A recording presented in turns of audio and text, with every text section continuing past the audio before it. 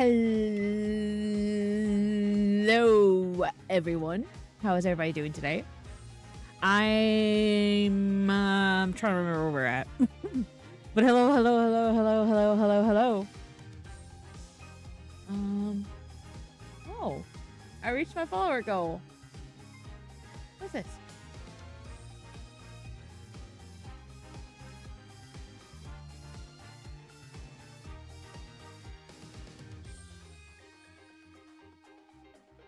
But how's everybody doing tonight? Hope everybody's doing well.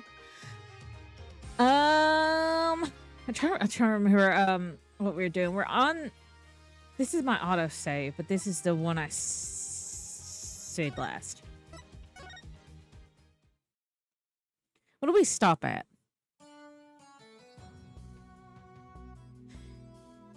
I know that my mic was cutting out last time. It was really bad sounding. So hopefully it sounds better. I might have to listen real quick. But it was as though the entire chain of events had been planned out in advance.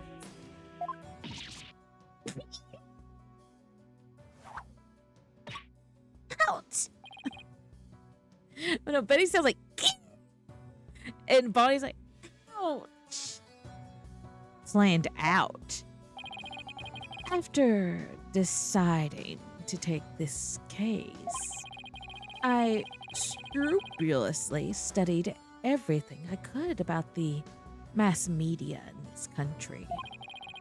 I read the newspaper, old newspapers. I even browsed tabloid magazines. How very industrious of you. I'm impressed. During this process, I learned about a strange practice favored by the TV world.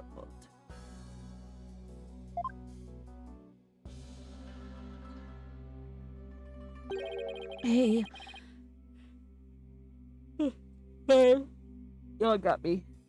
A practice called the hidden camera prank.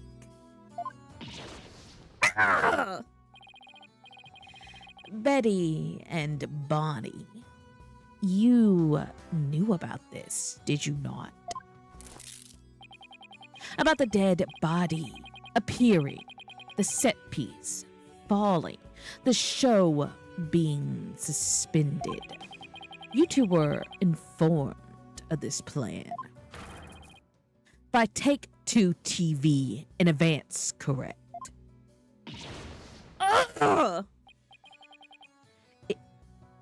Is that true? Petty, please. Let's tell them now. I can't hold it in anymore. Is this prosecutor putting you to sleep with the strong vibes of serenity? Yes. Hello, DS. How are you doing tonight? Nah, I think I'm getting a little sick is all. Last night after I got done steering Delta room with Nail, for some reason, like when I went to bed, I could not. Like, I was like freezing so badly, like it took me like an hour and a half to get warmed up. Hopefully I don't sound too sick, starting to sound sick. Betty, please. Let's tell them now. I can't hold it in anymore. Dang it! Fine. You guys got us. Everything the prosecutor said is true. The TV station paid us to cooperate with them on this plan. It was all a prank, a big setup planned out in advance. Mr. Rhea showing up dead in the coffin. The set piece falling down. It was all completely scripted. Is this man dead or not? Hold on, are you telling me it wasn't a prank? A prank? That's better. Bonnie, is this really true?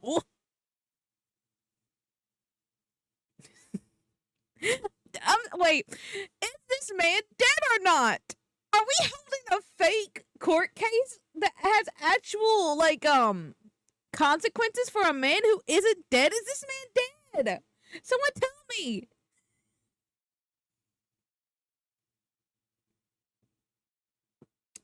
That's like a real body in there, right? Did he fake his own death? Is that a fake body? Like he switched it out with somebody else?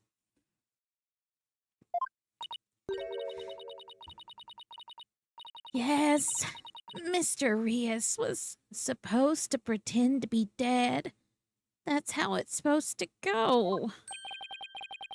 So he was in on it too? That's right.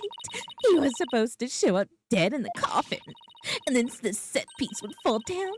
Drusy would be shocked and start to panic. That's how the prank script went. What? What the heck kind of prank is that? Let's go with yes. Yes.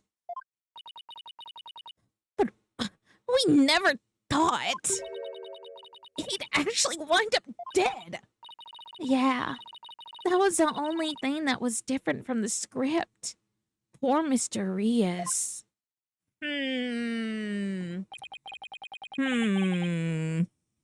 Ladies, I think y'all weren't following the script anyway. I'm so completely lost right now. Well, Betty and Bonnie, it totally sounds like you have some explaining to do. Of course he's dead. Just look at his silly outfit. That's true. And he's also kind of low-key doing like the Family Guy, almost like the Family Guy dead pose. We just need to put his legs over and he'll be perfect. More like a pole. Lol.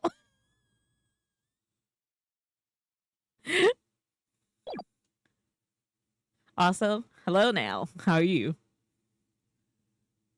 Hello there. All right. I guess desperate times call for desperate measures. Just this once, we'll share how it was done with you.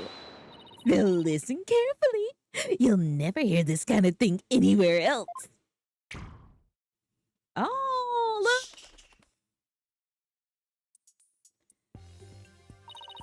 After our teleportation trick, I went down under stage. When Mr. Rios' body appeared from the coffin on the stage, it was time for Betty. Wait, who said what? Oh, shit. So listen carefully. You'll never hear this kind of trick, this kind of thing anywhere else. After our teleportation trick, I went down under stage. When Mr. Rios' body appeared from the coffin on stage, it was time for Betty to do her job in the understage passage. That's right. I used the remote control for the winch connected to the dragon set piece and made it fall down. And just before the dragon fell, I called Tracy to the backstage so she wouldn't get hurt. After that, the plan was for Mr. Rios to come back to life in front of a panicked Tracy. He was supposed to laugh and fly up and away. That's how it was scripted anyway. But for some reason, he really did turn up dead. So he kind of just stayed on the ground. What kind of sick joke is that? Apollo is appalled. It sounds like a terribly mean-spirited prank to me. The poor defendant was trying to do her magic show. I guess so. I'm sorry, Trucy. Whatever. It was all the ratings Raja's idea anyway. Yeah. It sounds like just the kind of thing a guy like him would come up with. This is the prank plan script we got from the rating Raja.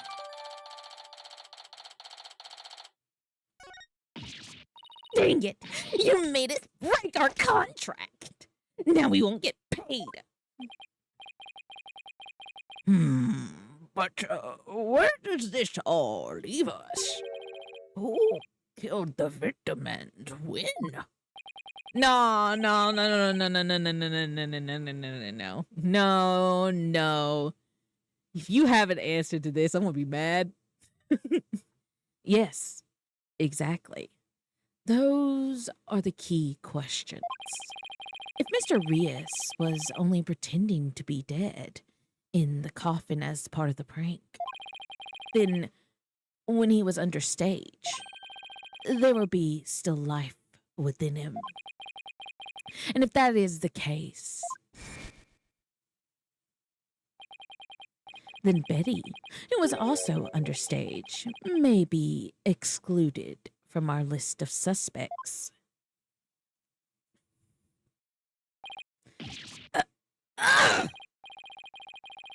Witness, was the victim alive up until he entered the coffin?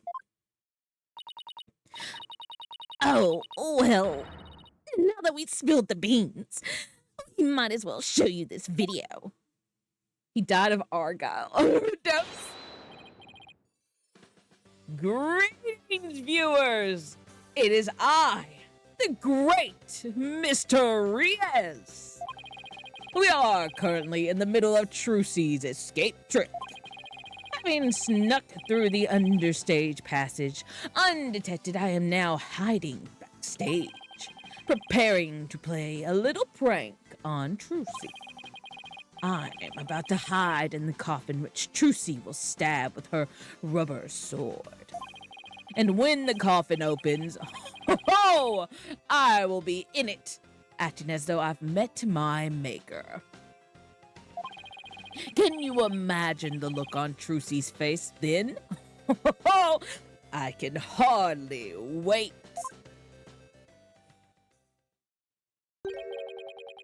He's about to hide in the coffin? Why do you look like you have a spider on your glove? But okay, listen, that don't make me feel better. He looks like he has a spider on the glove of his on the palm of his glove. Are you a bad guy?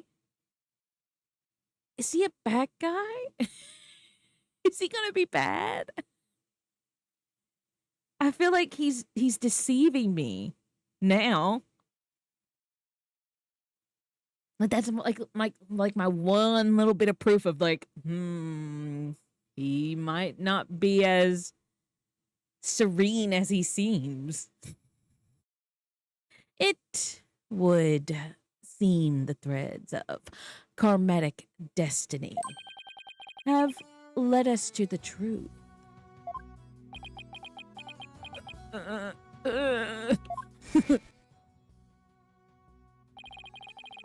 The victim passed through the understage where Betty DeFame was and came up into the backstage area. We all know this because Mr. Rios appeared to be backstage when he shot the video we saw.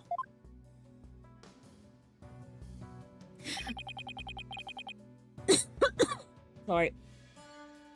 It appears that way, yes. And defense, you propose the following, did you not? What if the victim was killed under the stage before being put into the coffin? But then, what about this video? Okay, he knew about this video. He's withholding evidence. He's withholding evidence, Judge. This footage was taken just before Mr. Rios entered the coffin.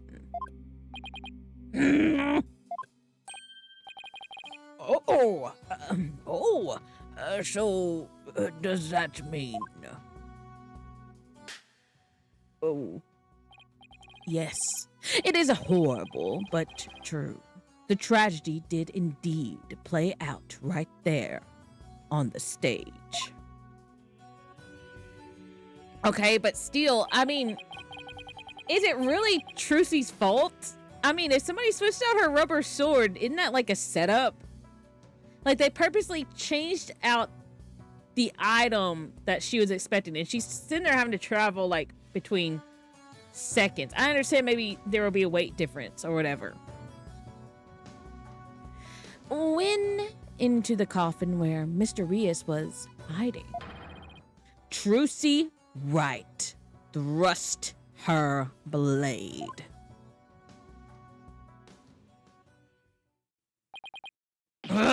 Oh! See, I told you. Hold on, I can do a better, more deranged. See, I told you. There you go. So, are you saying the incident was a tragic accident that happened during a prank? I mean, it sounds like it. How's that Trucy's fault?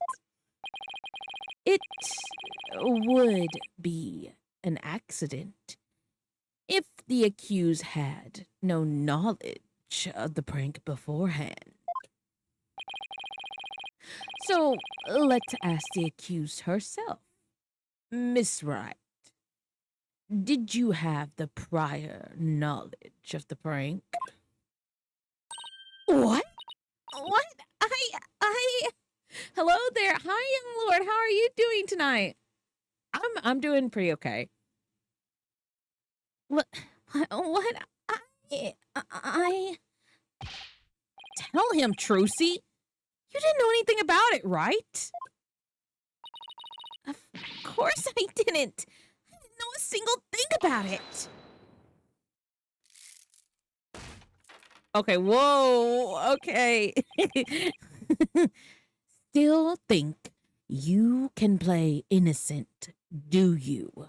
In that case, listen, you cannot. Please help me. I don't know why did you take your beads off? You leave me little choice but to present this piece of evidence. It looks like some sort of...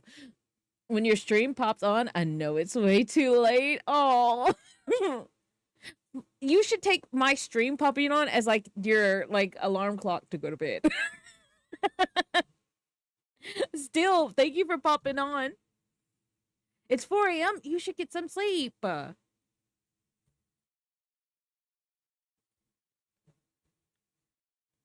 used to have bad sleep, and now I respect my sleep. Not really, but I love my sleep. If I could sleep forever, I would sleep forever. It looks like some sort of note. That's... I found this note in the dressing room.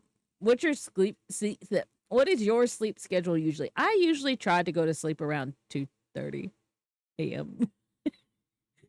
Sometimes it ends up being 3:30 a.m. And then sometimes it ends up being 4. My sleep schedule's all over the place. Sometimes I go to bed at 9. Other times I go to bed at 4 a.m. Or not, I don't even go to bed. Why are you bonking me? Don't bonk me. Is my bonk working? For some reason, I don't think my bonk wanted to work. Let me see.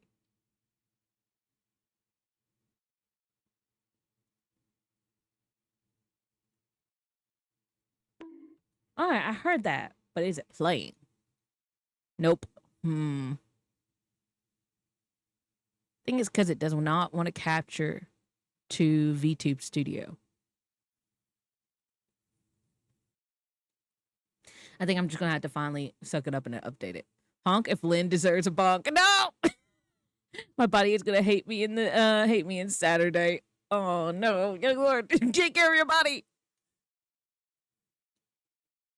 Glug glug.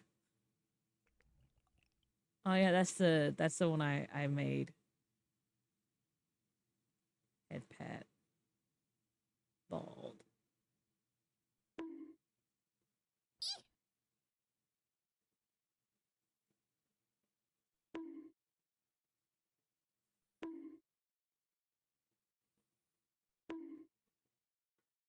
Gonna have to wake up at 6 a.m. Oh. I woke up at 6, but that's because my dog was acting very oh, see, it won't even play the actual eep.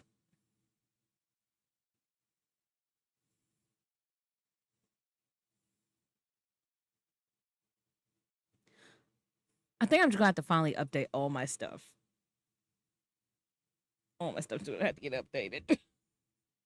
I've been going 2 years strong without updating.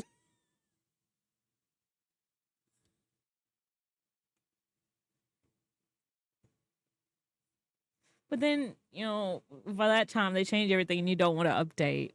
I heard eep. Okay. Maybe I just can't hear it.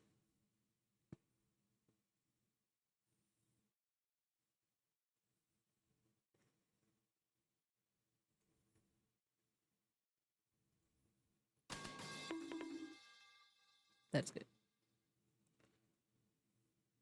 Don't update. I'm still on Windows 7. Damn new time zones. And American time zones aren't the best for me. Yeah, I get that. I might have to change how when I stream.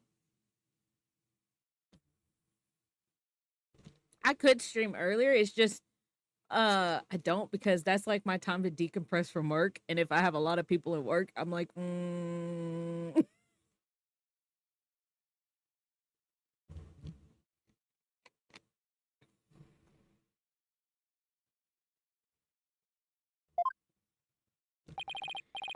At the time, I did not understand what it meant, but all is clear to me now. And I don't really want to miss that interview. Oh, no, no, no. If you have an interview, you should go. You should go. Definitely get some sleep. Interviews are very important. Whether it's for like a decompress, aka play art nights. They should have an archive, but their website is a bit bug. Yeah. I can understand that. I've been uploading things to my YouTube though. So I've been trying to be a little consistent with my YouTube. It's just you'll be watching 6-hour streams unedited. It's like as soon as the streams I'm like export.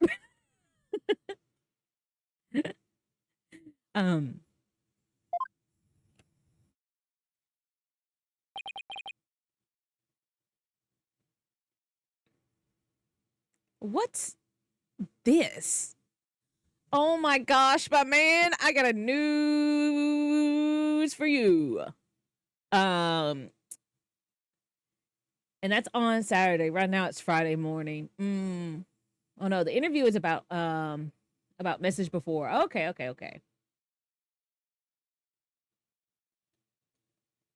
But yeah, you should like rest up. If you're like me, definitely decompress before, and then you'll be all set.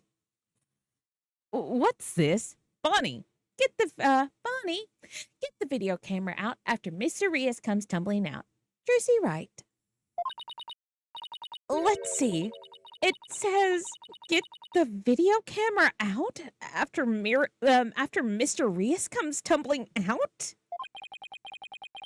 It is a note signed by the accused. You're wrong. Instructing Bonnie to collect Mr. Rias's video camera from him, it seems. Oh, congratulations on the streak.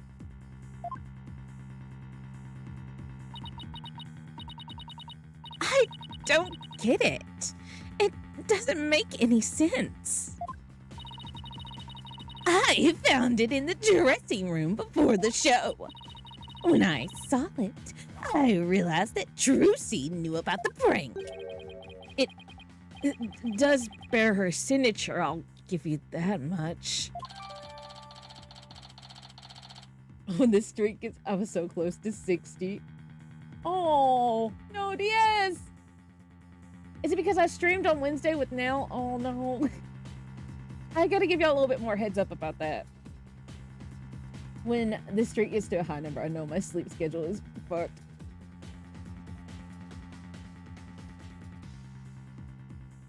Have that up in my way.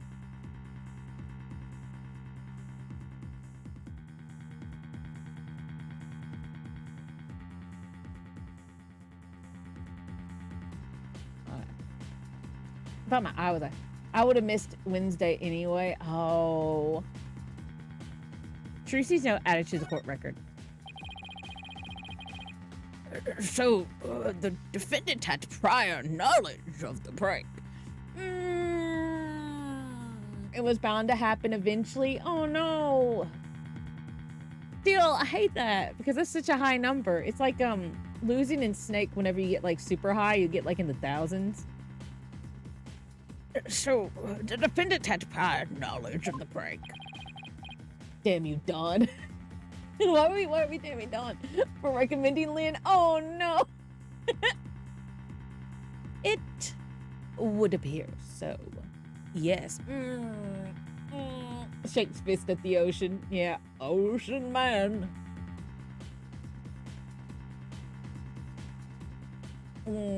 I don't know about that, Nayuta.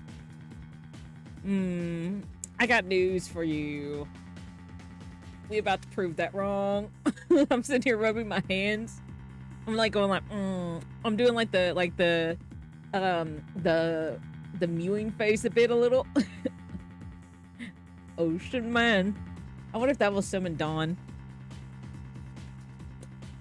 Oh. Gonna miss Dawn. Yeah. It looks like the door's really got some hands, he said. That door's really fighting him hard. I think they went to outer space to finish it. May he rest in peace under his door. No, Don's gonna win against his door. He'll be fine for a couple of months. Yeah. He's gonna rest up, get out from under the door, give it a good 1-2, and then like a Heimlich maneuver. Well, no, Heimlich maneuver is not a wrestling move. What is it?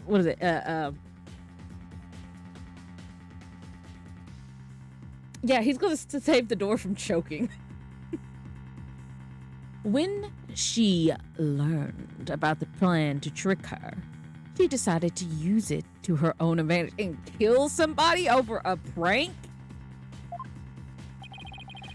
So she thrust the steel sword into the coffin, where the victim stood, chuckling to himself. Is that not what happened, Miss Wright? Of course not. I didn't write or sign that note. But the handwriting matches yours. Okay, got news for you. All of the evidence and testimony point to you being the culprit. But I didn't do it. It wasn't me.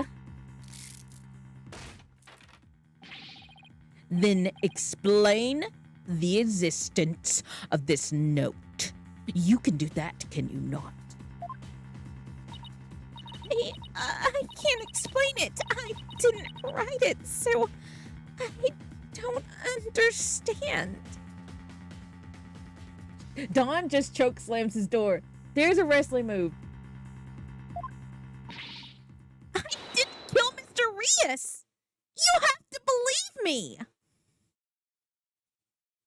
Don't shake your head. Oh, Do not shake your head. The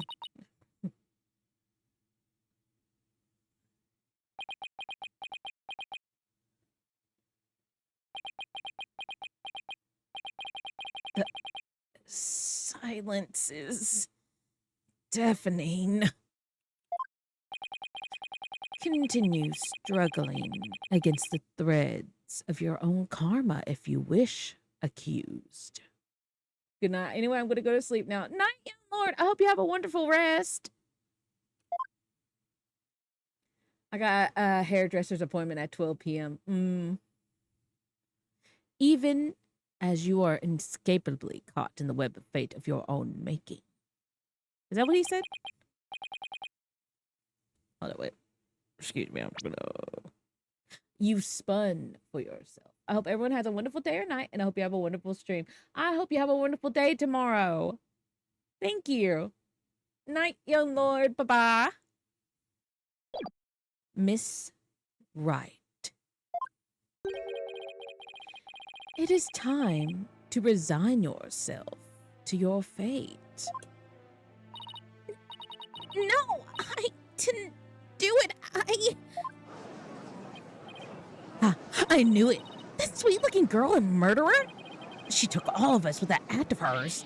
I told you. I knew she was a homicidal little witch from, what I see. I don't know. What was that? What did they say? But I didn't do it. I really didn't. You have to believe me. Shut up, you killer. We won't fall for that anymore. Okay, wow. This is bad.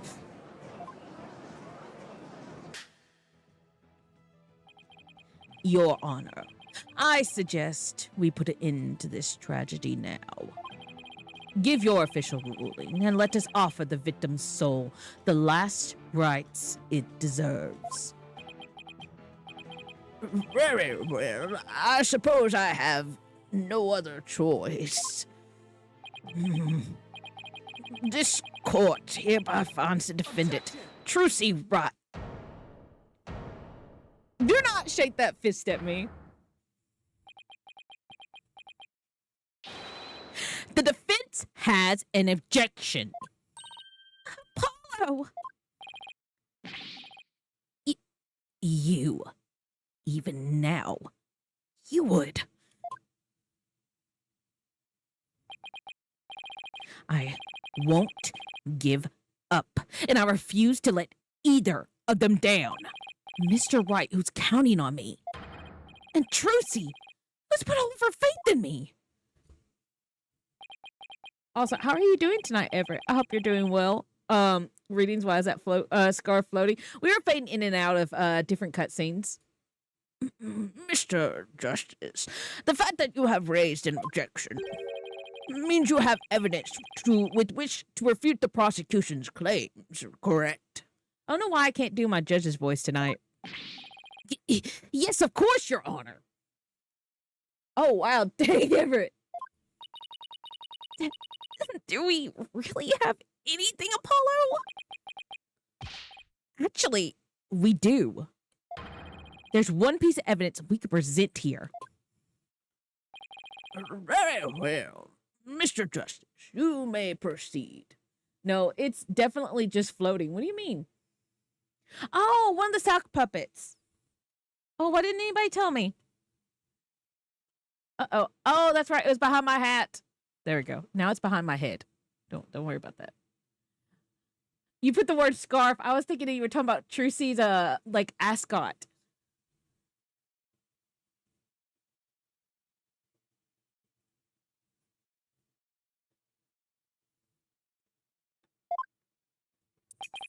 As we saw in the show footage, there's no question that the defendant thrust a sword into the coffin. No, around the prosecutor with the purple hair. Oh, it's like so I think they're doing something that's very similar to both I don't know if it's in I know it's in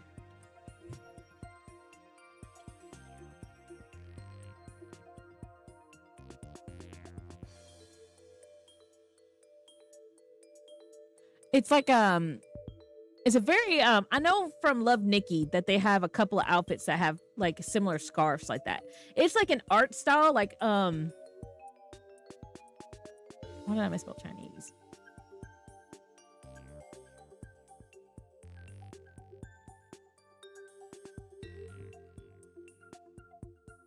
Where's one that gives like a really good showing of it? Here, this one's pretty good.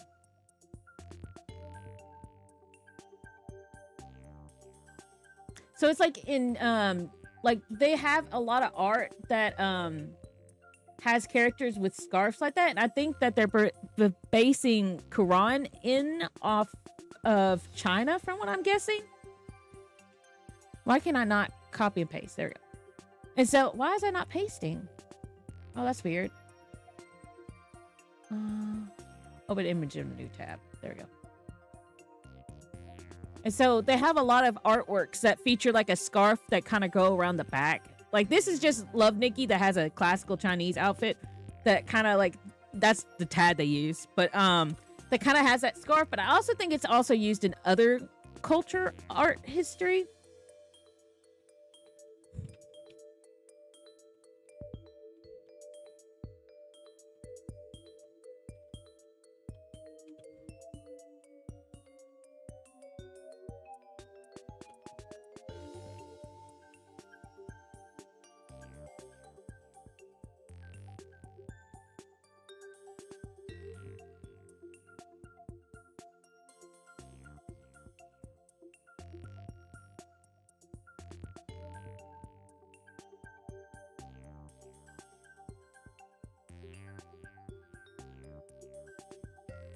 Yeah, they have like a lot of like the floating scarf. Oh, okay. Yeah. It's like I feel like that's where the inspiration's coming from. But I also think that it's used in other cultures too. I feel like they are kind of mixing up a little bit in Korean, but China's like a vast, you know, I'm trying to remember. I suddenly forgot the definition for nation. But I mean, they have a lot of different like cultural groups like within China. There's no question that the defendant thrusted. I want to say there's no question that the defendant thrust a sword. Shouldn't that be thrusted? I feel like thrusted is a lot better word. Thrusted a sword into the coffin.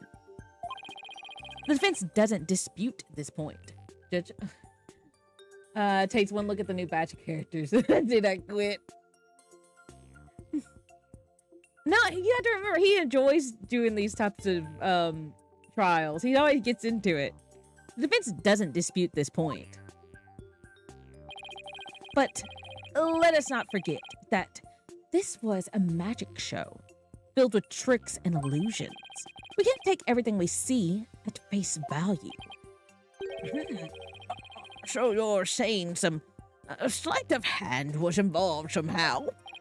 Yes, the defense contends that the sword the defendant used was not the cause of death. Now, what was it that Trucy told me that she did just before she thrusted the sword into the coffin? I don't remember. Apollo, that was like last week. My brain has already deleted that information slightly. Oh, I don't like this. I don't like this at all. I can't remember. Apollo, I can't remember.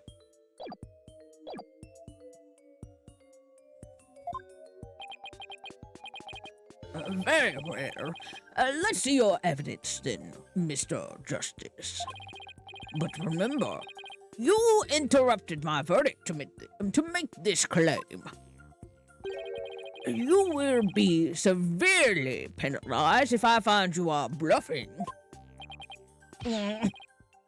That's fine, Your Honor. This shows that it's possible that the sword Miss Wright used was not the cause of death. Chad, I don't know. Apollo, I don't know.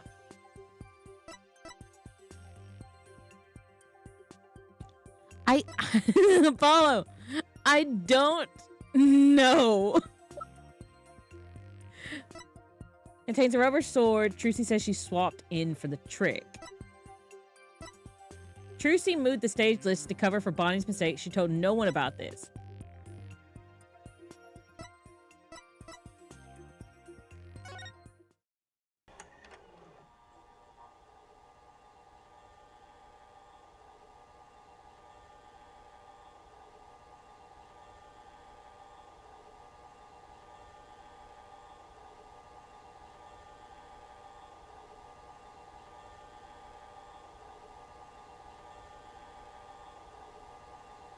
Wasn't it that she made a mistake?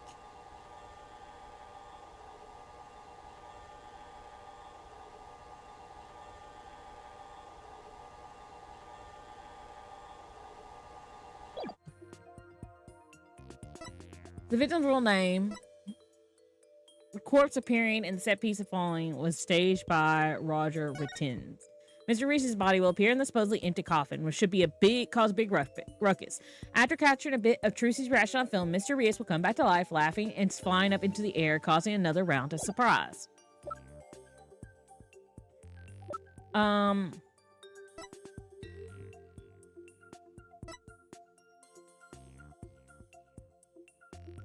Contains the rubber sword Trucy says she swapped in for the trick. This shows that it's possible that the sword Miss Wright used was not the cause of death.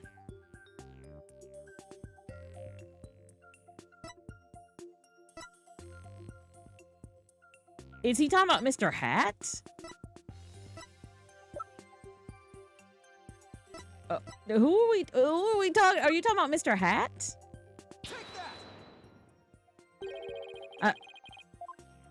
It's okay. It's okay. Don't worry about it. Not necessarily nations. I know that they have several. I don't think they're nations, but rather, aren't they like Providence? Is the word?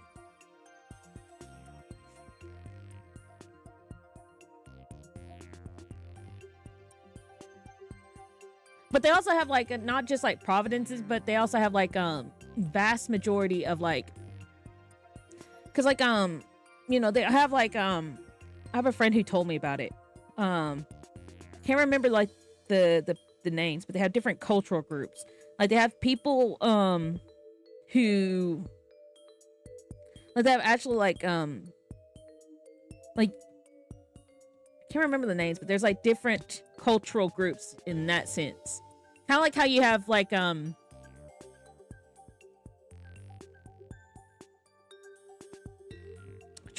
really hard to describe because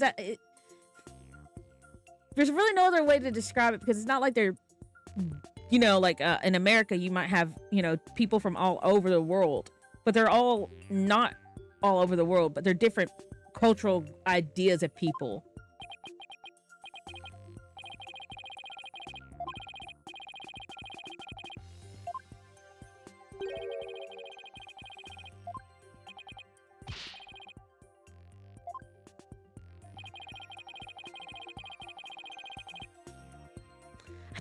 I don't know this. What's this? A sword from the show?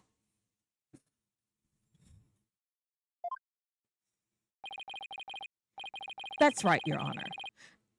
This rubber sword was in the sword stand under stage. During the trick, Miss Wright was supposed to swap the real sword for a rubber sword, and she told us on the record that she remembers very clearly that she did. I see. So the sword the defendant thrusted into the coffin was a rubber sword, was it? But then why was a steel sword found lying on the stage? Somebody must have put the steel sword there by swapping it with the rubber one. Just after the incident occurred, the dragon set piece fell and the theater was evacuated. The real culprit must have used the resulting chaos to swap the rubber sword for the steel one.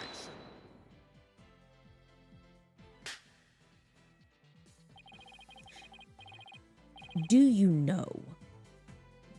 not know when to give up, Stinkbug? That is not possible. Blood was found in the coffin hole that the sword was thrust into. Coffin hole. It must have been left there when the accused withdrew the sword. This is an hold it. INCONTROVERTIBLE. Incontrovertible. Incontrovertible. Thank you. I'm really not able to talk tonight. This is an incontrovertible proof that the sword she used was the steel one. No. Objection! I have doubts. But that blood could be the result of someone tampering with the crime scene after the fact. After the set piece fell and the audience was cleared out of the theater, there was plenty of time for somebody to plant the blood there. I started speaking as what's his face? There was plenty of time for somebody to plant that blood there.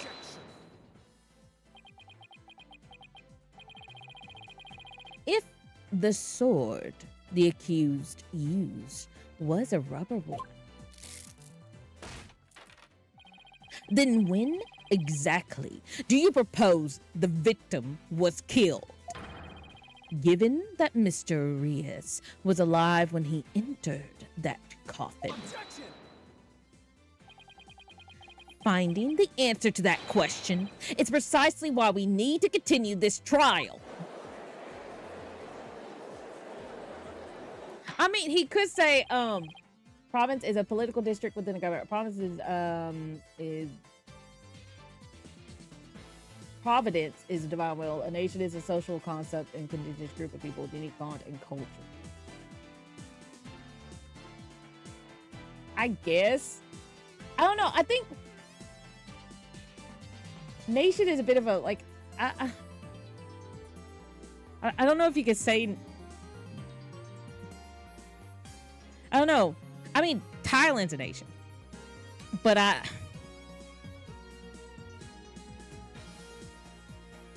don't know. Let me express my opinion. By all accounts, it's certainly reasonable to suspect the defendant based on the evidence. But as to the question of whether the sword and the defendant used was rubber or steel, I believe further discussion is warranted. I suggest we hear from the defendant herself on this issue. Very well, Your Honor. Yes, I saved it. Somehow, too close for comfort, but still. On the one of the coffin, it was possible the blood was placed there after the fact. Let's adjourn for a brief 15-minute recess. And then the prosecutor from over there is gonna be like, "Can you please just give up?" I advise the prosecution and the defense to use this time to prepare. He's not going to prepare. He definitely thinks he has it in the bag.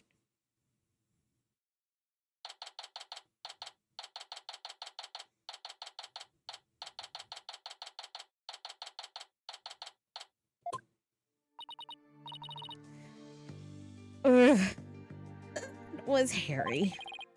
Tell me about it. We barely made it through by the skin of my teeth. I can't say I'm crazy about that prosecutor Sotomayor either. You know, with the way he says, let it go and move on as if it's nothing. Let it go and move on, huh? Whoa, boy. Am I interrupting a secret conclave of villains or something? Oh, it's this guy. Got your next evil scheme in the works or something? What do you want? What did he say?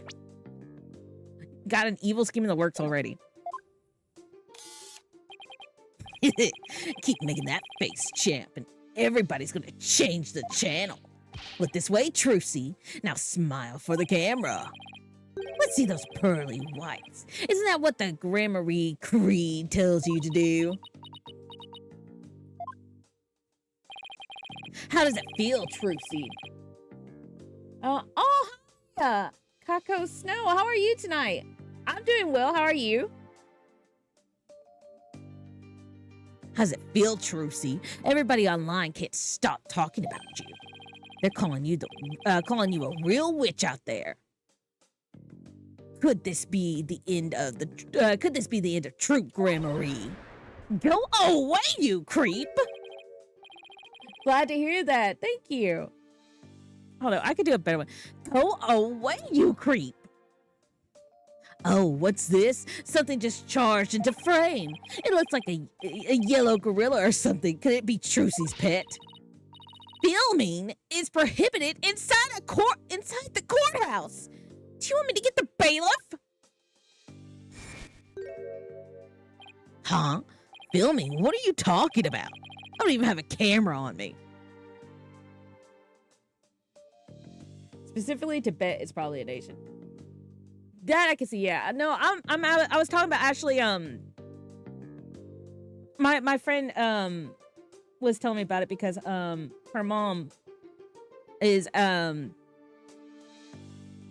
like her mom came over from China, and then she was telling me about her mom's people, and then she told me about how there's different people, but I can't remember the names.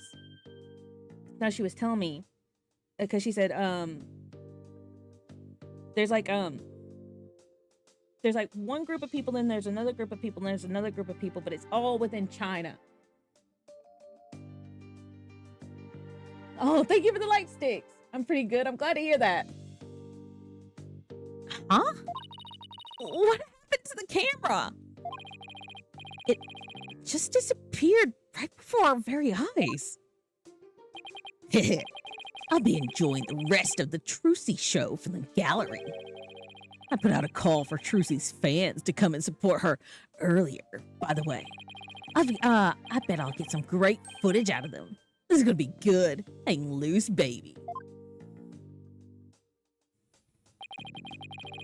He called in some of Trucy's fans? But for what purpose? Nice story, by the way.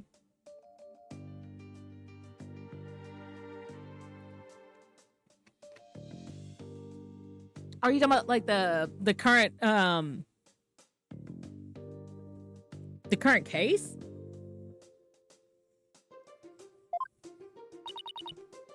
Cause I am enjoying the story very much. Apollo?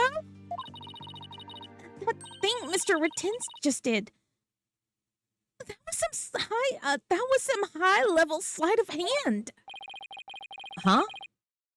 Why would he know how to do something like that? Okay, is my theory right that the Mysterious that was killed was actually a body double that was younger?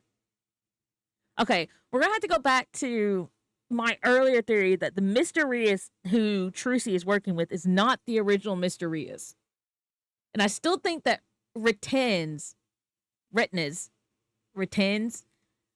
is Mysterious. So he somehow hired a body double who looks like him to be in the show, and then he kills that body double for whatever reason. I don't know. So my theory about Mysterious still being alive could be true. It's just we have somebody who we don't know. Well, I'm ours is you guys art. While watching your stream, I got an idea that first I want to show some samples. I'm good. I do all my own art. Thank you though.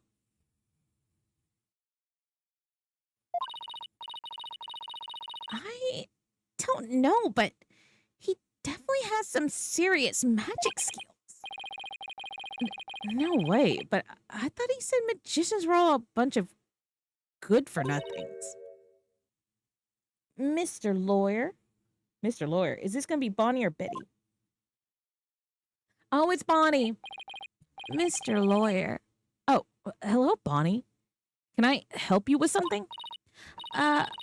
Well, there's something that's been bothering me. Really? What is it? Well, you see, hey, dummy! What are you whispering to Lobster Boy about? Betty? Who the heck do you think you are? Are you crazy? You want a piece of this?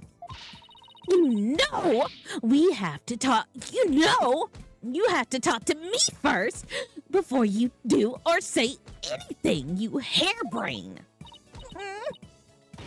But I... Shut your mouth. Shut your mouth, you dumb bunny. Come with me now. I wonder what was bothering her. Also, I hope that Nail stops by. I enjoyed his early jingle. We're not gonna have any more we're not gonna have any more we're not gonna have any more discussions about Chance of Sinnoh until I play Chance of Sinnoh. We're saving that for Chance of Sinnoh. That's a final verdict.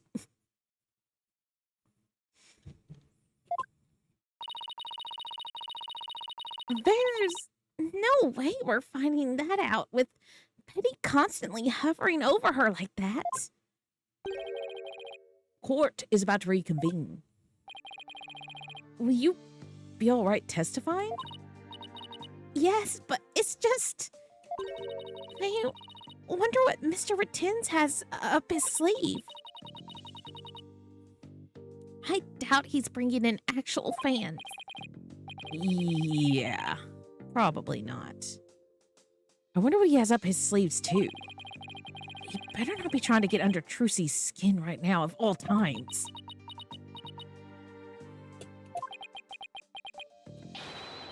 You're Trucy right, and you'll be fine. Yeah, no Linguini discussion. Yep. Oh! There goes Apollo with his best trick. That's right. Whenever I'm feeling down, I always tell myself I'm fine. All right, I'll give it a try. I'm Tracy right, and I'm fine. Thanks, Polly. I think I can do this now. That a girl. Good luck up, that a girl. Good luck up there on the stand. You'll do great. Thanks. I'll be fine. I can do this.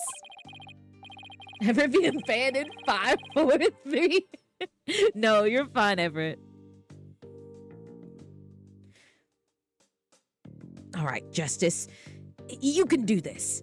Time to focus on the rest of the trial.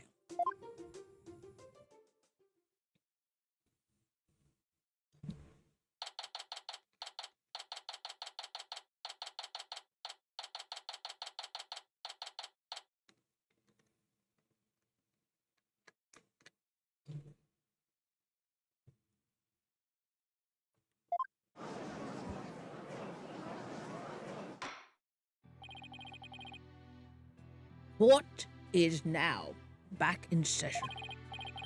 Defendant, please step up to the witness stand. Tracy Wright, magician. Here comes the liar, the deceitful wish. Oh, the murderer in jail at the last minute member of that criminal troupe. Boo, we want to see you on stage. Order. The gallery will be quiet or I will have you all thrown out on the spot. What's with all the hecklers? I bet they're the fans Mr. Rettens invited. What a grade A jerk. Well, he's not going to psych us out. Now then, Miss Wright, the court would like to know if you switched from the steel sword to a rubber one on stage. So, please testify about this issue. She's just gonna try and trick us again with her magic. Hurry up and convict her already. Give her the death penalty. Whoa!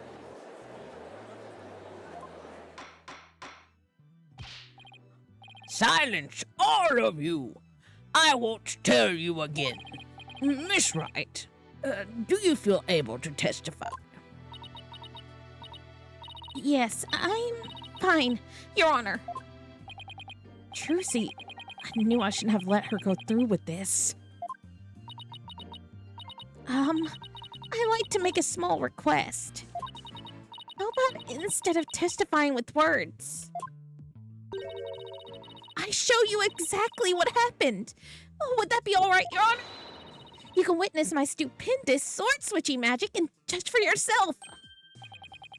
In spite of everything, she's still smiling.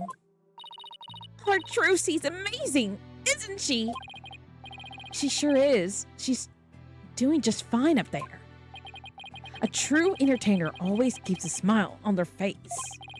She's faithfully following the Troop Grammary Creed, even now. She really is something else. It's showtime for magic Sorry, excuse me. I just gotta.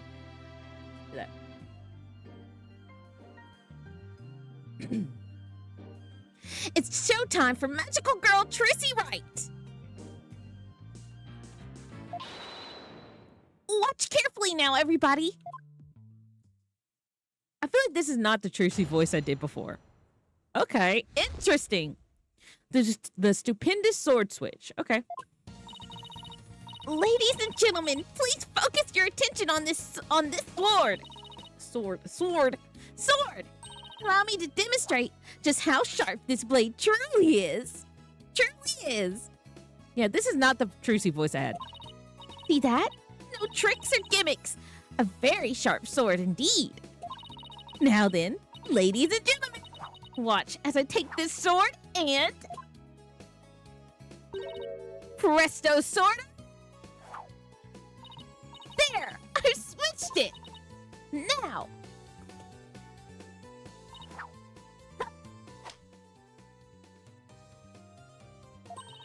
As you can see, the blade is not steel, but rubber.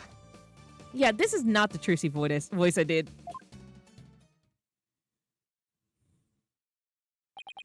But bravo, Miss Wright.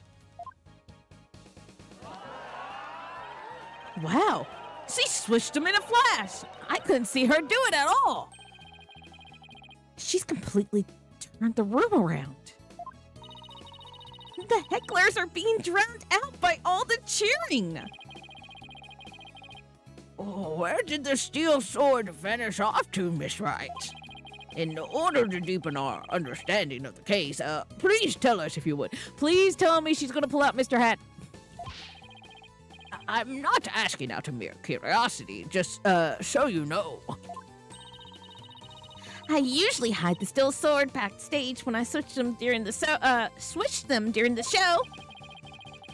So, when you thrust the rubber sword into the coffin, the steel sword wasn't even on stage, but behind the curtain.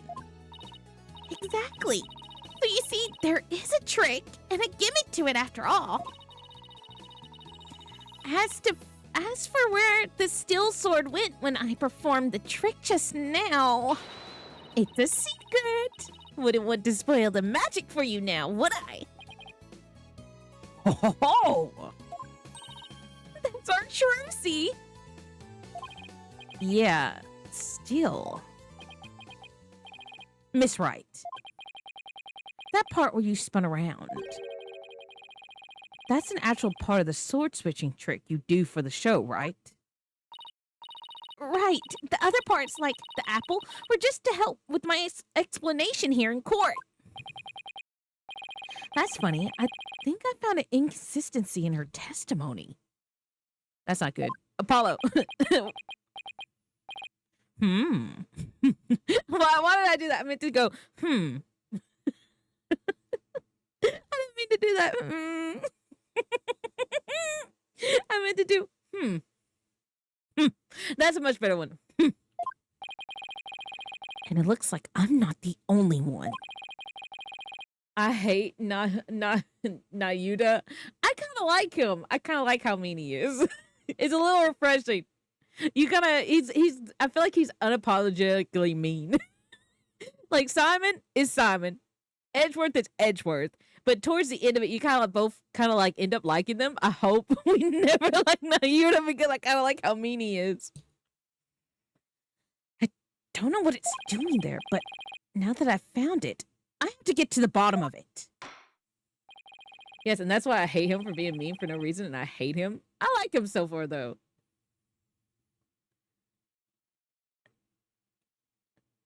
Now then, Mr. Justice, you may go on ahead and question the witness. But try not to ask dumb questions and spoil this wondrous magic. I thought this was supposed to be my cross-examination. Okay. Interesting. The stupendous sword switch. Right. Ladies and gentlemen, please focus your attention on the sword. Okay? Please be careful, Miss Wright. Don't worry. I've practiced this trick 1,000 times. That's right, Apollo. You have to give Trucy some credit. She knows what she's doing. I know, but still, it makes me nervous every time. But that's what magic is all about. A truly great magician can make her audience experience all kinds of thrills and chills.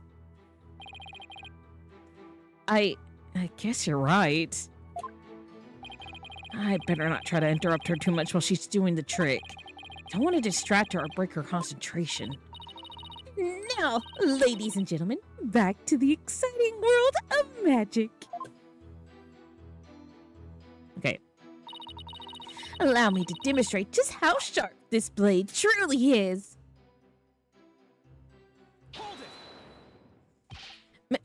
Miss Wright, please don't swing that big dangerous thing around. By the redacted rape prosecutors, Gavin, Blackpool, redacted from the Great AA, Edgeworth, Francesca, Payne, all of them, and then Godot and Nayuda. Oh man, see, I can't rate my prosecutors. I like them so far. My favorite probably is Simon, but I probably have to go like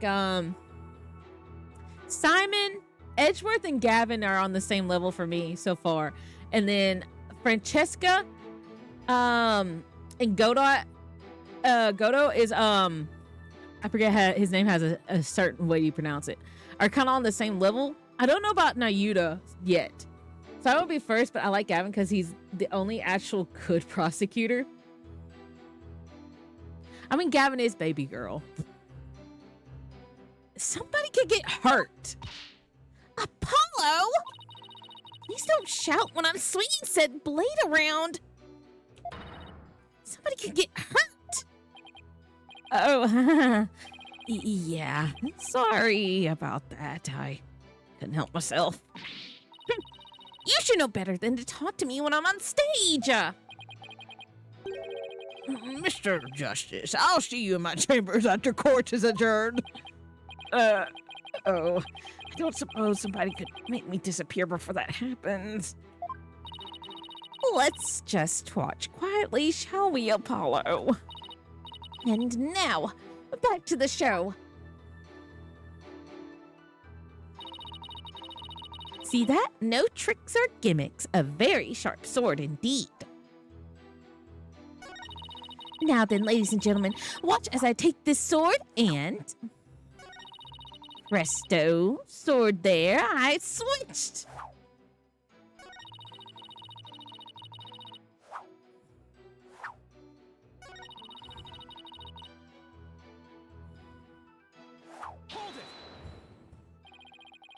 So you switched the swords when you spun around just now.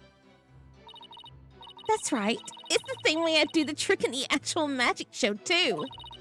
But I'm also doing a lot of extra things that I don't do during the show right now though. The key point is the sword switching. The key point is the sword switching. If only we could prove she did it during the show too. Right. Prove that she switched them during the show. What's the matter, Apollo? You look troubled. Oh, it's nothing. Uh-oh. This is quite the pickle. How should I go about handling this? Miss Wright, please continue with your trick. So you all just witnessed me switching the swords. And now, that's when she switches it.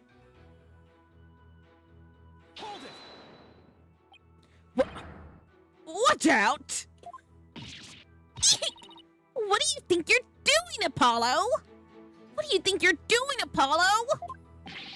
But you were putting yourself in danger. I couldn't just stand by and not say something. Mr. Justice, you're putting your head in danger of meeting my gavel. I love how the judge is like, listen, I just want to watch a magic show. Excuse me. Apollo? You better apologize before you become this case's next victim. I'm very sorry, everyone. How did it come to this? All right, boys and girls, if you want to ask for an encore, wait till the end, okay? Now then, my sword was sharp as steel just moments ago, but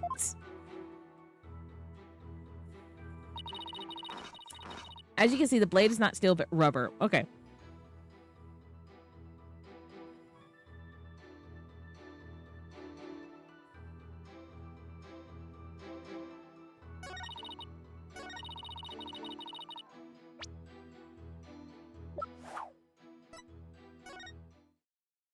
Hold on, I gotta see something. There's Mr. Hat, who most likely has the real sword.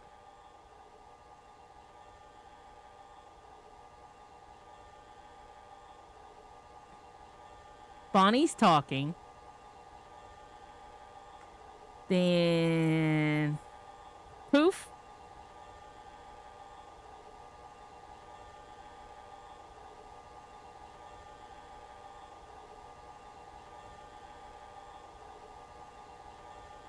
There's her sword trick, but she doesn't do the spin.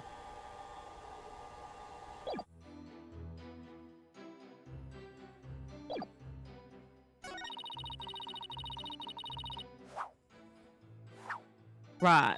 Okay. She does not do the spin. Objection! Miss Wright, there's something I would like to confirm with you. what is it, Apollo? There seems to be a discrepancy between the way you performed the trick for us just now and the way it appears in the show footage. What? But that can't be. I performed it exactly the same way both times. Then what's going on here? Miss Wright, I have the show footage right here. And the part where you twirl your cape around is missing from it. What? But I did it. So, is it really the exact moment you switched the swords? Yes, that's right. I knew it. No, don't shake your head at me! Well, I certainly never expected the defense to expose the accused lie. The accused lie for me. Accused. It's hard to add the possessive S. The accuses lie for me. Mr. Justice, does this mean that you are arguing that the defendant did not swap the swords during the actual magic show? No, Your Honor. That wasn't my intention. I mean, I did swap them. I know I did. I'm absolutely sure of it. human memory is unreliable at best, but in this case, I am afraid that it is the witness herself who cannot be trusted. We can see the footage for ourselves. The claims of this witness are false. But because it's not the twirl when she switches the sword, it's when she tosses it up because Mr. Hat's above her. Now that it has been proven that the accused did not swap swords, it means that the use of the steel sword to pierce the coffin was wholly intentional. By the way, was it not you, Mr. Justice, who argued that Mr. Rias's death was not an accident, but murder? I assume you have no objections to that still. It was, after all, your own assertion. The defense, The defense has an objection to you, Mr. Apollo Justice. Demand you withdraw that, hold it. Wait, I can say that in a better Athena voice. Although my voice is a little kind of rough. The defense has an objection to you, Mr. Apollo Justice. I demand you withdraw the discrepancy you pointed out just now. But there is a discrepancy, and it must mean something. I'm sure of it. Would the defense team kindly save their spats until court is adjourned? Now, after all this debate, it seems we have come back around to the original argument. The defendant knew about the prank plan that would place the victim inside the coffin. What's more, the defendant did not perform the sword-switching trick on stage. Through her actions, I'm afraid I have come to see the true intentions of the accused. Her murderous intentions. It's such a shame. But I did switch the swords, I swear. You're knee-deep in it now, Justice. Because it's not when she twirled the swords when she did it.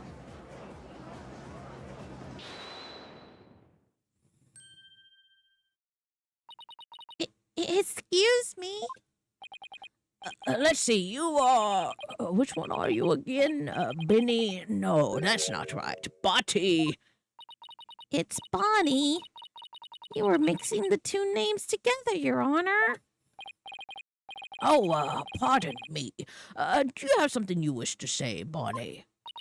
Yes, Your Honor. I'd like to testify. About what? The more I think about it, the less possible it seems. I don't believe Trucy killed Mr. Rios. But Bonnie? Hey! What's the big deal? What's the big idea? Such an incredibly gifted, talented magician would never commit murder. I refuse to believe it. What are you talking about, you hair-brained hare? You keep your trap shut. I got a bag of baby carrots for you, so chew on those and pipe down. No, I won't be quiet. What's the matter with you? Didn't you hear me? Trucy said something to me once. Huh?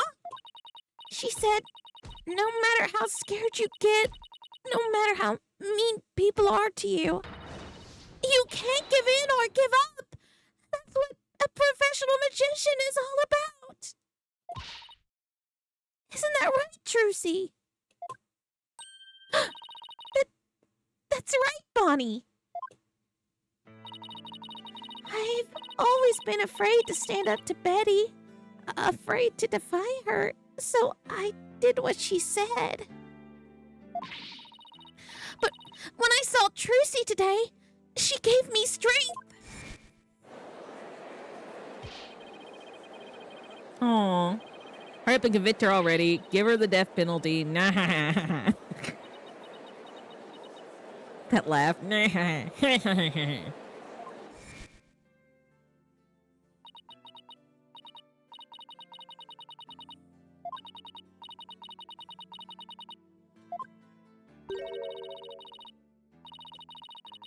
Aww.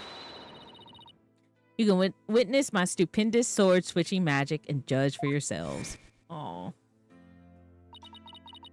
Seeing her courage in the way she kept smiling despite everything, she's just incredible.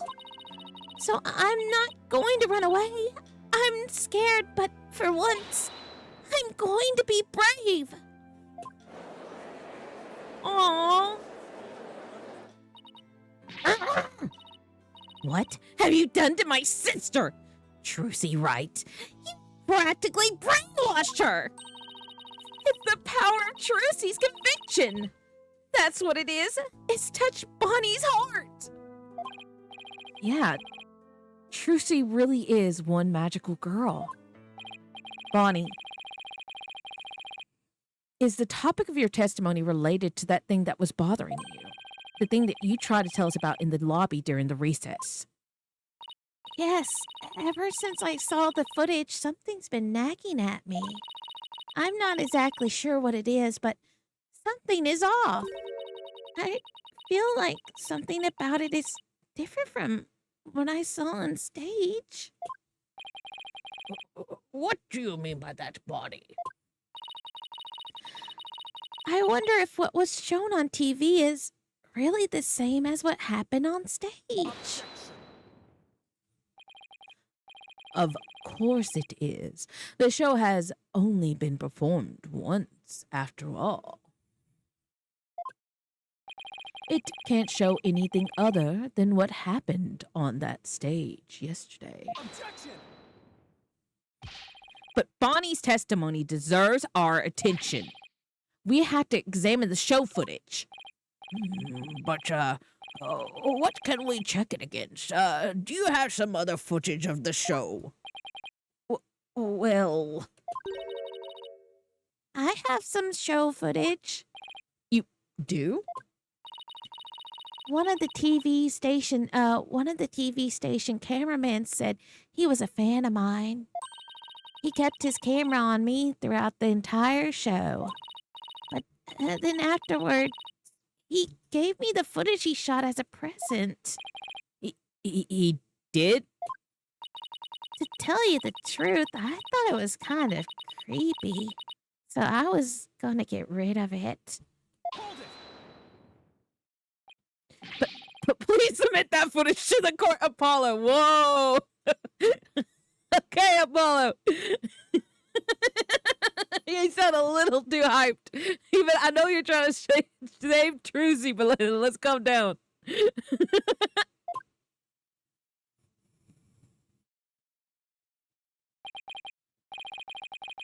Now then, let's take a look at this new footage.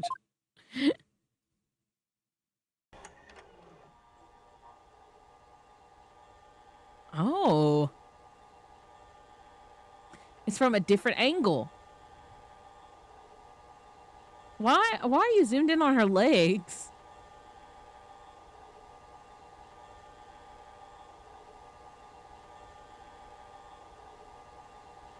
Okay.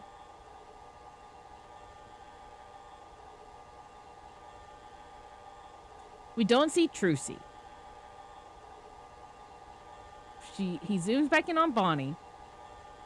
Cards fly.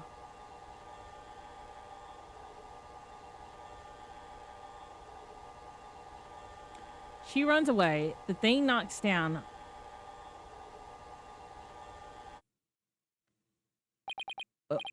Wow. Okay, then. He really did keep his camera on Bonnie the whole time, didn't he? I think this cameraman needs to keep his personal feelings out of his work. Well, Defense, do you still believe this new show footage is worth inspecting? Of course I do. Okay, so how are we going to go about doing this? Let's try comparing the two. We just might find an inconsistency between them. I saw the inconsistency already. I already saw it. I know what it is. I think. That's a very hard I think. I think I know what the inconsistency is. An inconsistency, huh? An inconsistency, huh? Yes. The two pieces of footages are of the same scene, so they should match up. But Bonnie felt there was something off about the original footage. So if we could pick out what's different between the two, we'll know what Bonnie found since we'll know what Bonnie found strange. Exactly. Plus, we may figure out why the original doesn't show the sword switching trick. Your Honor, the defense would like to compare these two pieces of show footage. Very well. I will allow it. What a waste of time. Apollo, do you know how to compare the two pieces of footage? No, I've never done it before. I'll give you a little lesson then. Use the video player buttons to go through the footage. When you want to speed through, use the fast forward button. And if you want to go back, use the rewind button. If you want to halt the playback, and you can use the pause button. Oh, and by the way, if you fast forward or rewind when the playback is paused, you can do it slow, frame by frame playback. Okay, and how do I switch between the two videos? Just use the switch camera. Cute. Okay. Now, if you find a difference between the two pieces of footage, put the cursor over what's different and present to the court. Okay. Thanks, Athena. You really know your stuff. Not really. I just gave it some gusto and then went with my gut on most of it. What? Sure hope she guessed right. Anyway, let's give it a try. Okay.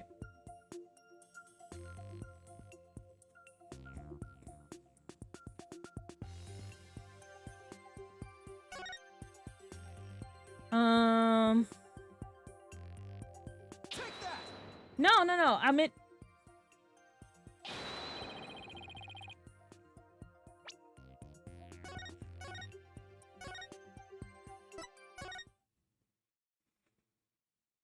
Let's not talk about that.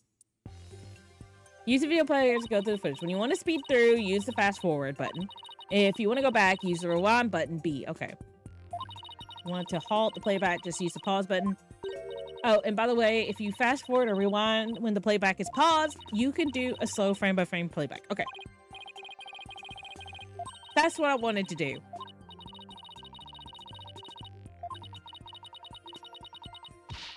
And present to the court. Okay.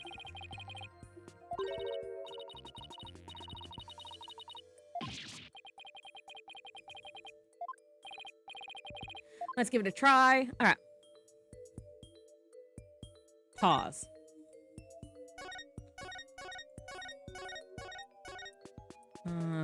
Fast forward. Play. Fast forward. Pause. Let's switch footage.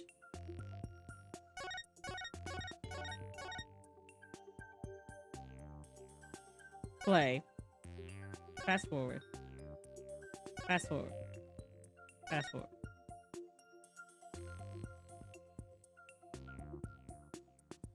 There's the smoke. Okay.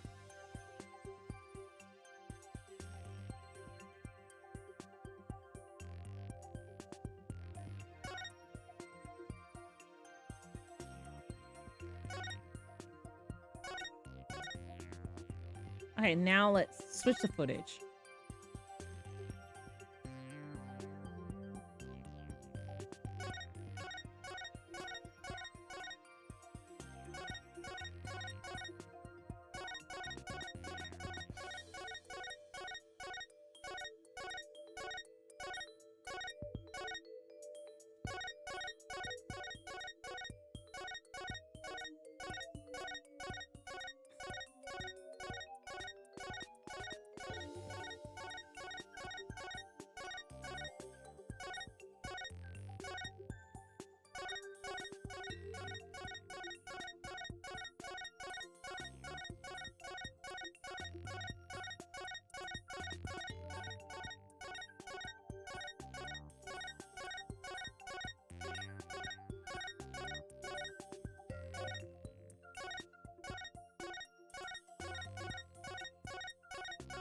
Hmm.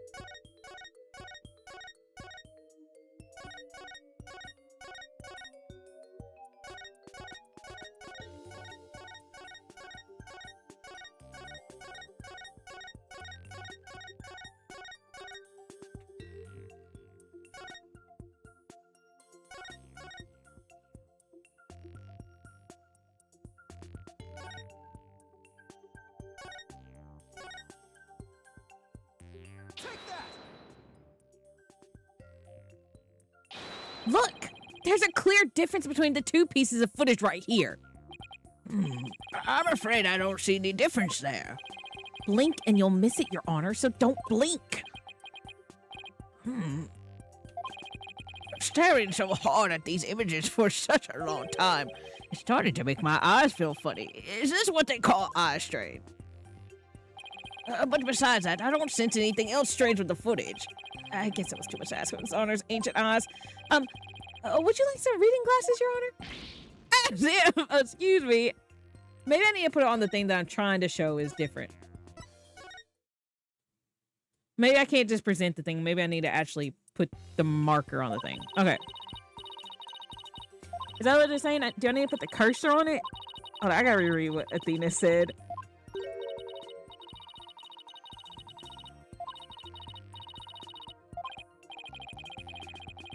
Right. Just use a switch camera. Right. Now, if you find the difference between the two of the footage, put the cursor. Okay. Yeah. I forgot to put the cursor over it. My bad.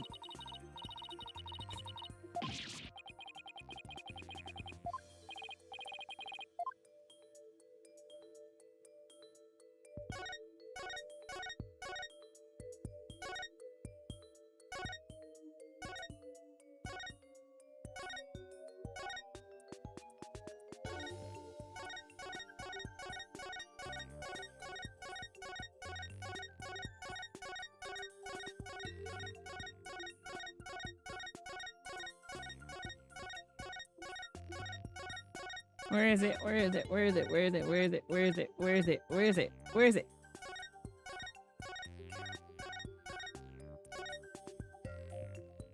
That is what I'm trying to present. Oh, why is present not, it's right there, but it's kind of cut off. That's odd. This is it right here. Take a good look at this scene and compare it to the video shot from the front. The playing cards don't appear in the video shot from the front. Hey, you're right. What's going on here?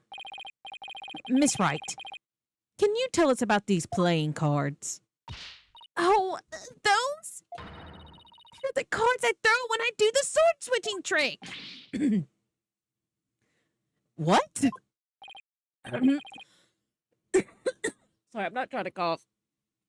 Mr. Justice, does this mean...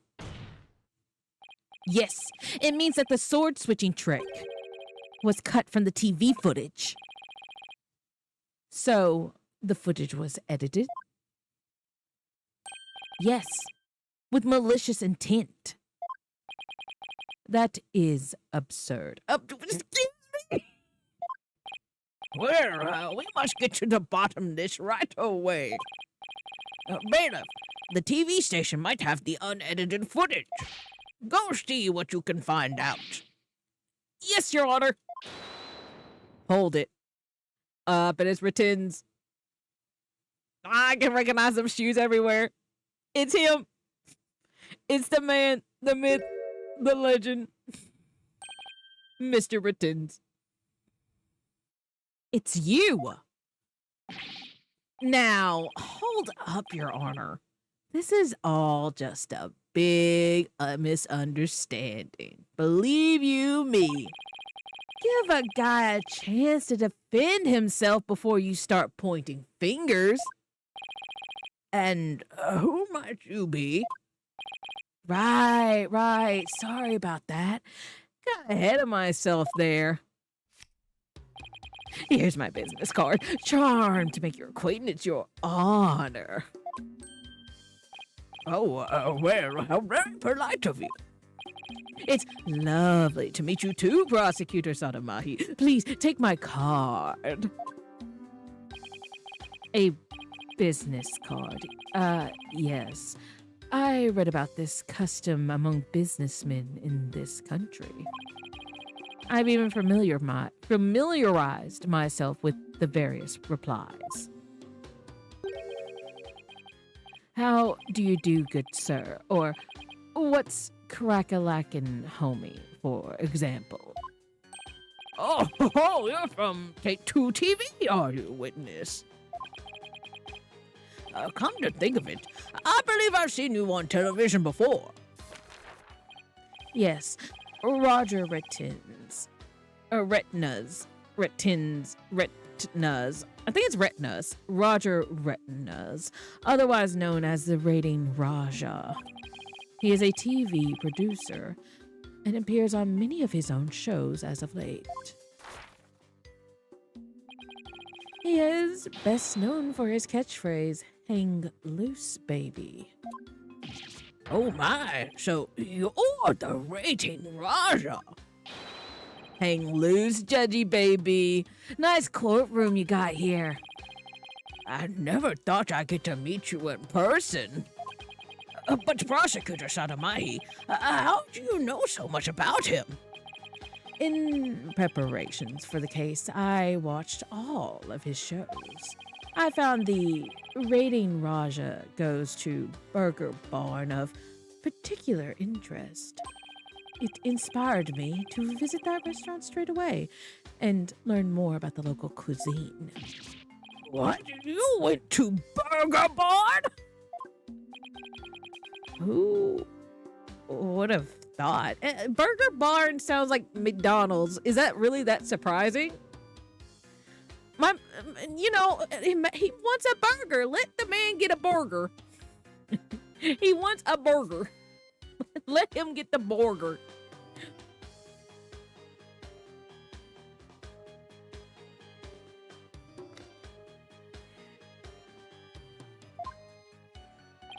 You must really wanted to try it, huh, buddy? Because that line, ooh.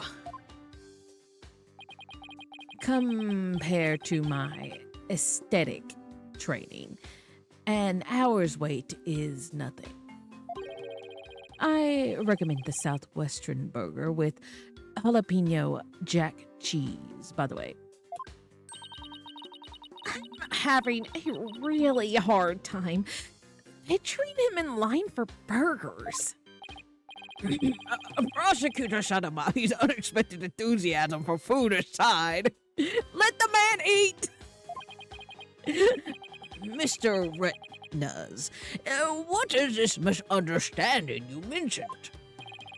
Well, for starters, it's true that the footage was edited. You'll get your hands on this anyway, so I might as well show you the unedited footage. It's a pretty long video, so I'll just show you the part with the playing cards. You can see the cards when Trucy spins. Has quite the beard these days. It's because he's in it's more because he's in 3D. It now has more volume.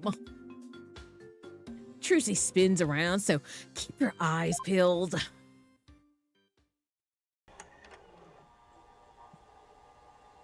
Okay, unedited. Right, she spins, throws the playing cards.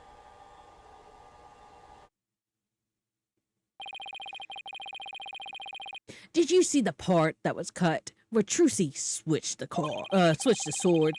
She spins around and playing cards go flying. Everything like it's supposed to be. Then it seems the defendant really did swap swords during the trick. Which means the sword Miss Wright thrusted. I still find it so odd that they use Miss Wright thrust. Like, is there a way you can say? I want to add ed to it, but is there a way you could say it past tense that does not sound like it's present tense? Say past tense. Because I feel like I want to add the ed. To say thrust, you simply use the thrust again as a regular verb, past tense. Oh, that doesn't feel right. It sounds much better if I just say thrusted. Miss Wright thrusted. Because she's doing the action of the actual thrusting, you know? I don't know. This grammar's bugging me. I don't like this word anymore. Can we get rid of the word thrust? This is very illogical. I don't like the word thrust anymore. Finding out that you can use it because it's an irregular verb without ed bothers me. Which means the sword Miss Wright thrust into the coffin was the rubber one. I guess, okay, it kind of makes sense there. You had to kind of make thrust a little longer to make it sound right. In other words, Miss Wright couldn't have killed Mr. Rios. Yeah, see, that's the first misunderstanding right there. What do you mean? Well, Trucy definitely did swap the swords, as you saw. So yeah, maybe she didn't kill Mr. Rios when she stabbed the coffin, but that just means he was killed after he showed up pretending to be a corpse. So, you're saying that up until that point, everything was going according to script? If that's true, then when and how exactly do you think he was killed? It was after the dragon set piece came crashing down. I say Trucy murdered Mr. Rios when she was hidden from the view behind that set piece. She could have easily done it behind that huge dragon and nobody be the wiser.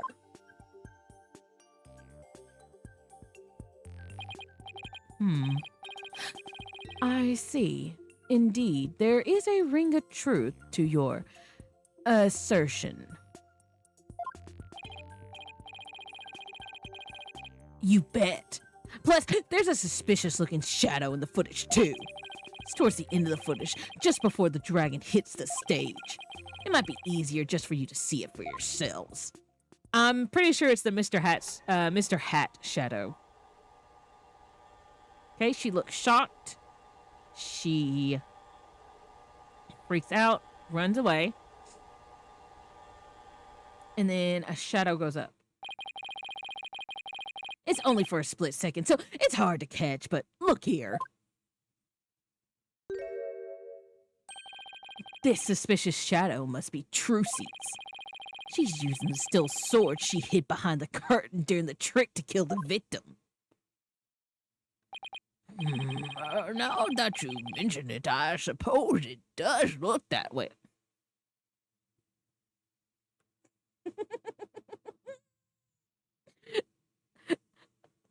But the shadow comes down, or it comes up at least. Objection! I think in our footage it comes down. This witness is just trying to ram his theory down our throats, Your Honor. I want to look at some things. 25.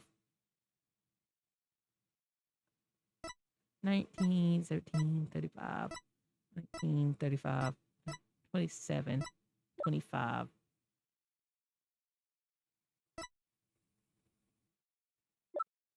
I feel like this is the footage he shows is doctored. I wish I could zoom on this part, but I guess I'll have to deal.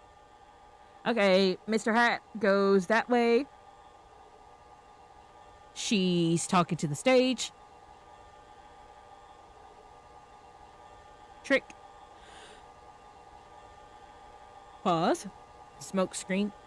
He goes up. Mr. Hat goes up, right? Bonnie is doing her script.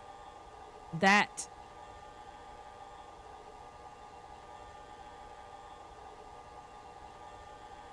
The coffin opens. Trucy looks shocked.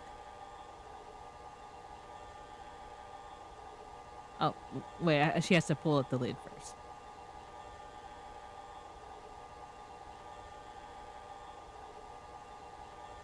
Right. Okay. She turns around. Now there. Okay, never mind. It was not edited. Okay, never mind. But wait, why does Mr. Hat go up twice? Trucy is a killer confirmed. Hi, Kay. How are you doing tonight? She kills air.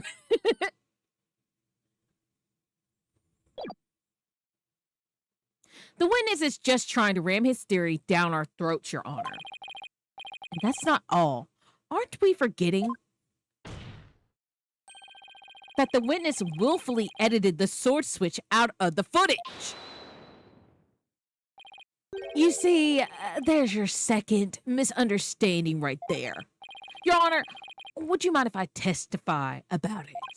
I've seen people testify on TV, and I've always wanted to give it a shot. That would be fine with me, Prosecutor Sadamahi. This is quite unexpected. It threatens to disrupt the karmatic course of this case. Hey, lighten up, pretty boy. Isn't he already testifying? You think you're gonna like what I've got to say. Promise. Very well. However, if you do anything to impede the last rites for the victim, I will have you removed.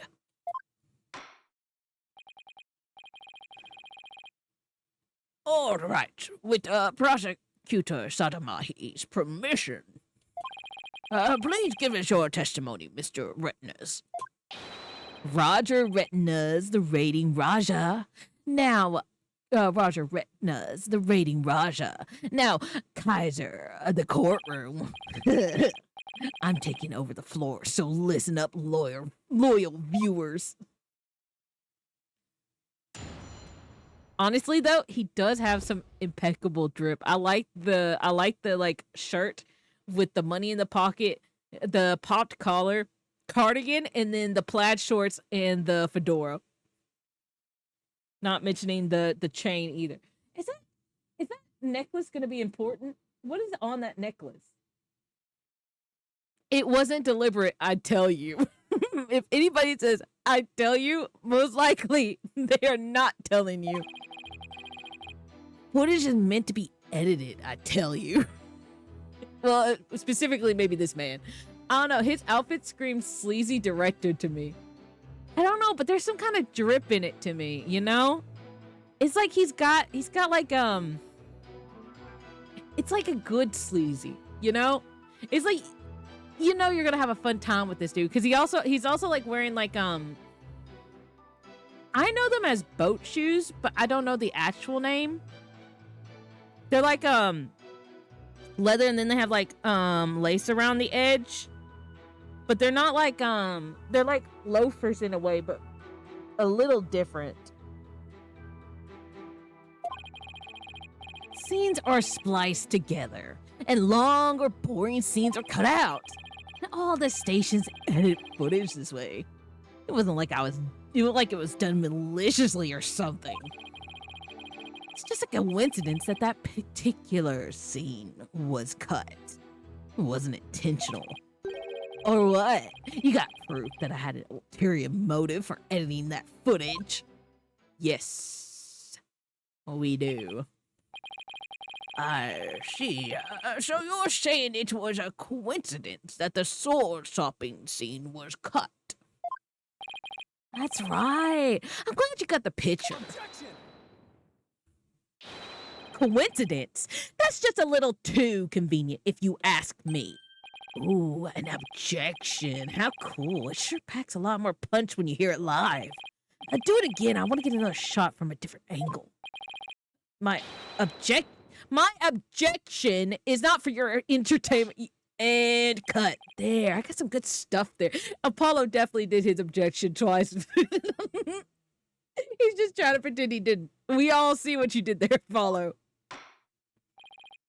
Mr. Retinas, filming is prohibited inside the courthouse. Whoops, my bad, Judge. And if the defense has an issue, it can point it out during the cross-examination. Oh, wait, he uses dollar bills as a pocket square. Yeah.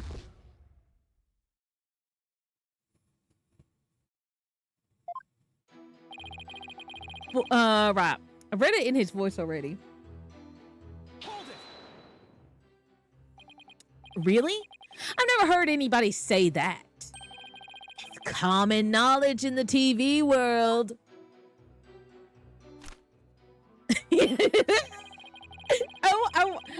I want to copy this man waving himself with money, and if I ever play a sim game that has cash, and as soon as I get like over $1 million, I want to use this. It's so impeccable. You got any idea what a snooze cruise it'd be to watch a magic show without editing? Imagine shows like that one anyway. That was ice cold. Anyway, editing is what makes TV worth watching. Oh, hey, we can do this in Yakuza 0. I might have to play Yakuza 0. Do I have to play the other Yakuza games before, or is that like the prequel of all prequels for the Yakuza series, and I can Yakuza series, and I could just play that and then go into the other ones? Or do I need context from the first Yakuza games? I've seen some other people play it, but I've never played them myself. I kind of want to because they look fun. I've seen some really funny things happen.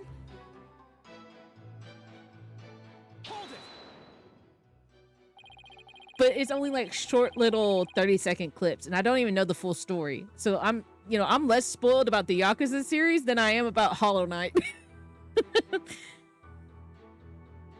Are you saying that you thought there were boring scenes in Miss Wright's magic show?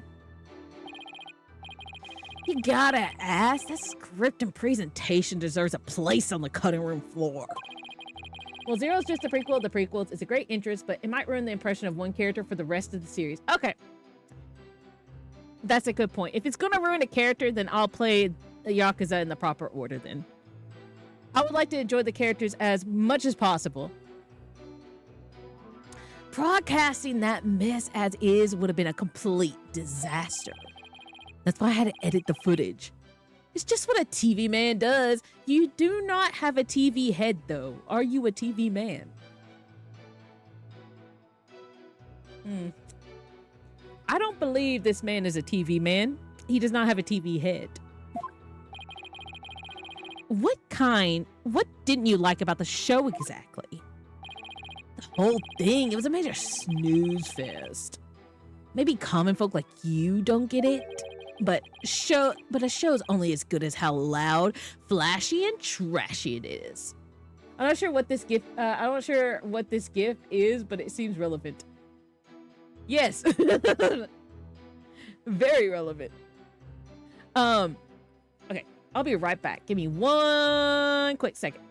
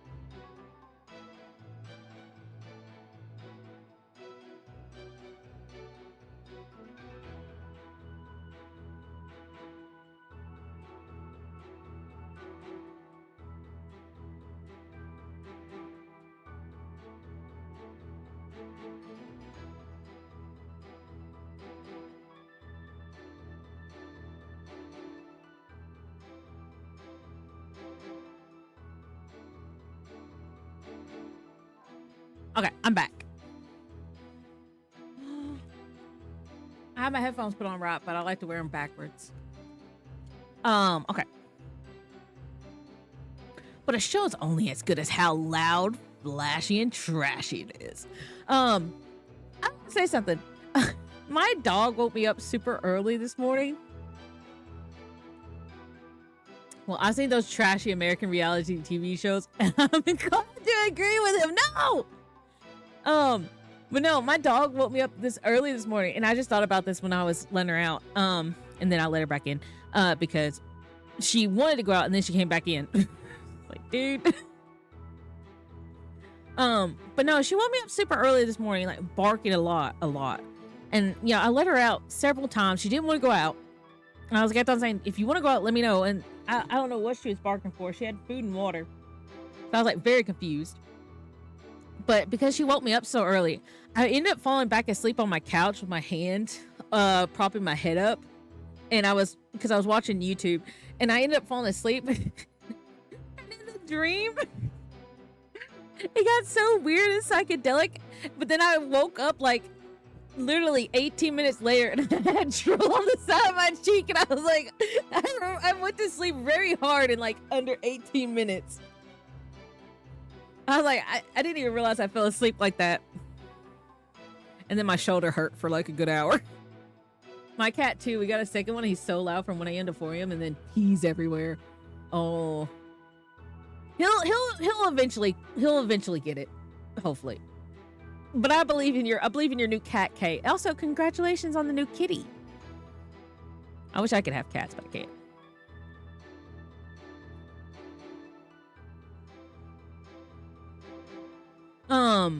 But yeah, no. Maybe you're gonna end up just like me, like sleep deprived. There we go. Why did I pull it from that way? There. I heard that those short naps can be pretty rejuvenating. It was, we named the kitty Kid, by the way. Oh, Kitty. That's cute.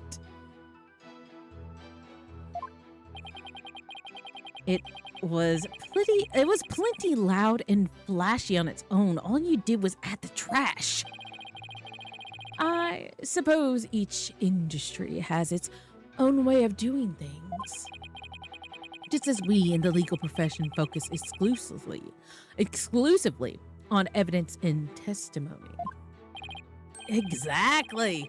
Whether it's showbiz or legal biz, we do what we gotta do to get the job done. I thought we got rid of the dark age of law. No more, and the ends justifies the means. Anyway, editing footage is just a matter of course in the TV industry. All stations edit footage this way. It wasn't just like that done malicious. No, I wanted to press.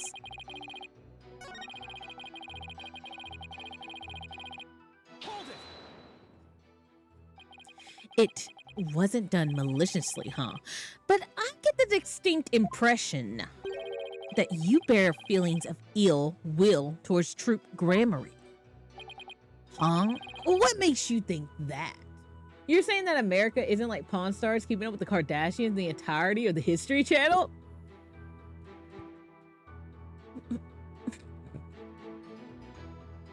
No.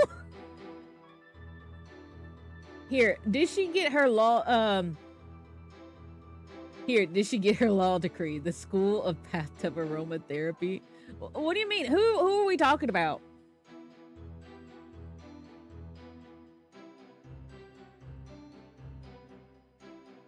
Me? Are we talking about me?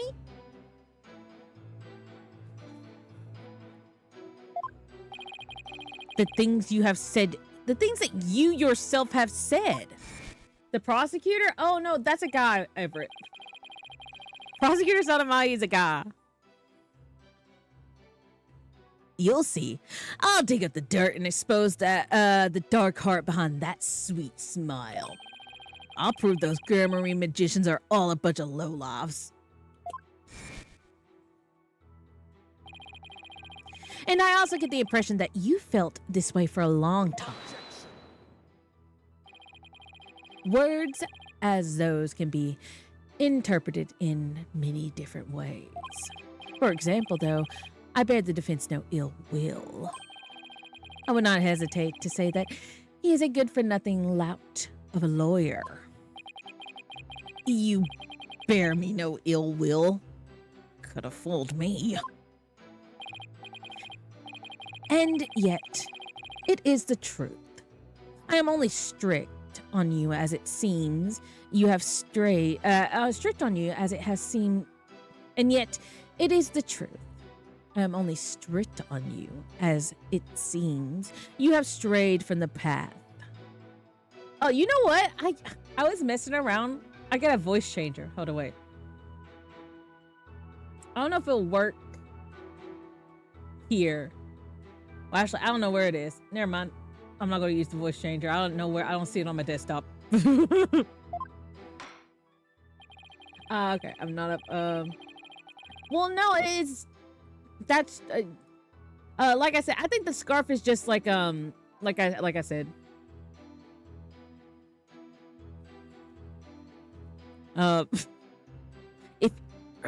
If you have objections, Mr. Justice, please make your case with the evidence in the future. Mr. Retinas, please continue your testimony.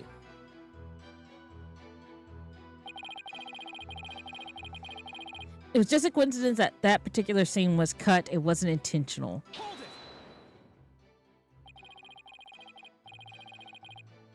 Of all the scenes you could have cut, why the sword switching trick? That seems like too much of a coincidence to me. Oh, so now you're going to tell me how I'm supposed to edit my programs, big shot? It's hard being the boss, kid. You gotta make tough choices, like which content gets cut. Then let me ask you this. Why exactly did you make such a tough choice in this case? You wouldn't understand, champ. It's all about artistic vision. I tell ya, you people... I tell ya, people... Oh, sorry. I tell ya, people tell you... I got you tell people all mixed up. I tell ya, people tell you how to do your job when they don't know the first thing about it. I may not know TV, but I know evidence law. And boy, do I have some for you, champ. I might not be able to show that your selective editing was intentional. However, I know you bear the defendant ill will, and this is the evidence that proves it.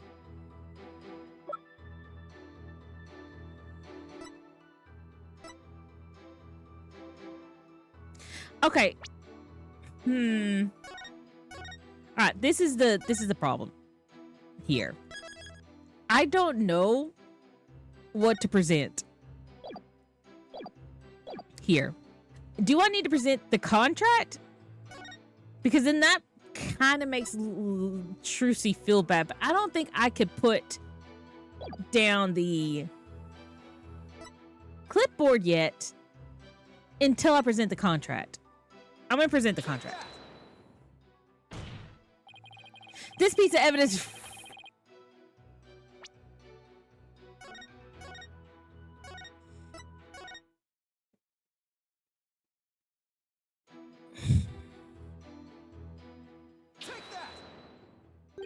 Huh?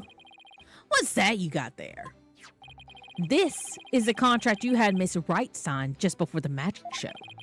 The contract between the first party, Take-Two TV, and the second party, Miss Wright reads: if, through the fault of the second party, the show must be canceled in part or in full, the second party will pay $3 million as compensation to the first party. $3 million? That's a completely unreasonable sum.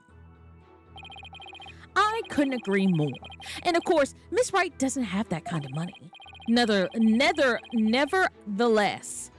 Roger Retinas had her sign this unreasonable contract anyway. Or more accurately, he conned her into signing it. Conned her? How did he do that? There's a trick to the clipboard that was used by Miss Wright to sign her contract. It houses carbon paper that can secretly copy her signature onto other documents. Ah, come on now. That's quite the nasty accusation you're slinging my way. For starters, you don't have any proof that I have anything to do with that carbon paper stuff. Just because Trucy and her agency can't pay up, that doesn't mean I conned her. But $3 million? That's totally out of reach for the average person. In any case, this is important new information. Please add it to your testimony, Mr. Retinas. Where's your proof linking me to that tricked out clipboard? You don't have any, do you? Honestly, I don't know if we do or don't. That's a very good question.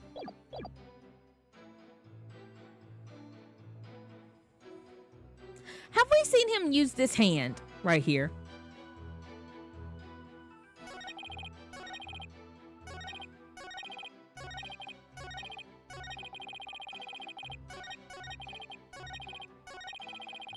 Okay, he's using that one.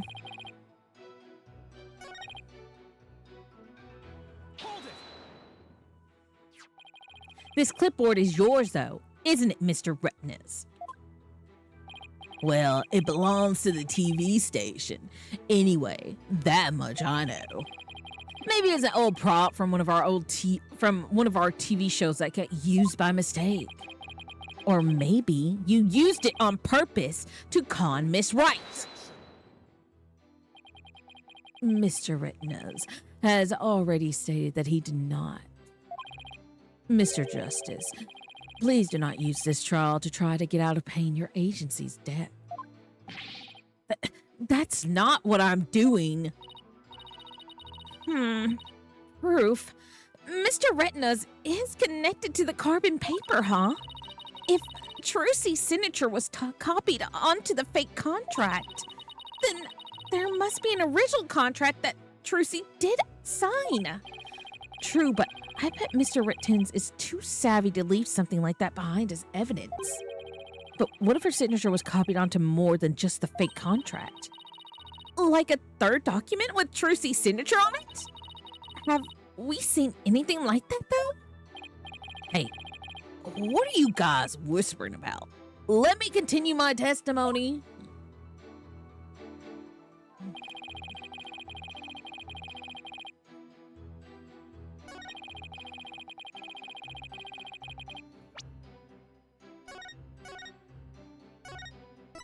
I think I know what to do. I think I know what to do. I know what to do. I know what to do. Objection! You must be quite the con man if you can fool a magician with a simple trick. But if you think you can con a lawyer, you're very mistaken. Hey, kid, would it kill you to enunciate in front of the camera? You know, like a newscaster. I'd like you to take a look at Miss Wright's signature here on this note. Now, let's compare that signature to the one here on this contract. Ooh. Well, would you look at that? They're exactly the same. Good luck with that. I'm trying, Kate. That's right, Your Honor. Not just similar, but exactly the same. Nobody can sign their name in exactly the same way twice, unless it's a copy.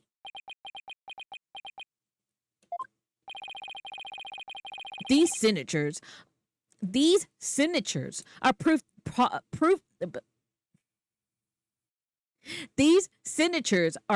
positive that you conned Miss Wright. And they definitely prove your malicious intent. Say, not bad, lawyer guy. I didn't know you had it in you. Hi, Lena. Hi, Profane. How are you tonight? This is really getting interesting now. How's stream? I'm liking it. Doing good, thanks. Yeah, I'm liking it a lot. How did you, sorry. How did your, was it a subathon that you did yesterday? How did that go? I hope that went well.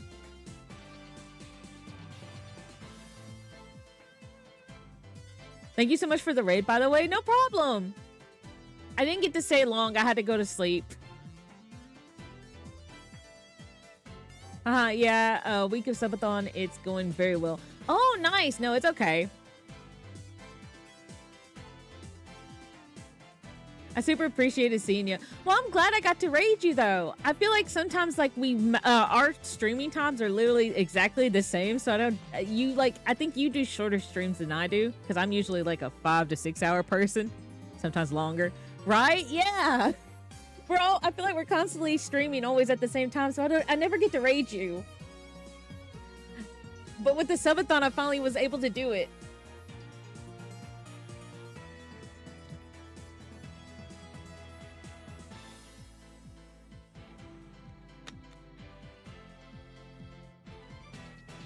This is really getting interesting now. It'll get great ratings for sure. Don't try to judge. I'm so honored you thought of me. Thank you so much. No problem. Don't try to dodge the issue, Mr. Retinas. Which case is this? This is the one where Trucy gets accused. I was about to say accused of murder, and she kills the guy who used to be part of Troop Grammary. Here, maybe if I show you who's a part of it. This guy. But I don't think this guy is the guy that they say he is. I think this guy is the guy that they say it is. And this guy's a body double. I recall now. Yeah. Don't try to Don't try to dodge the issue, Mr. Retinas. The fact is that you bear ill will against my client. So the footage of these games are so good. They are. I'm really enjoying this case. I just can't talk tonight. So the show footage was definitely edited with malicious intentions. Isn't that right? What a forced argument, defense. All you have really proven is not his ill will towards Miss Wright, but his pecuniary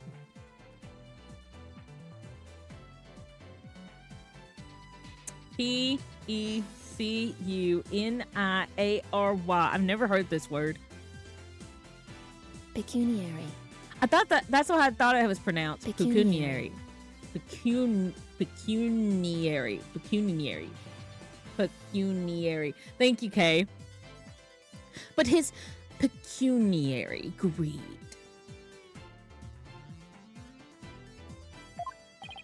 That's right. I just wanted money, baby. Fat stacks of cheddar. That's all. After all, I've never even crossed paths with Trucy before this magic show.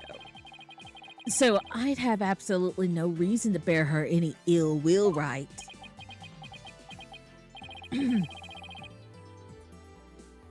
He didn't bear her any ill will, huh? Fat chance. This guy definitely has a major hate for Trucy. You'll see. I'll dig up the dirt and expose the dark heart behind I'll expose the dark heart behind that sweet smile. I'll prove those grammary magicians are all a bunch of lowlifes. I can't prove it with anything, but things he said all point to that fact. There must be something between the two of them that gave birth to this grudge. Some sort of connection that not even Trucy is aware of. Your Honor, I'd like to argue that Roger Retinas and Trucy Wright must have had crossed paths before. There must be some hidden connection between them. hidden. Connection? What is it now? Just what are you getting at, Mr. Justice? It is futile to even ask, Your Honor. Surely, it is just another one of the defense's feckless claims. That don't seem right. Whenever I see Roger Retinas, I think he looks like. And I actually said that. Also, welcome to chat, Seppi Lone Cross. I hope I said that right. But no, literally, I said that guy looks like Robert Downey Jr. That's what I said. I said he literally looks like Robert Downey Jr. I was like, Iron Man?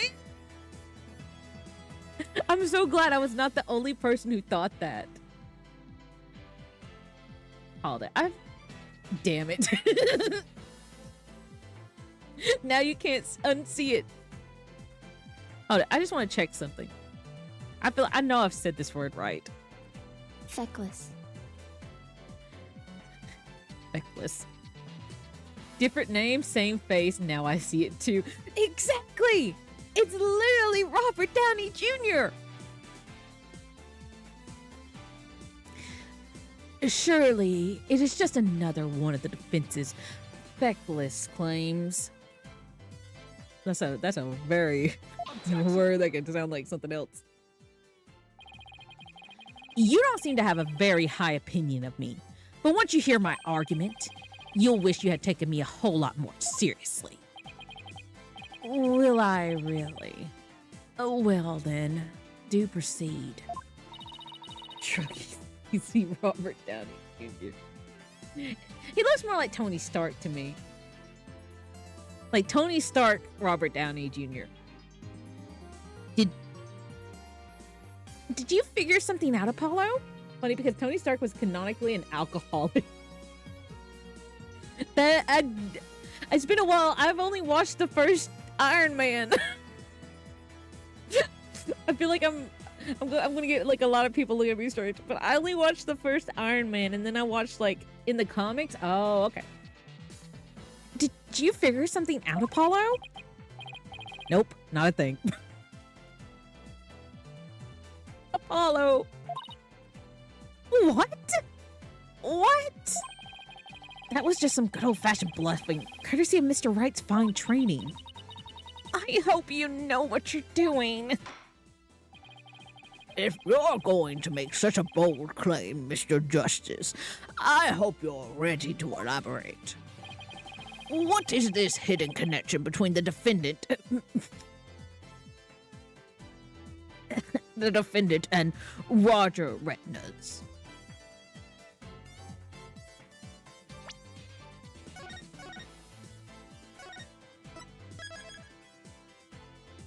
Okay.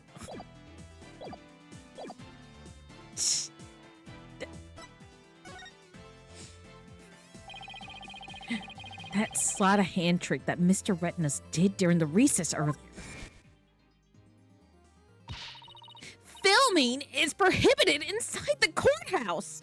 Do you want me to get the bailiff? Huh? Filming? What are you talking about? I don't even have a camera on me. What if Mr. Retinas is a magician too? What if? I believe it's up to the defense to fill in the blanks, not me. Well, if he is, he may have had some contact with Miss Wright somewhere along the way.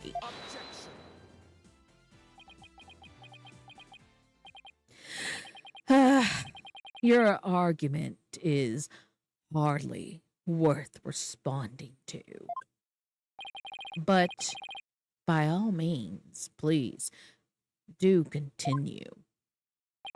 As the passage in the sacred scriptures of the Quranism states, he who gives a sermon to a monkey is himself a monkey. Yeah, it doesn't matter what you say to a dimwit. He isn't gonna get it anyway. But we performed Mr. Rattin's perform a magic trick. He made his video camera disappear in the blink of an eye. Well, I think it would be pretty funny if I were a magician. You must have been seeing things. Want me to introduce you to a good eye doctor?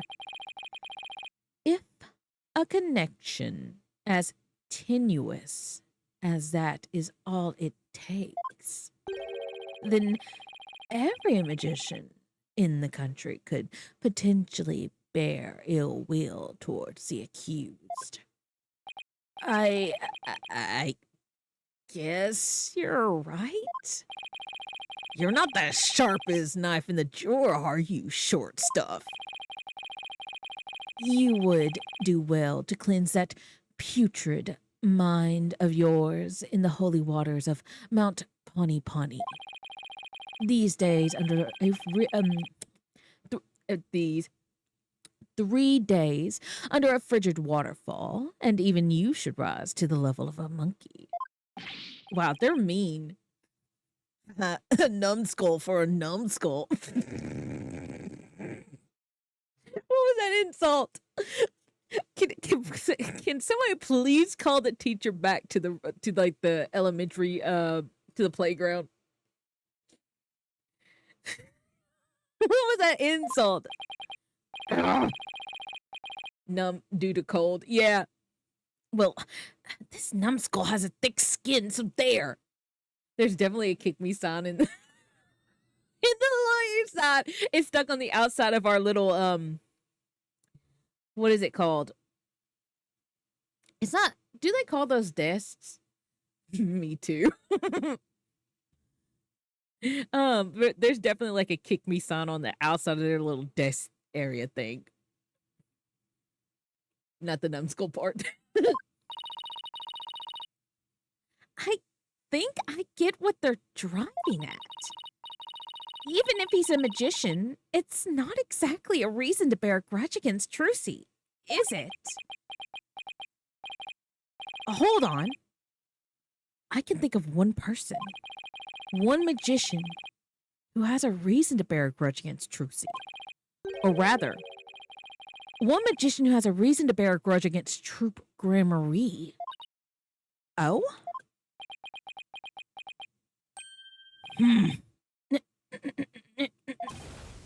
Away! Is something wrong, Mr. Justice? Your Honor, the defense wishes to submit evidence at this time. I see, and what sort of evidence do you have for us? Evidence that points to the real killer, the one who had a motive to commit this crime. What? Stop shaking your head at me, please. He shakes his head at me all the time, and it just makes me feel like a mom who's disappointed in me, or like some like babysitter who's like, oh, the kids just say the funniest things again. And what have you come up with this time, defense? Trucy Wright is the sole heir to Troop Gramarye and its name. This puts her square in the crosshair of one particular magician. And this is the piece of evidence that points to the one person with a grudge against Miss Wright.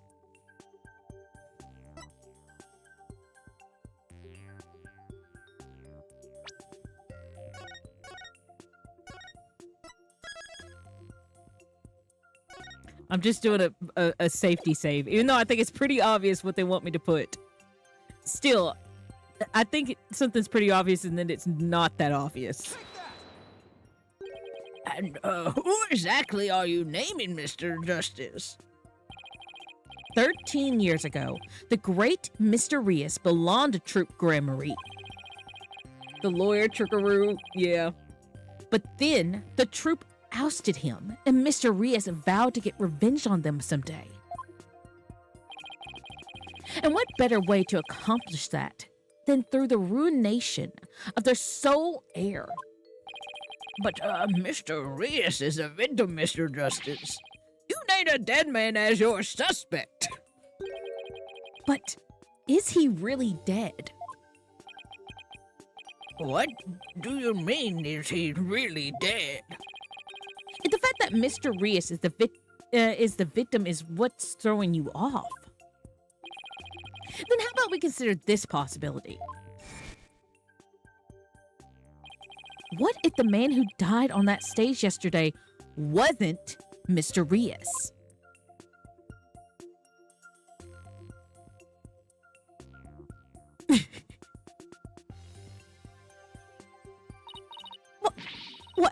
What? Oh, you mean the victim was an imposter?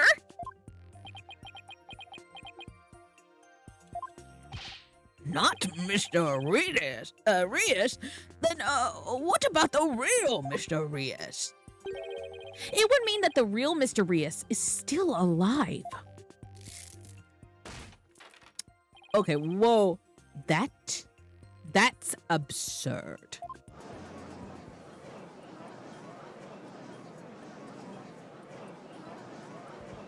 He kind of low-key, like, his outfit kind of low-key reminds me of, like, an uncle who's trying to impress the kids. Mr. Justice, who is the real Mr. Rios if not the victim of this case? It's all coming together now. Why do you like his outfit so much? I don't know. I don't know. It's just fun. I just love the shorts and the shoes and the shirt and the hat.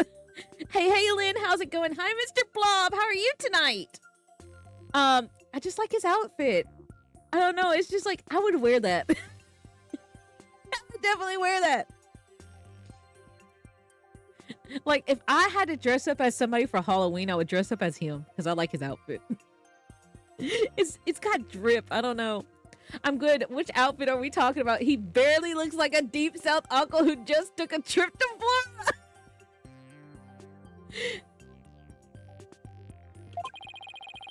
I finally see the gimmick, the trick to this entire case. Mr. Retinas. This should explain everything, Your Honor.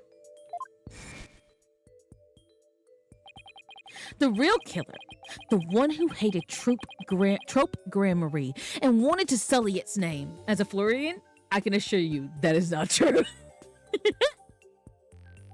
Wanted to sully its name. The magician lurking in the shadows who set up a fake Mr. Rios in his stead. Unless he goes to a country club. Maybe. Yeah, maybe.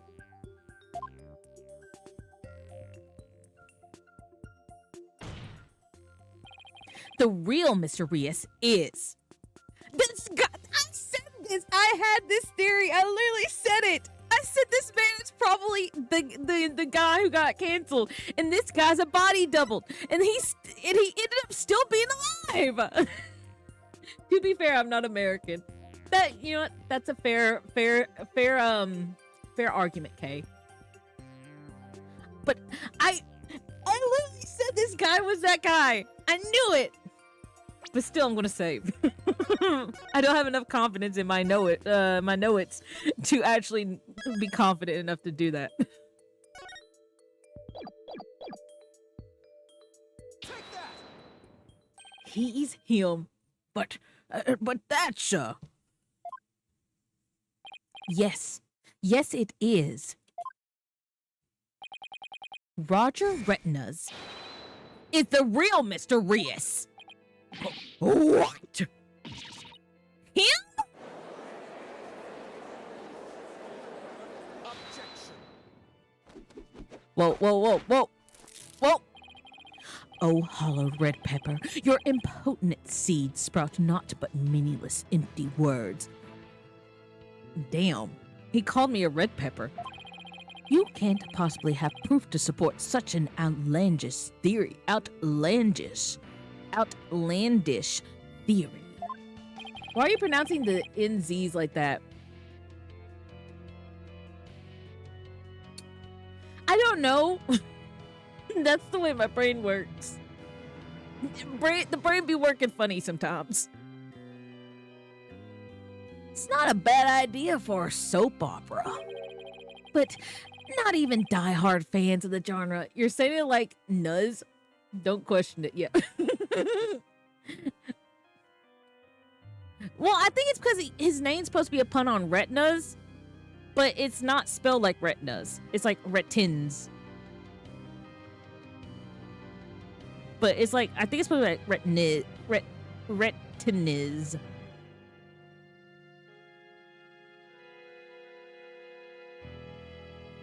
No, it's a pun on ratings? Ratins? Ratins? I thought it was a pun on retinas. Like, you know, he's got all the eyes on him.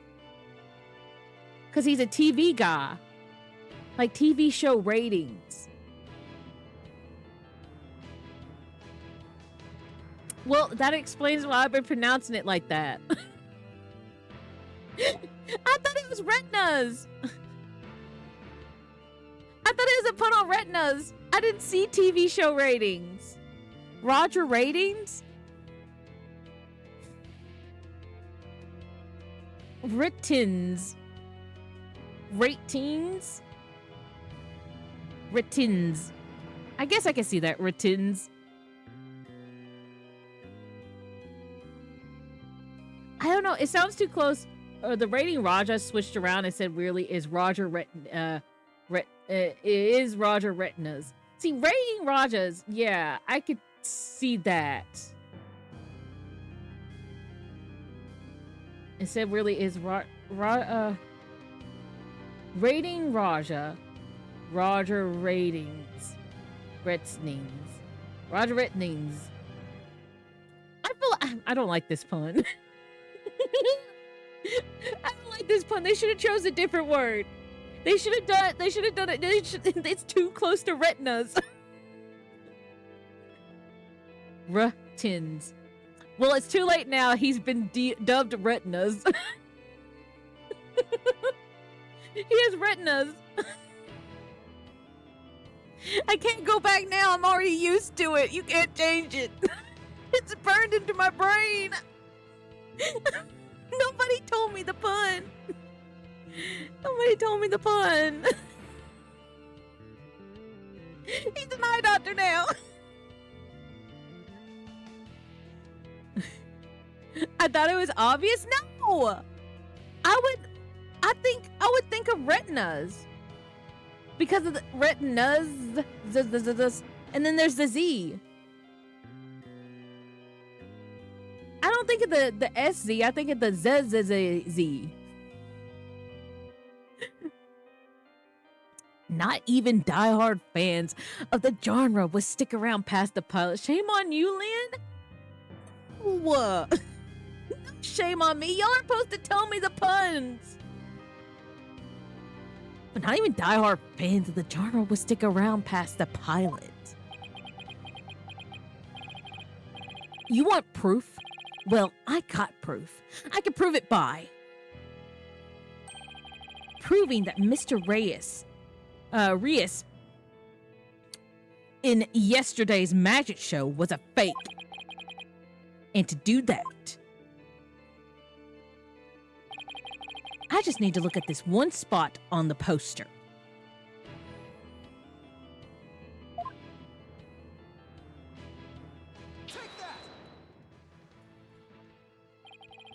This is the injury Mr. Reyes sustained while practicing a magic trick 13 years ago. However,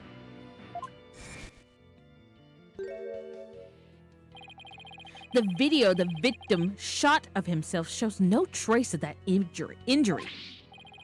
Oh my, you're absolutely right. Now, Mr. Rating Raja, look, I'm doing a compromise. Retins is already burned into my brain, so we'll just go with Rating Raja. We'll make it fair that way. He's now Rating Raja. It's a compromise, so that way the fun's still there. What do you suppose we find if we take a look at your right forearm. Nothing because he has makeup artist Apollo if he was smart. No, no, no. No. No tisking. No tisk. Is there by chance a nasty 13-year-old scar under that sleeve of yours?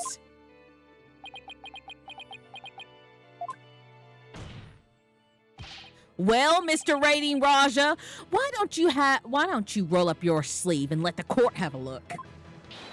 Or are you hiding something else up there?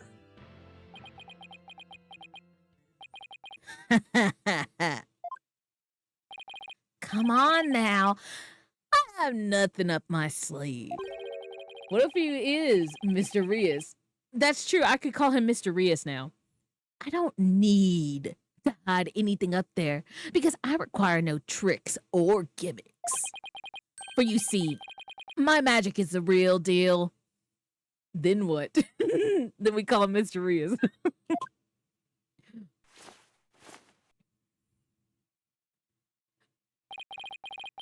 Is this what you were hoping to see? Oh, there it is! The scar! Just as I thought. That's right. I am the forgotten magician, abandoned to the dark understage of history. That is cool as hell. The great Mr. Rias.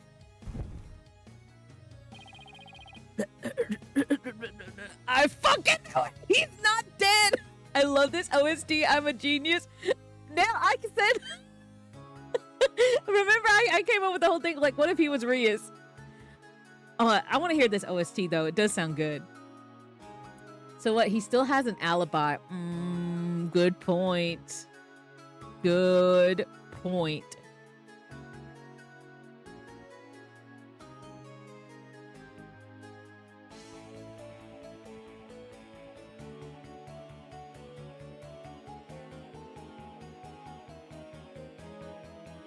I heard a bit of Trucy mix in there. Like, this is a little too hopeful for like an evil villain reveal.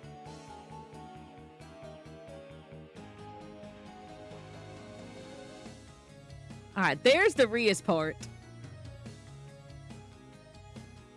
This is a good OST because I can hear the two characters. You can hear Rias and then you can hear Trucy in it. Because like I said, this sounds like way too hopeful for like a bad villain, like song. So you can definitely hear like the whole battle between him wanting Troop Gramarye and then Trucy being the sole heir of Gramarye. This Totally absurd. And y'all, look. By the way, let me point out something about Mysterious. Oh, ho, ho. How ironic. Johnny Depp. I do see it a bit now with the sunglasses. You're right. That's a good point, Kay. How ironic, wouldn't you say? This Osidious mark carved into me by Troop Gramarye would bring me back into the limelight once again. Strange are the karmatic Someone take his coin away from him. No, it's cool. I like him, even though he killed somebody. I knew I had a reason why I liked him. It's because he's a bad guy. Y'all get those asking me why I liked his drip. He just got 18 times more drip as soon as he started doing the coin tricks. Supposedly killed somebody. True, supposedly. Strange. I miss Black Widow. Me too. Strange are the karmatic threads before me. My headphones start flying off. You will see him again. Yes! Yes! the witness is the real Mr. Rias, then who is the victim who perished in the magic show? Wait, I was right about him being the actual murderer too? Well, I was right about him actually being Mr. Rias. But you were right about him actually still being alive. Who knows? He was a big fan. I met him on one of my programs several years ago. He said he had become a magician out of admiration for the great Mr. Rias. In confidence, I told him my true identity and let him take on my mantle. And when did this man take over for you? About 2 years ago, I taught him my tricks and even acted as his producer. And so, a mere amateur became a popular magician overnight. Courtesy of my magic on the stage we call television. That's so cool. Hope you enjoyed the show. You really had us all fooled. Mr. Rating Raja, or should I say Mr. Rias? In your hatred of Troop Gramarye, you killed the victim, Mr. Mystery, and then set up Mr. Right to take the fault. Mr. Right. Then you set up Miss Right to take the fall, didn't you? You did it all just to tarnish the Gramarye name. Ho, ho, ho. I have no idea what you're talking about, lad. I set up the prank, that much is true. But it was simply a harmless joke on Trucy, I assure you. Mystery. As man of mystery, yeah. I get his pun. Yet, she learned the plan and made use of it to commit murder. That is how strongly the criminal element runs in the blood of these Gramarye. Objection! But if it was a secret prank plan that very few people knew about, couldn't you have been the one to use it for murder instead? Yeah. Yikes! Ew. His head! Oh, that's cool as hell! That's cool! I need a money fan. The way he peeked up over the cape was honestly kind of cool. Anyone can see it from the back. That's true. But we're not back there. Are we? I like this guy. Even if he might possibly be a supposed murderer. I like him. I like him a lot. Why did my thing freeze? I like this guy. I like him. I like him a lot. I like this guy. I like him. I like him. Yeah, I like this guy. I like this guy. This is really cool. Just kidding.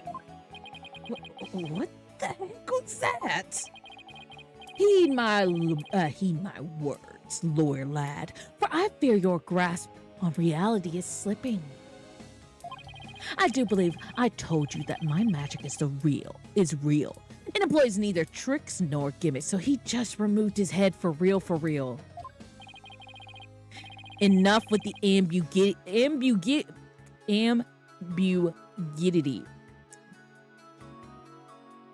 I feel like I said that right there, but I have to check.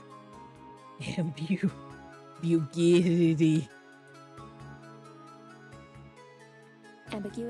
Ambiguity. Thank you. No. Ambiguity. Thank you. Enough with the ambiguity. Why don't you just make your point already? You said it incredibly wrong. I said it slightly close. My alibi is pristine as ever. Wouldn't you agree, Prosecutor Sadamahi? Yes, I suppose that is correct. The witness does have a solid alibi. Today I learned that Lynn can't say ambiguity. Ambiguity. I said it right there. Wait, did you just pronounce his name?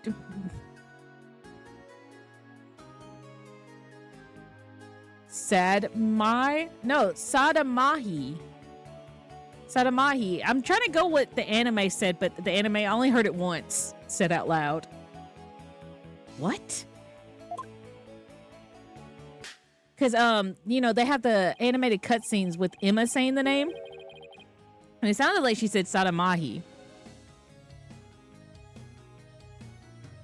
Recall, defense, that at the time of the magic show, Mr.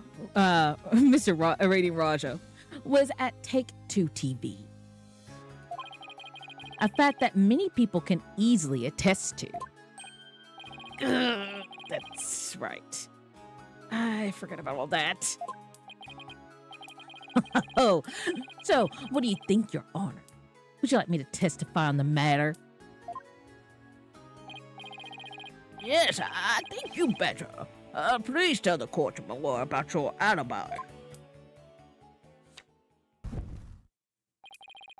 Very well then. On with the show. Are you watching, Magnifique Gramarye?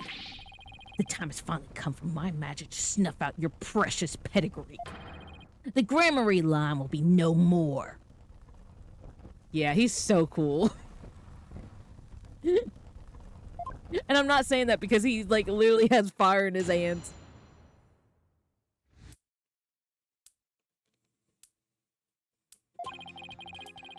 I was at the TV station at the time. I was at the TV station at the time of the Penrose performance. I was busy working on another TV program. I could spare no time for the magic show. Do ask my staff and doubt my claim. And there it is. Simple and perfect alibi. No tricks, no gimmicks, just the truth.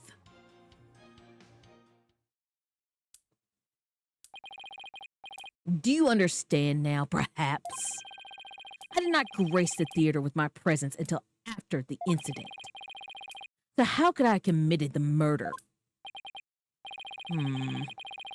His staff did say he was there at the station. So it sure does sound like a rock-solid alibi. He's just aura farming at this point, yeah. But that can't be right. If Mr. I still don't like the way they make this ratings. Ratings is the killer, he had to have been at the theater. There's got to be a hole somewhere in his story. I assure you, there's no holes on Mr. Rias's stage. No tricks, no gimmicks. True magic doesn't need trap doors to escape. Do enjoy my show to the fullest. In my real alibi. He's so cool.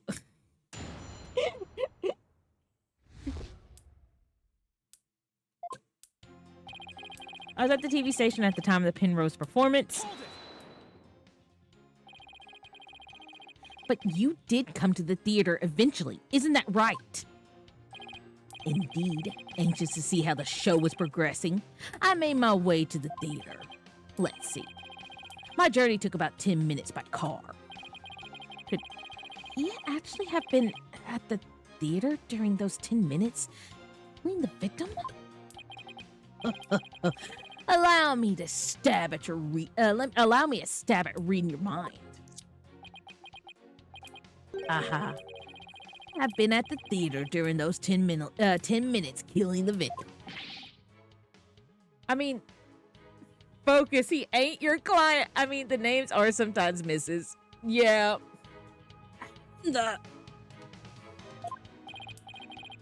But no, I took a taxi. The driver can attest to that. Feel free to call the taxi company if my word does not satisfy you. I know he's not my client, but oh my god.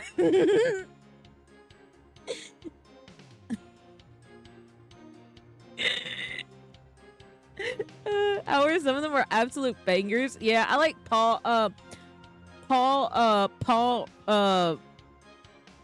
did the first case guy's name go? It's like Pot Roll, and it's like Patrol. I also like Wendy Oldbags, or what was it? What was her name go? Is it like Wendy something Bags? That was a good one. And then there's Larry Butts. The driver is a big fan of the Rating Raja. I even gave him my card. Wendy Oldbag, thank you, Mr. Blob. He gave the driver his card? That was very clever of him. You might as well give it up, lad. Questioning real magic is a fool's errand. Besides, you know very well what I was doing at the time of the incident.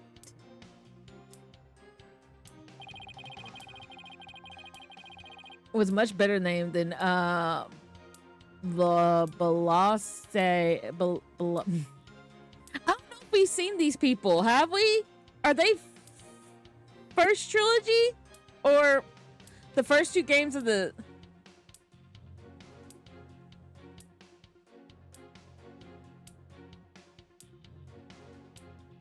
Have I? I played all of the first trilogy, and now I'm playing this.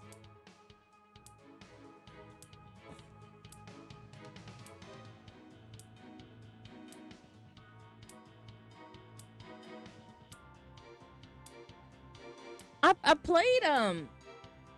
played the games before this one. Am I like missing something? Did I forget something? Have I like wiped my brain? Oh no, you skipped the Ace Attorney duology. Dual. Did I? I don't have. Nobody's told me how I need to play the games. I just assumed I needed to play this second. Ace Attorney Invest. Oh, the one with Edgeworth? No, I have not done that one yet. Ace Attorney Investigations, the one with Edgeworth as a pro tag. No, I have not. I have not seen where I've been able to get that at a pretty decent price yet. It was a huge banger. Yeah. I'm just waiting for it to go down in price to a reasonable price, you know? Like the second best game in the series. Yeah, I haven't played it yet. This is like my first time playing any of the series.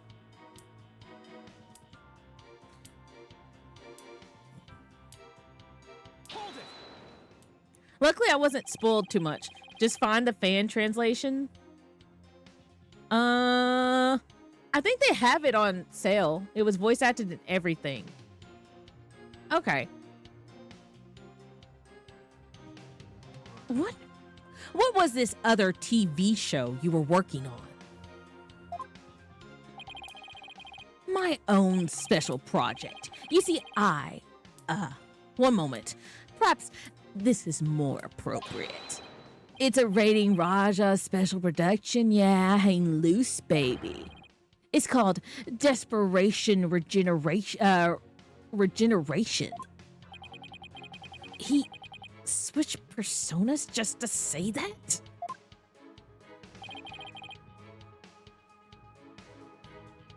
What's the show about? Washed up has-been singers and comedians get together. Oh, well, I'm kind of doing the other. Washed up has-beens and singers and comedians get together and play musical chairs. The winner of the game is given a second chance at their career. A priceless prize for chumps who washed up too early in life. Sounds great, right?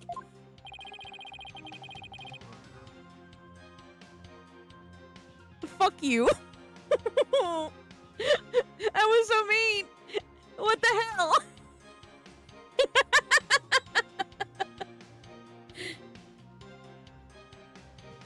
Isn't he doing career suicide by calling his contestants washed up in public? That's a good point, Kay. That is a bit of a, I feel like, you know, a lot of people will be like, I don't know, maybe they're okay in accepting, because, like, I mean, they are joining the show. I don't know. Maybe he's doing some, like, word magic. Might I suggest you appear on that show, Mr. Justice? Go fuck yourself. Leave me alone. As an ex-lawyer who used to make ridiculous bluffs in the court and faded sadly into obscurity. Yeah, the audience back there are going to talk. And let the rating Raja produce my TV debut? Not in his lifetime. You have great reactions. Who knows? TV might be your true calling. Hey, whose side are you on? In any case, I was overseeing production of this program during the Penrose performance.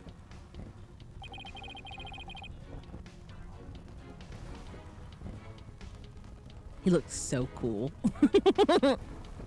You ask my staff if you doubt my claim. How do we know those staff members aren't in cahoots with you? I make it my business to perform solo. My magic has neither the need nor the want of assistance. After all, one of them could reveal the secrets behind my magic. Would they not? So, he doesn't trust anybody, huh? He's the complete opposite of Trucy. There were many people in the studio audience who saw the witness as well. Even if he had not been able to persuade his own staff to cover for him. He could not have convinced so many strangers to do the same. He really has made a rock-solid alibi for himself. Yeah, it's almost too good, you know? It's eerie how perfect it is. Has all been revealed to you now. And there it is, the simple and perfect alibi. No tricks, no gimmicks, just the truth. I've got it. Do you have a brother? Apollo. A brother that looks exactly like you. Apollo. A brother that looks exactly like you, maybe. Again with the twin business? You think the audience will let you get away with just using the same gimmick twice in a row? If you do not believe him, Apollo really needs to read. if you do not believe him, Defense, why not investigate for yourself? Though I am sure your efforts will prove to be thoroughly fruitless. Yeah, I guess the twin theory is a little far-fetched. His alibi really is airtight. I believe we've heard enough. While I believe the witness does indeed harbor some ill will against the defendant, there is no reason to doubt that he was at the TV station at the time of the incident. Yes, the facts prove it's yes. The facts prove it's in the boo. Yes, the facts prove it was impossible for the witness to have been involved in this crime. No twins or doubles unless it's been foreshadowed. These last rites for the victim have dragged on long enough. The soul of the victim himself is so bored that it's resting on top of your honor's head. It is?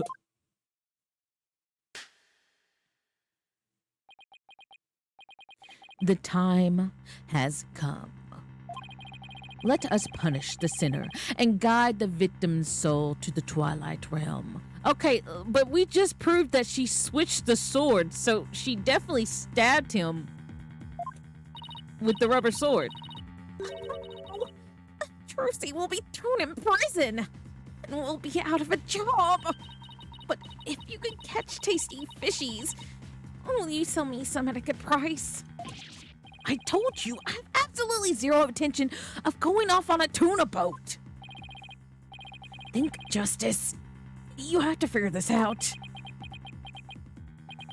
There's one possibility you haven't entertained. You will immediately realize it if you watch a lot of WWE. He had a stunt double. It's no use. What possibility? He had a stunt double or it's camera tricks? I can't find a single flaw, so what now? I know, but I want to see if you know. Stunt double. Oh, behold my never ending. That's rule 10, so no.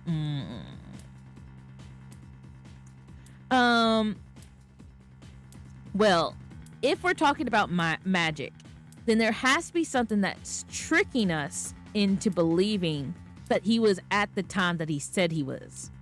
So it could be that, come on, say it,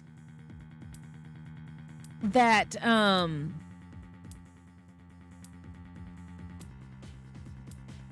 okay, Mr. Rias, was Mr. Rias dead before the show? Hold it.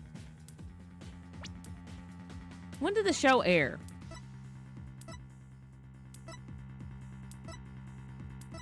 Where's the autopsy report? 10:30 a.m.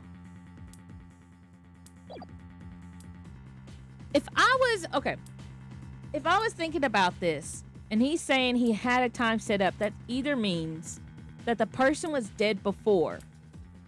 No, he died during the show. But couldn't he have been Rias during the show?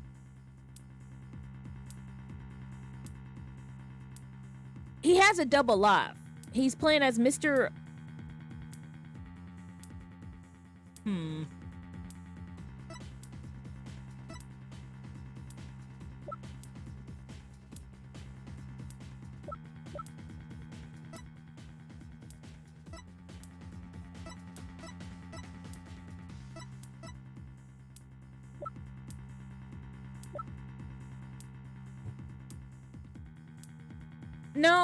No.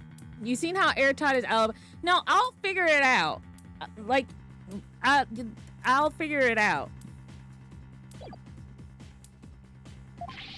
Come for the awe-inspiring showmanship of the great Mr. Rias, and stay for my grand illusion until the end of time.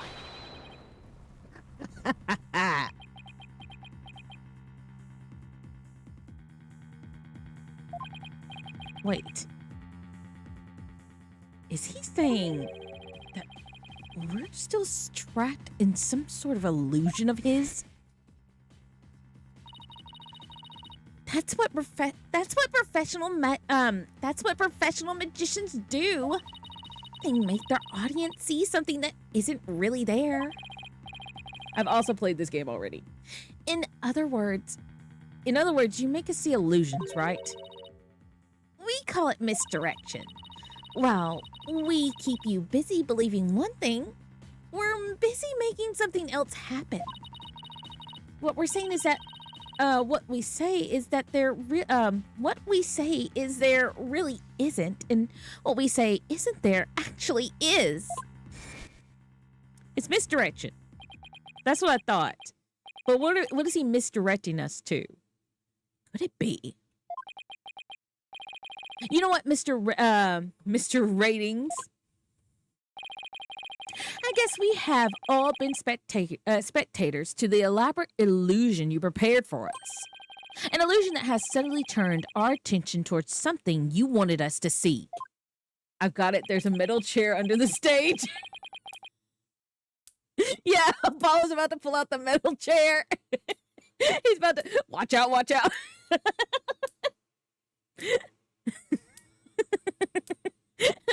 And then a steel cage match is gonna slip down onto the court. What are you going on about, lad? Have you gotten something, Apollo? I just remembered something Trucy said about misdirection. What a magician says is there really isn't.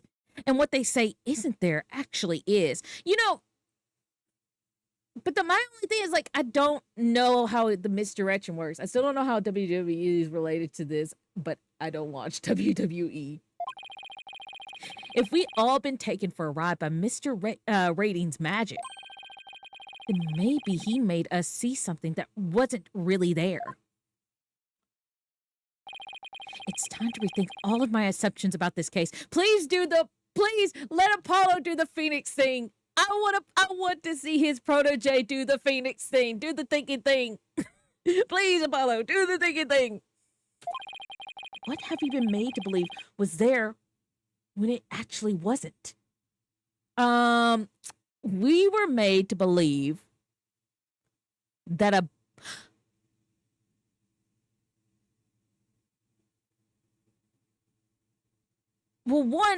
there's that strange shadow that's been bugging me. Is it the body? Were we made to believe that the body was there when it wasn't there?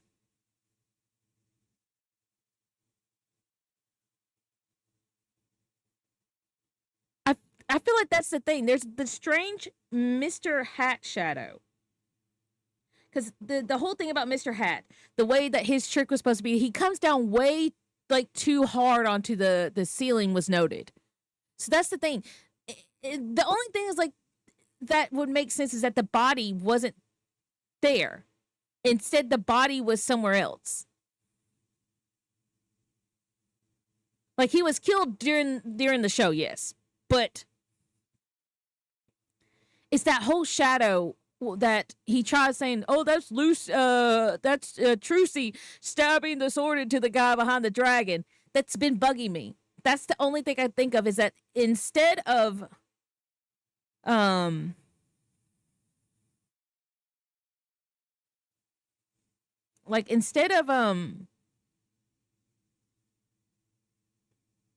maybe okay, there's got to be a trick there. That I don't know how it works out, but I know that somehow that shadow of Mr. Hat and the body has to be tied, or maybe it's the coffin. Like, he was killed in the coffin that was backstage behind it, but his alibi, how is it? What we had to believe that his alibi somehow isn't there when it okay, he's saying that in reality he has an alibi, and that he wasn't there and he was at a thing, but somehow that's not true. Okay, let me see what Apollo's thinking. No. Let me see what Apollo's thinking. What have we taken to be the absolute facts of this case?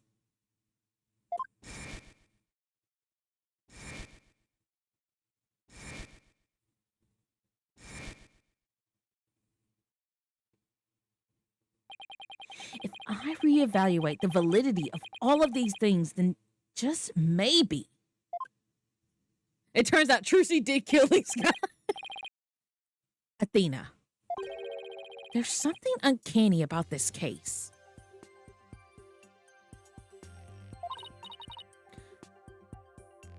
Okay, what is it? Ratings alibi, it's too perfect. That's true. It's like, that's true. It's like it's impossible. It's like it's impossible to break no matter how hard we try. But maybe that's the trick. Maybe that's exactly what he wants us to think. I'm not following. We're not making any headway here because we've been so focused on breaking his alibi. Oh, I think I get it. You're saying he's using misdirection on us, right? It's definitely a possibility. Would the defense care to share with everyone what is discussing over there? Your Honor, we believe that if we were to reconsider a certain assumption, we may finally arrive at the truth. In fact, I think we'll even finally see who's hiding behind the curtain, so to speak. And what is this certain assumption you're thinking of? This is the one key assumption we have been taking granted for the whole time. The crime scene, right? The culprit was on scene. Or the crime scene. Oh, shit. These are two good possibilities. It's definitely not the first one. We could not that one. If only you saved...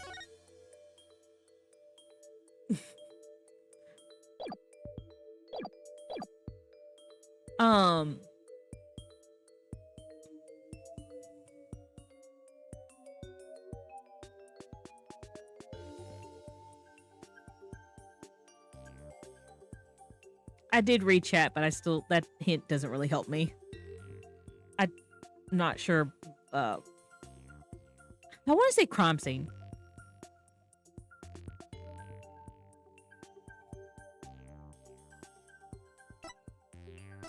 I feel like these two are not it. I want to go with crime scene. I feel like something about the crime scene, like what we've been knowing about the crime scene is just not.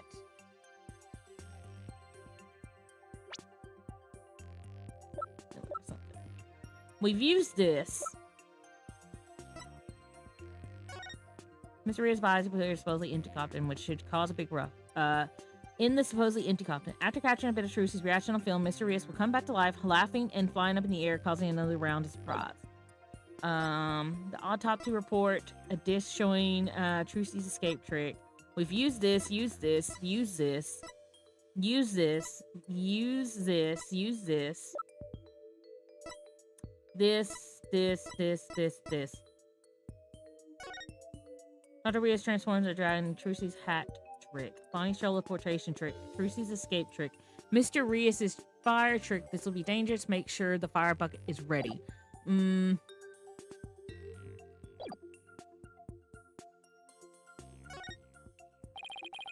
actual scene of the crime wasn't the theater, but the TV station. If Mr. Ratings brought the victim's body to the theater after the fact. Shit.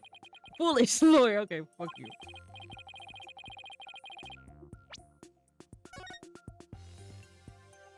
Oh, wait.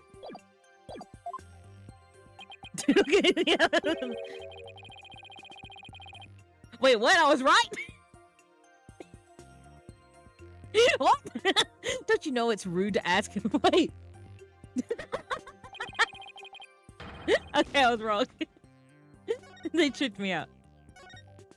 Okay, I have two possibilities, but that's fine. The culprit was on scene. What if the culprit was somewhere other than the theater at the time of the crime?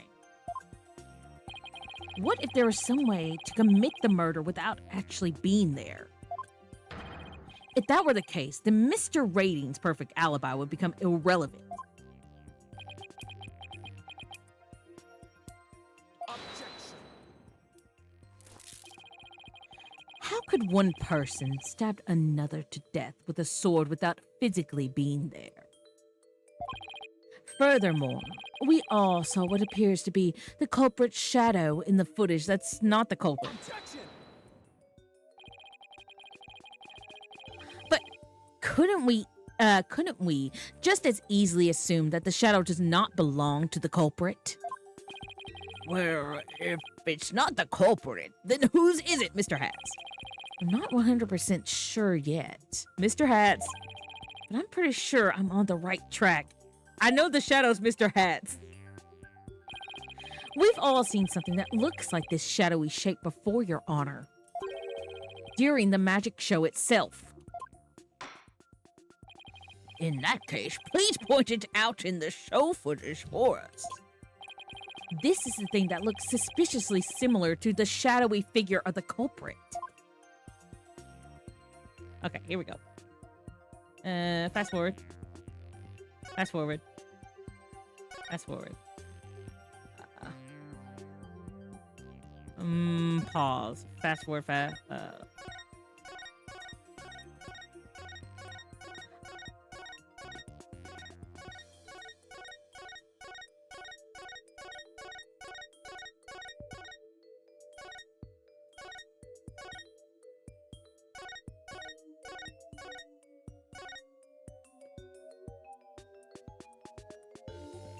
There we go. I knew I'd find it. I just had to be careful. I'm worried about fast forwarding too much. Doesn't this shadow resemble the suspicious shadowy figure? Now that you mention it, it does, doesn't it? Miss Wright, could you identify this shadow for the court? Let's see. I believe that's Mr. Hat's shadow. It's from when he's being pulled up from the stage to the catwalk overhead by wire. Then, could this shadow that's shown later in the footage be Mr. Hat too? No, that's not possible. Actually, Mr. Hat was pulled up to the catwalk. He stayed up there. In other words, this second shadow is from some other figure being pulled up. Some other figure? I'm afraid you'll need to be more specific than that, Mr. Justice. He's right. We've come this far. I'll just have to figure out from the clues that I have on hand. Okay. I just had to figure out from the clues I have on hand. What is the second shadow being shown in the footage? The second shadow being shown in the footage. The only thing that makes sense is maybe the sword. Remember, Trucy definitely used the rubber sword, but somehow a real sword got on stage. So I want to say maybe I don't know if this is the right evidence to present. That's the one thing though, is that somehow he does have a clip on the back. Though. Okay.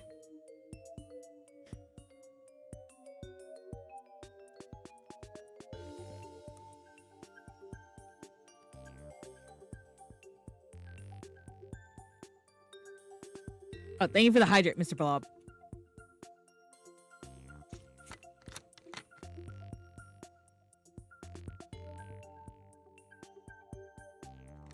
In the hip hat.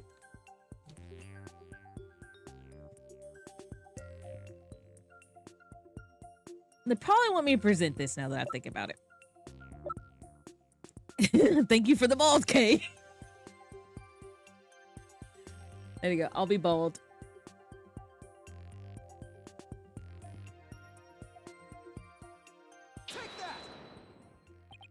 If we consider what was happening on the stage at the time, there's only one answer. The shadow belonged to the fake Mr. Rias. Wait, so are they pulling a Trucy and pulling their own Mr. Hat trick? In other words, Mr. Manovi Mystery. Man of mystery. The victim. Please take a look at the prank plan script. Mr. Mystery was to pretend to be dead, then fly up into the air after that. Isn't that right, Mr. Ratings? Indeed. What of it? I contend that it's exactly what happened. Oh, oh, okay. The victim was wearing a stunt harness around his waist. It was most likely attached to a stunt wire so that he could be pulled up into the air. I get how it got done. So you're suggesting that after pretending to be dead in the coffin, the victim flew up into the air, just as the prank script said? Exactly. We just couldn't see him go flying up because the dragon was blocking our view. That last trick, ladies and gentlemen, is the true piece de resistance of the culprit's murderous magic show. Don't sweat! Don't! No, you're ruining your aura! Don't tell me. You've got it all figured out? Yes, I think so. If we could just look beyond Mr. Ratings' last bit of misdirection, we should finally be able to see the real truth. The victim must have been pulled up to the catwalk, just like Mr. Hat. Right, and hit the cushioning up there with a considerable force.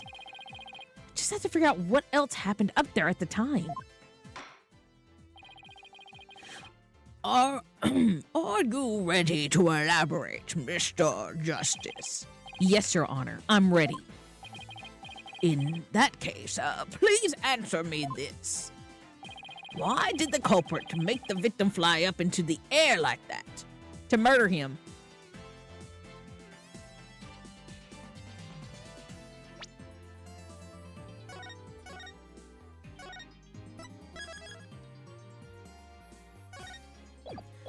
I don't have to say, but I know to falsify an alibi, to murder him, to hide the body. To murder him. Just why did the culprit have the victim fly up after he appeared in the coffin? And how did the victim actually die when he was only pretending to be dead in the coffin? If we could figure out these two questions related, if we can figure out how these two questions relate, the answer should become clear. Could it be? Mr. Mystery must have thought he was still just a part of the prank when he appeared on stage. He probably didn't suspect a thing as he was being pulled into the air. After Miss Wright was called backstage just as a set piece fell. But the culprit had already planted the real murder weapon in the cushion in the catwalk. It was probably a knife or a blade of some sort. What? You mean... Yes. It really was a magical murder. Just as the prank script said, Mr. Mystery was whisked up into the air and straight into a blade there in the catwalk.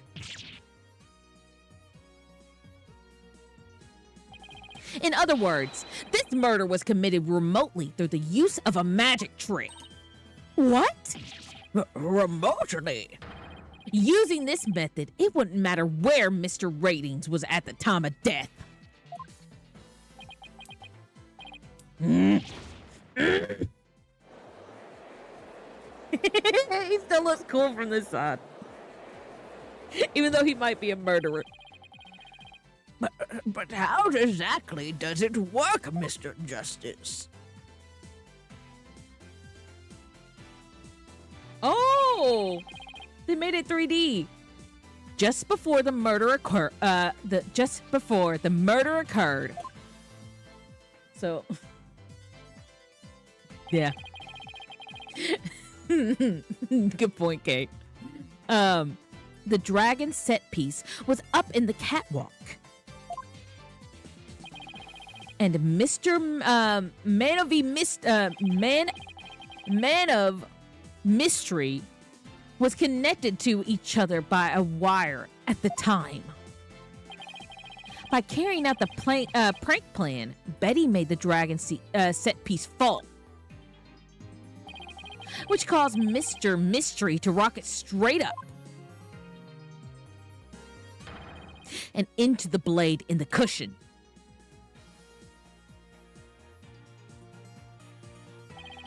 The cushion was high up enough to be hidden from the audience's view. That's why nobody saw the blade. Oh, then that big gash in Mr. Hat's cape. The blade must have been set up overhead sometime before the magic show. Mr. Hat must have been slashed by it too when he was pulled up to the cushion.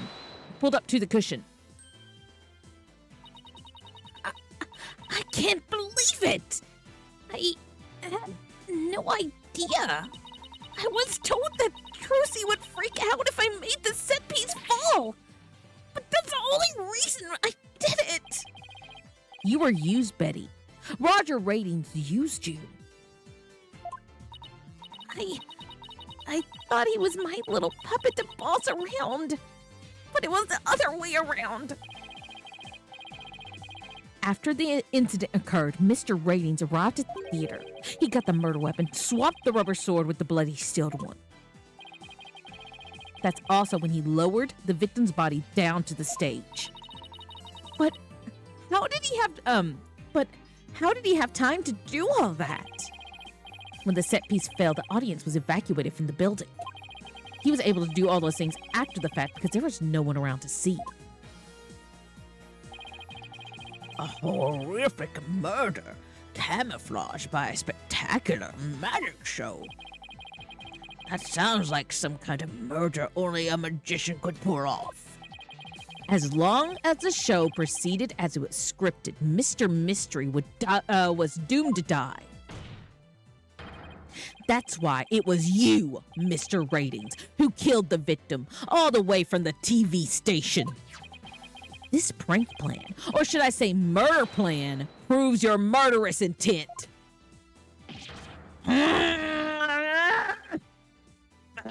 Gramarye!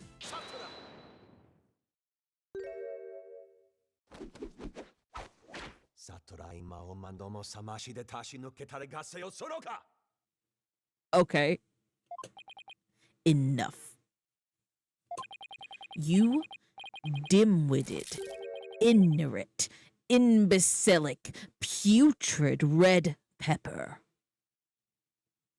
Bruh, you did not need to do that.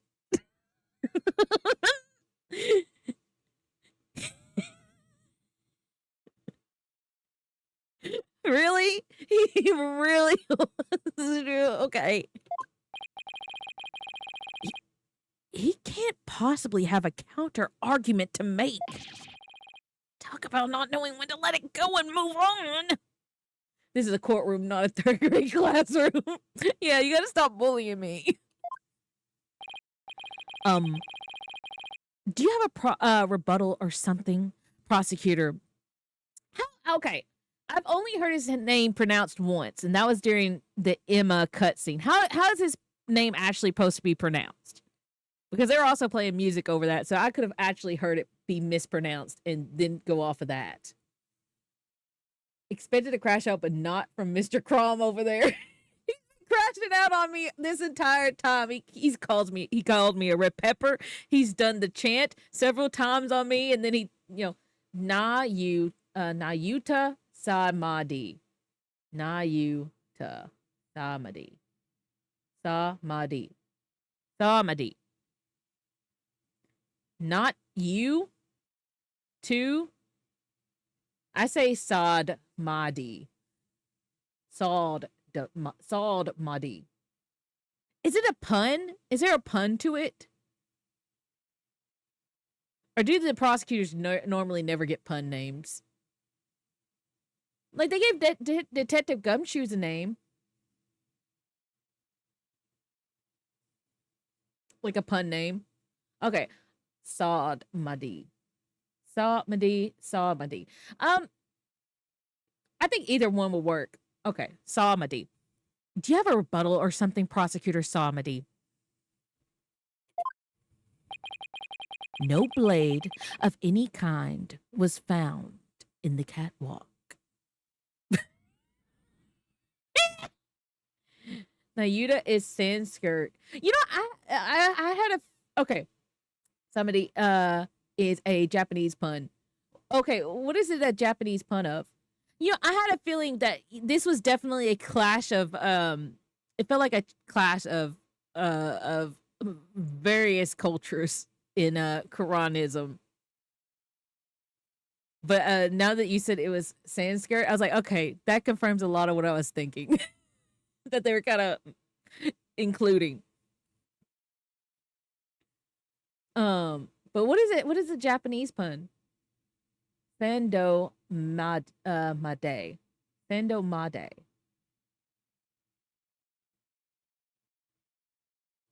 Fendo made. I don't know Japanese. I know some puns, like some basic words, but that's not coming to my mind. Fendo made. Japanese.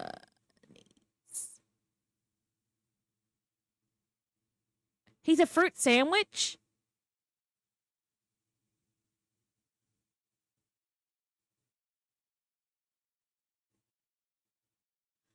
Part of the idiom that means even the Buddha can get angry if you stroke his face 3 times. Okay. Is also a meditation term. Okay. Which means you have no evidence to support your theory.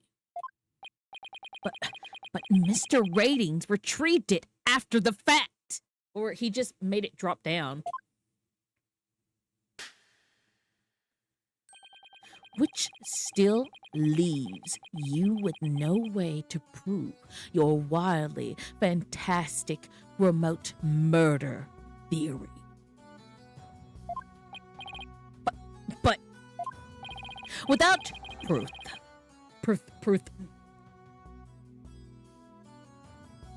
The Americans, from what I usually mispronounce it as apparently. Okay. Without proof, does it not make more sense to believe that the murder was committed there on the stage? That is where the bloodstained sword was found, after all. That is a very good point. As the only person who could have committed the crime there on that stage. Trucy Wright remains the prime suspect.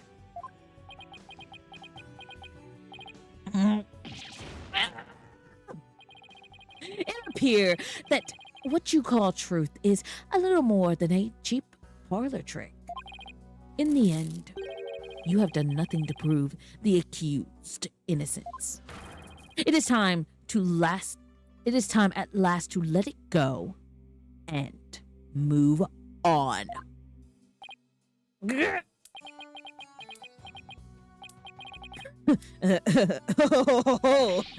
Are you seeing this magnifique gramarye? My magic is exacting punishment on your granddaughter. The gramarye name is done for. Okay, look, that kind of sounds like a confession to murder. I'm just saying, you know,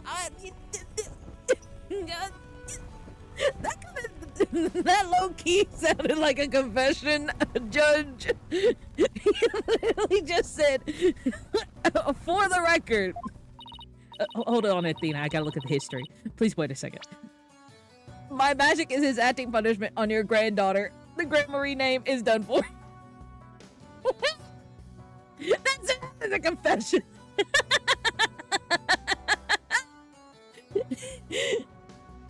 Apollo, we need to hit them with decisive evidence of the. We need a. I'm sorry. I'm still laughing about that. Apollo, we need to hit them with a decisive piece of evidence here. I know. That's just what I was thinking. Mr. Justice, do you or don't you have anything to prove that the witness committed this remote murder plan you proposed? Of course I do, Your Honor. Typical Phoenix Wright bluff, because I don't know that what you know, Apollo, because you're a character and I'm not a character, so I don't think we're on the same page. He had a good point. Where's the blade? I mean, I just say it dropped down, you know? I don't know why it would stay up there if it stabbed in some guy, but that's just me. I mean, that's the simplest answer. It just fell.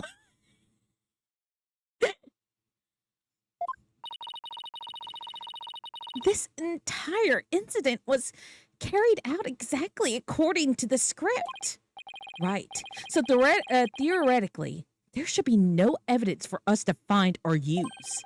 Which means our best bet is to see if something unscripted happened. There's got to be something Mr. Ratings couldn't have foreseen. And once I find it, that's how I expose his murderous trick. Get ready, Mr. Ratings, because I'm about to reveal the secret to your magic.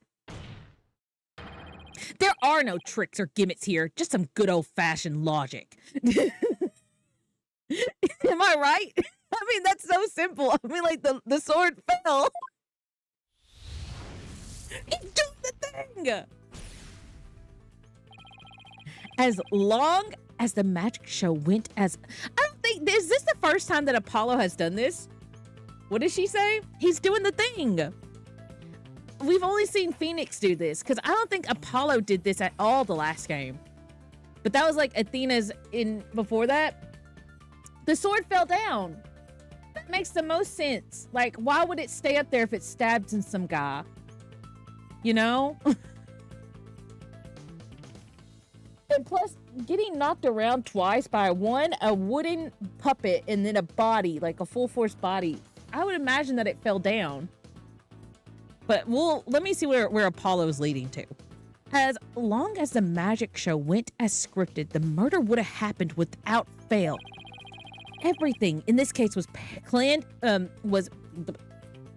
everything in this case was carefully planned so that no evidence would be left behind.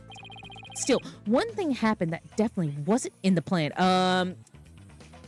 The Mr. Hat trick. What part of the magic show wasn't part of the show's original script? Bonnie's mistake. I'm gonna say real quick though. I'm glad we get to see Apollo doing this because I don't think we've seen him do it. I remember we've seen Phoenix, but I don't think we've seen Apollo do it.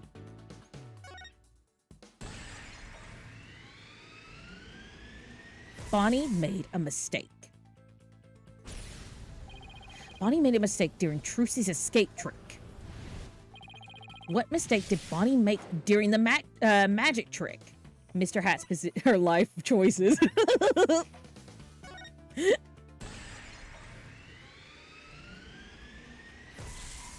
Mr. Hat was placed in the wrong because Bonnie placed Mr. Hat to the left of the coffin, to the right of the coffin instead to the left. Trucy had to reappear on the side of the coffin opposite to the one in the show script.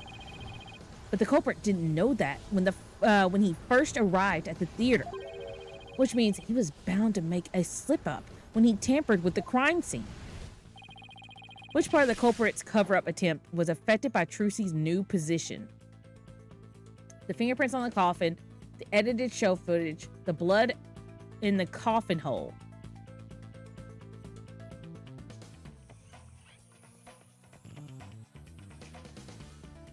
Not that. The reason why I'm hesitating on these two is because they did point out that there was weird positioning. There was weird positioning in the coffin, but that was on the inside, so I don't know if that changes things. But he also talked about the blood in the coffin hole, but I don't know if that... Neither one of these I don't really remember getting expounded upon.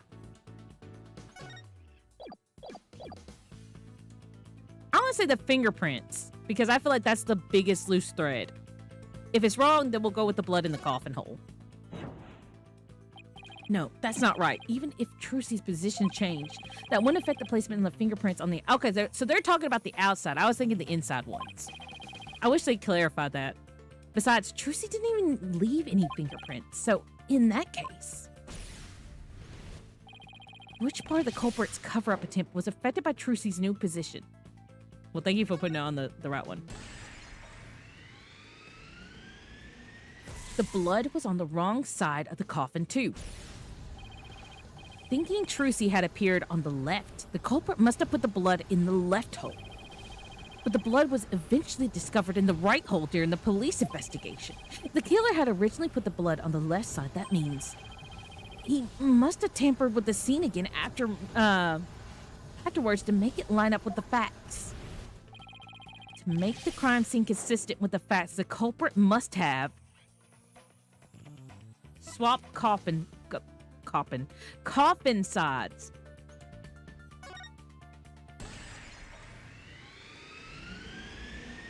Okay, so that's where my inside fingerprints came in. That's right. The right and left panel of the coffins are interchangeable. The culprit must have switched the two panels to make the blood stain fit the facts. But the switch must have also given rise to something unnatural. Oh, I remember now. There was something unnatural about the coffin, and it's just the evidence I need. So I was jumping the gun. I need.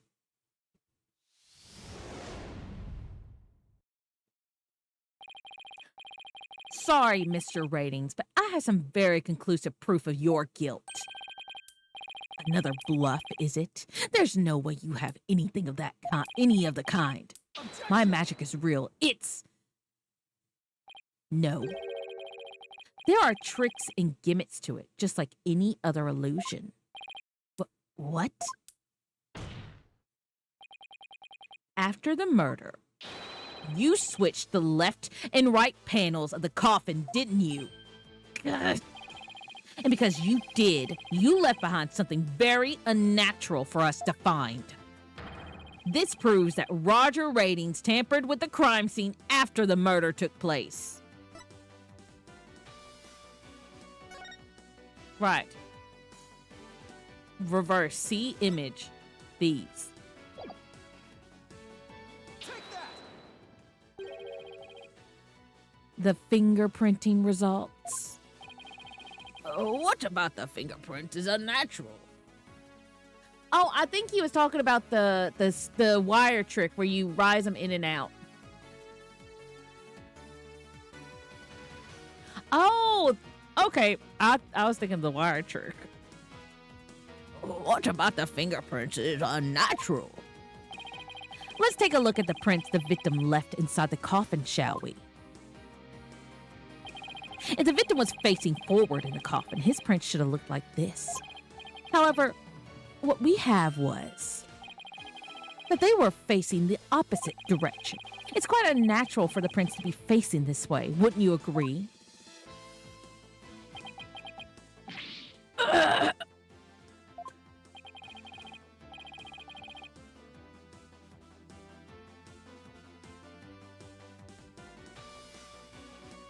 Oh, okay.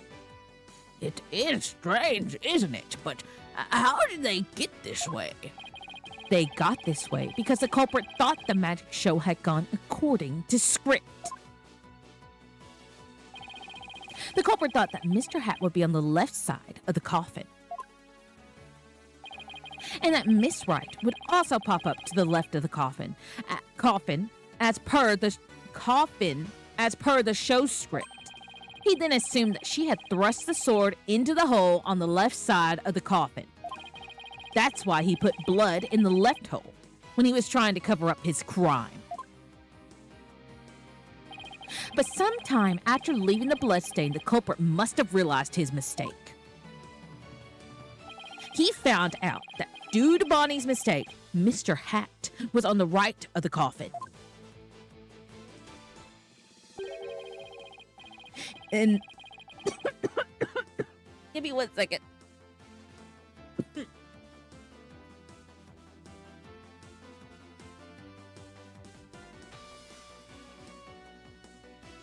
Thank you for the hydrate and the head pat, Mr. Blob.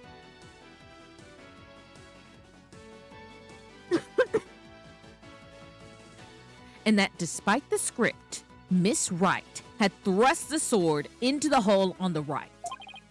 In short, the hole with the blood in it was on the opposite the one that Trucy used. To make the blood's location fit the facts, he had to tamper with the evidence yet again. So he tried to cover his tracks by switching the coffin's left and right panels. Oh, and that's how the fingerprints in the coffin ended up backwards. Because the culprit switched the two side panels around. The prints ended up facing the opposite direction. Oh, wait, that was the judge. Lynn, don't die. I'm trying not to. No, I had a weird moment like acid reflux. Like I mentioned like the other day that I woke up with acid reflux and I started choking. That's how I woke up. I was like, ugh. I was like, that was very weird. What did the judge say? Oh, and that's how the fingerprints in the coffin ended up backwards. Because the culprit switched the two side panels around. The prints ended up facing the opposite direction. But instead of going to all the trouble with the panels, why didn't the culprit just wipe the blood away and redo it on the other side? I'm afraid that wouldn't have worked, Your Honor, because of a little something called linoleum testing. No, not luminol. There we go. Ah, right. Lumino. Sorry, I was still distracted making sure my throat was okay. Ah, right. Lumino. I almost forgot. Lumino can detect trace amounts of blood, even if it's been wiped away, right? Stop. Stop. That's right. Wiping the blood away would have only served as proof of his meddling. How about it, Mr. Ratings? I did a pretty good job figuring out your trick, didn't I? Objection. You're just mad you lost. I won. You lost. You gotta go sit in the bad lawyer prosecutor chair now because the teacher said so. What's a white fruit? Lychee? Or maybe dragon fruit? He called me a red pepper. Oh, what's a cauliflower? There we go. He called me a vegetable. I call him a vegetable. Trucy Wright could have done the same thing just as easily. I think his floating scarf should droop and fall when he loses. Aww. You have no proof that it was this witness who tampered with the evidence. Objection.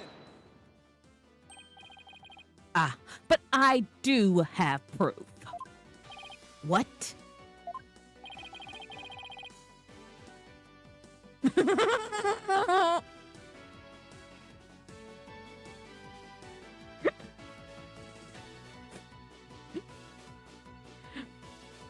I'm gonna save that for a second. I think I've seen that. I got that spoiled for me.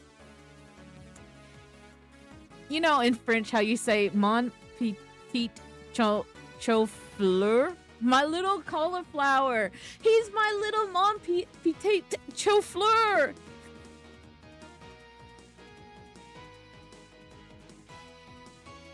Angry Nayuta reminds me of that time when I lived in the mountain and harvested a really crappy turnip. My little cauliflower. A person who was in a magic show. Oh. No, pause that. Get my mouse. Would have never made the mistake of putting the blood on the wrong side. Least of all, Miss Wright, who surely would have remembered she was on the... Come here. Give me a second. There we go. Least of all, Miss Wright, who surely would have remembered she was on the other side.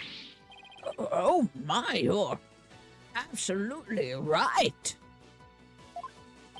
Why, you impudent. I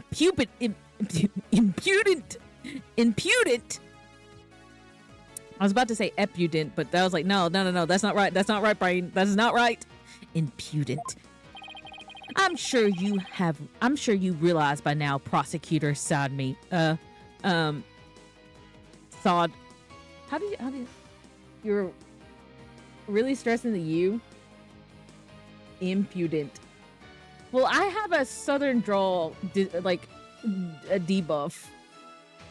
Yous are gonna kind of get... Like, when I say southern, I'm like, it's gonna happen. I have a drawl debuff. Okay. Salmadi. I'm sure you realize now, Prosecutor Salmadi.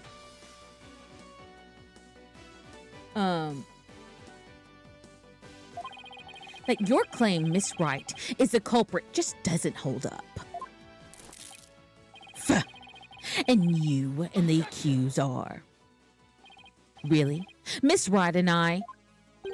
Because I think you're the one with the ticket there for trying to convict, because I think you're the one with the ticket there for trying to convict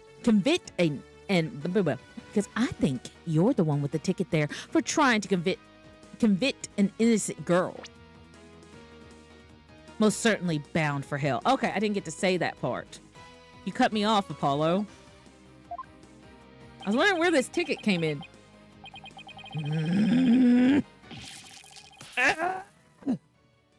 Okay, now I can allow that. Whoa! Whoa! He knocked himself out! I didn't want that! Prosecutor Samadi, are you all right?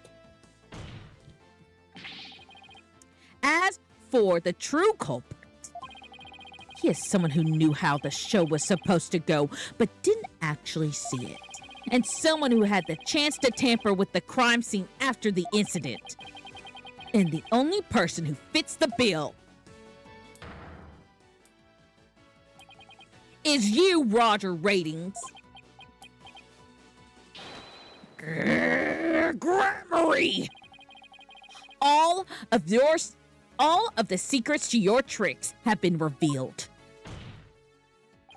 And with no tricks left, I'm afraid your show has been canceled. Permanently.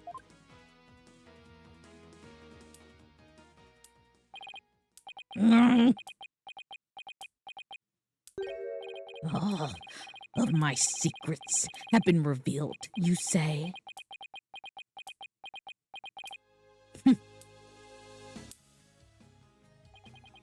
Don't make me laugh, boy. Mine is true, real magic. There is no secrets. Behold, ladies and gentlemen, the true power of the great Mr. Rias. Witness a magic far greater than the true Gramarye. Burn! Crumble! Fall to my furious flames. The great Mr. Rias will bring an end to you all. And now for the final heir of the Gramarye name right here, right now, you two shall burn... Huh? No, this isn't right! No, I didn't do anything wrong. No, it's not my fault. I'm not the one to blame. I'm the victim here. What? Stop. No. Yeah, Gramarye! Man. He had so much aura right there, and then he lost it all.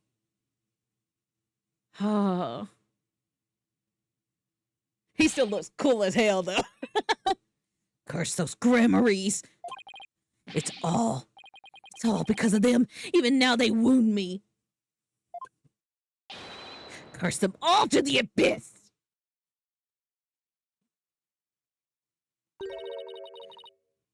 Do you really hate us that much? Does your hatred run that deep? Deep enough to kill an innocent man? You're damn right. You have no idea the humiliations I had to suffer. Your grandfather, Manfred Gramarye, kicked me out after I got hurt practicing my magic. He said I was too unskilled, that I would mess up on stage. He threw me out of the troupe just because he was worried about his own reputation.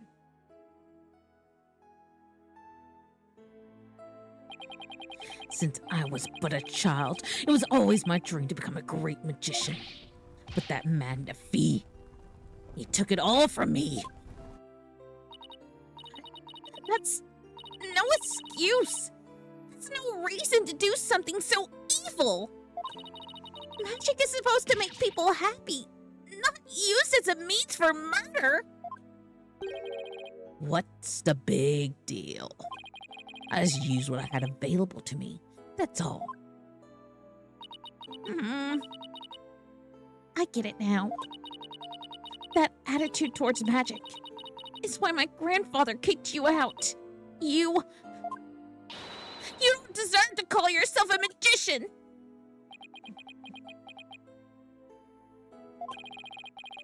Don't deserve? I don't know about that. After all, you were completely taken in by my magic, were you not? If not for that lawyer over there, you would have been on your way to prison as we speak.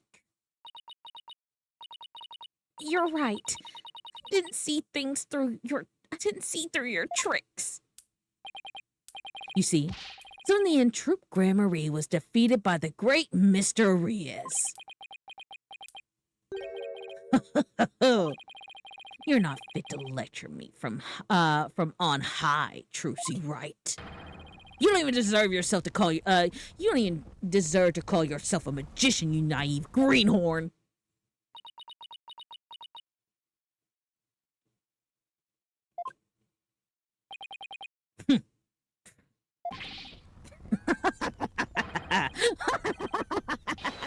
Take that, Gramarye. You lose. If anyone needs to learn to let it go and move on, it's this guy. This court, my prison, can both burn in the flames of my creation.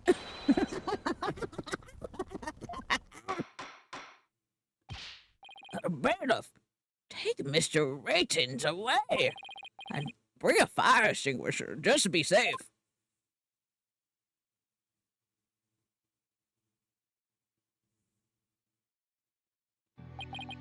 It looks like we've reached the end.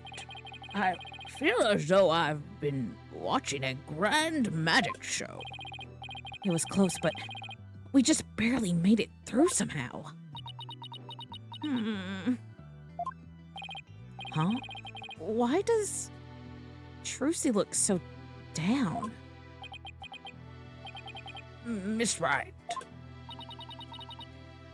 Yes, Your Honor. I'm about to announce my verdict. Could I see that wonderful smile of yours, that smile of a true entertainer, as I do? Aw. Yes, Your Honor. Oh, that's so sweet. Now then, this court finds the defendant Trucy Wright not guilty. Okay. I saw something about Apollo's bloodline. Y'all, I still don't know who his dad is, so if y'all are spoiling that in chat, I'm gonna be a little mad.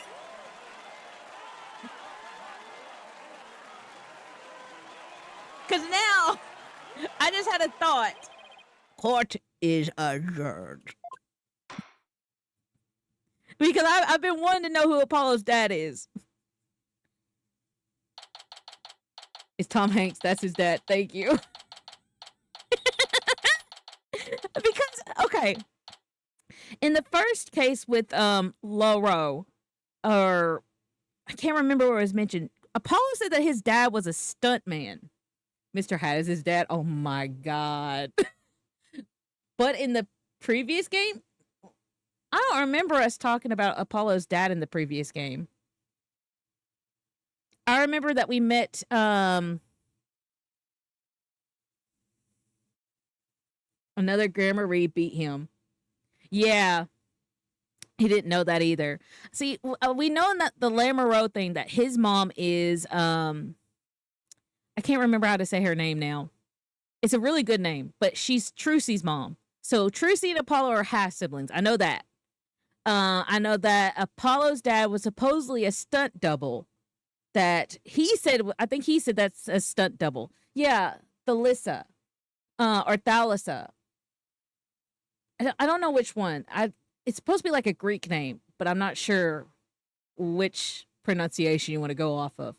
But in the Moon case, we met his friend, but he never talked about his dad really. I think he was raised by his grandparents, Apollo. And Lamoureux, at the time, I don't think Apollo and Trucy even know that they're half siblings still right now. At least as far as I could tell from what I remember of the games. But I did have a thought. What if... oh my gosh. How could Rias be his dad? Well, his dad is Phoenix, so that is true. I feel like Phoenix adopted both siblings. And Athena. He's like that weird uncle dad. That you get adopted by. Like, he's like the uncle who steps up to become your dad. Thank you for everything, Polly. Oh, Trucy, gracias Dio. Now you can open your show tomorrow, just as planned. Yep, and it's all thanks to you two. Oh, but now that Mr. Rias is gone... It's okay. You could just use Apollo as your assistant as usual. I'll need to find somebody to replace him. I don't like the way she's looking at me. Trucy, I'm so sorry about everything. Yeah. What are you apologizing for? Roger Ratings used us. We're victims too. He even made me an accomplice to murder. But Betty, we have to take some of the blame for this too, you know. Even if we didn't know he was planning to kill Mr. Mystery, we did cooperate with him. It's all my fault, isn't it? Neither one of you is to blame. The only one in the wrong is the person who used magic to commit murder. No, literal Phoenix, not Phoenix, or even Phoenix Suns. That's a fucking team. Oh, okay. The only one in the wrong is the person who used magic to commit murder, Mr. Roger Ratings. Don't you think I know that? Say what you want, but don't think for a second that I don't still hate you. I guess she really does hate me. But Betty, why? You used to be a huge fan of Trucy's. Yeah, shut up! I've always hated her. Really? But if we hadn't seen Trucy's magic show, we never would have tried to become professional magicians ourselves, right? Speak for yourself. But Betty, you still have her... Shut up! She was acting this whole time because she secretly loves Trucy? Sundari. I turned over to the chat and I saw what you wrote now. Literally, as I said that, I read that.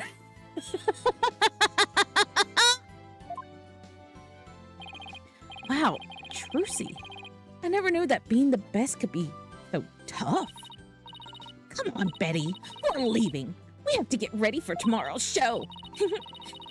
You're really excited about performing with Trucy again, aren't you? True. So zip it, dummy.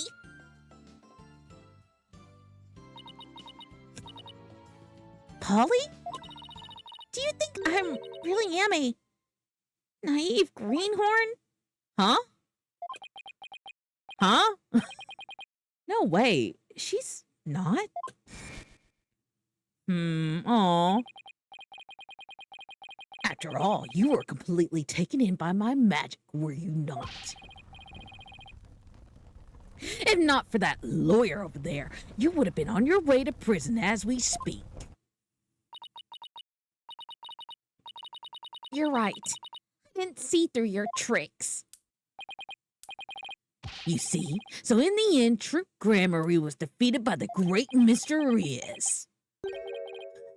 Oh, you're not fit to lecture me from on high, Trucy, right? You don't even deserve to call yourself a magician, you naive greenhorn. Trucy, don't tell me you're taking what ratings has said to heart. Well, maybe a little. I didn't see through his tricks and I let myself be taken in by his magic.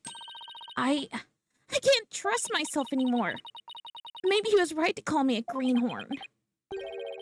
You shouldn't take stock in his words. He doesn't even know the first thing about you. Huh?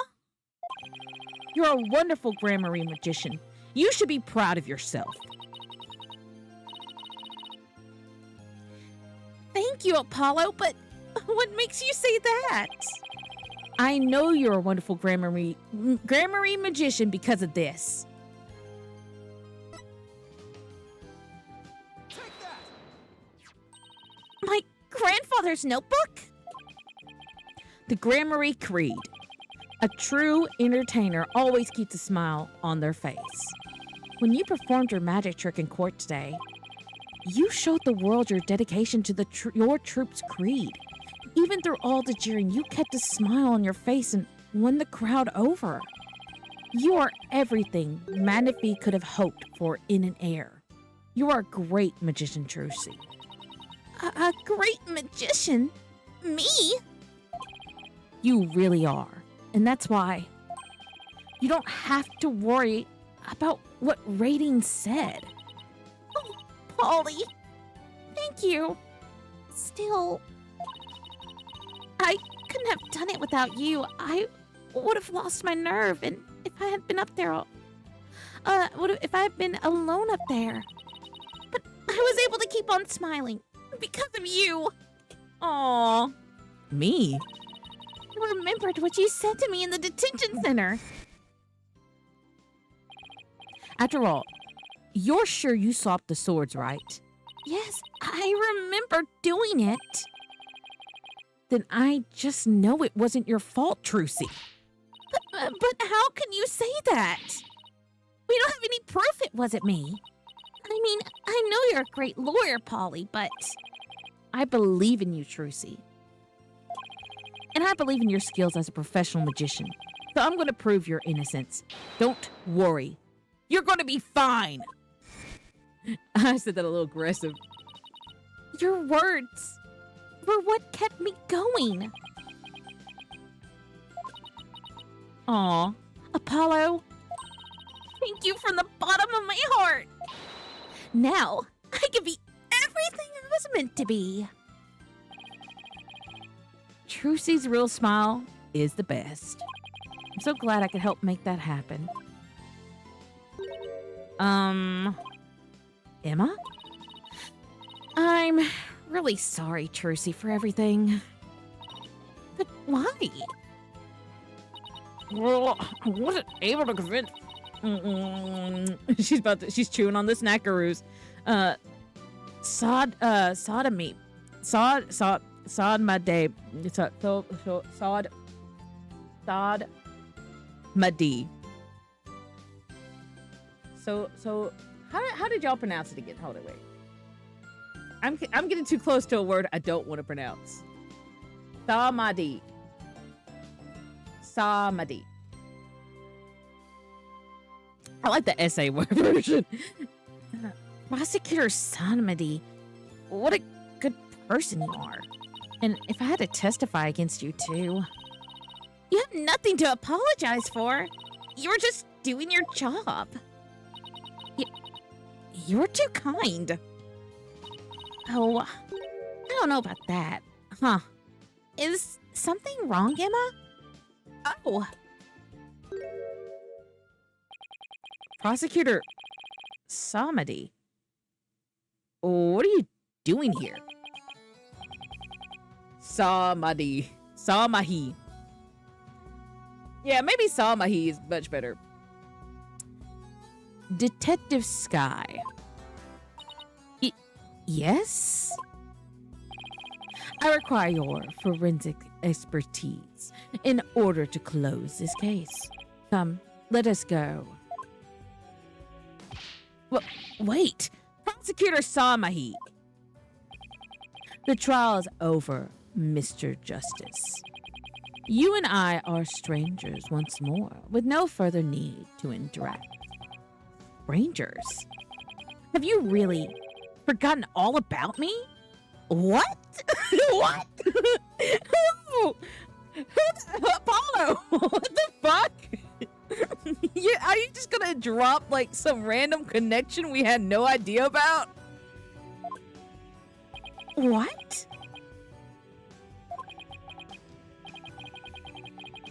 You've really changed, Nayuda. Telling me to let it go and stuff. What happened to you? Oh, lawyer of impure soul. I have nothing to say to the likes of you. Are you serious, Nayuda? Now, if you will excuse me. There he goes. What was that all about, Apollo? How do you know Prosecutor Samahit?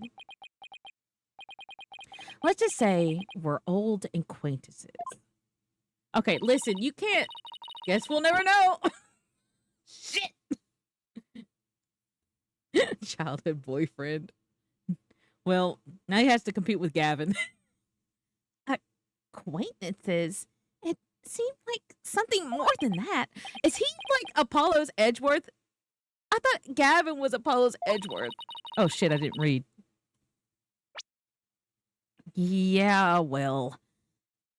You don't like to talk about your past, do you? Hey, this is Ace Attorney, and apparently the artist drew boy love, so. I mean, that's fair. Because you always change the subject.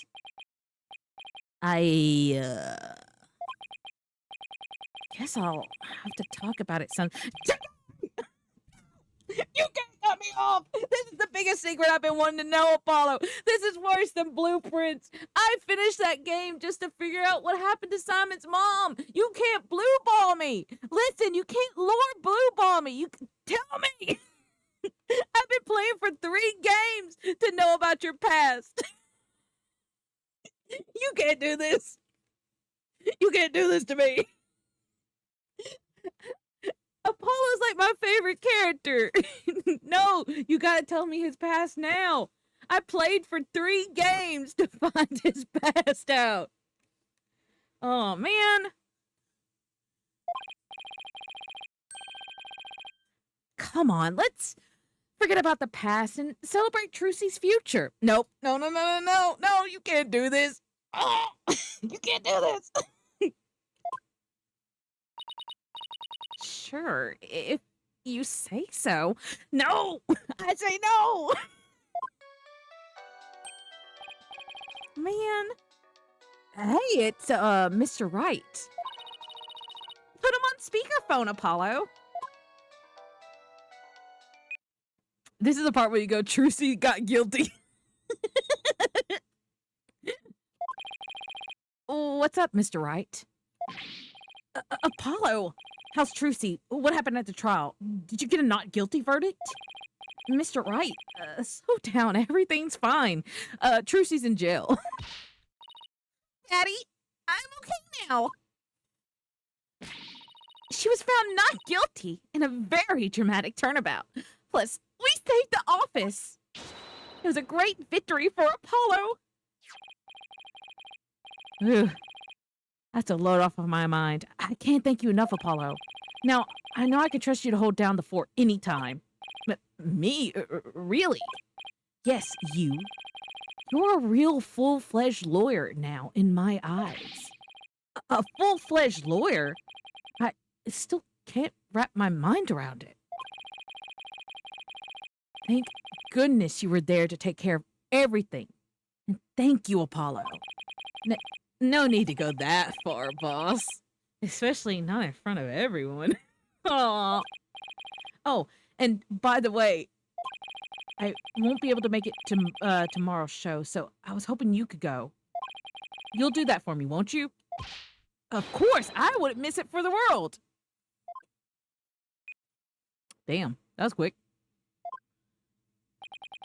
Full-fledged.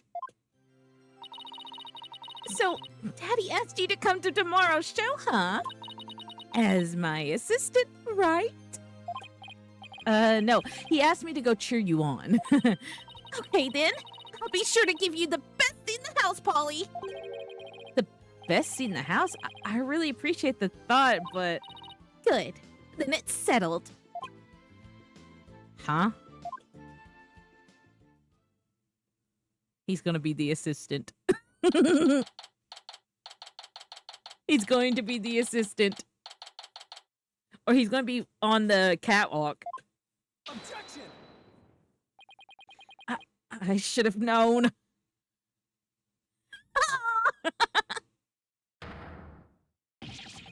That this is what she meant! Magical girl Trissy Wright will now perform her greatest illusion yet. There are no tricks or gimmicks here, ladies and gentlemen. This is real magic. Now Apollo dies. Wait a minute, you're kidding, right? There is a trick argument, right? I'm too young to die. Now then, Mr. What to do with that sword? No, wait, stop. No. And that's how Trissy Grand Marineland ending on a rousing high note. With a big round of applause and Polly's ear-splitting screams. What kind of ending is that?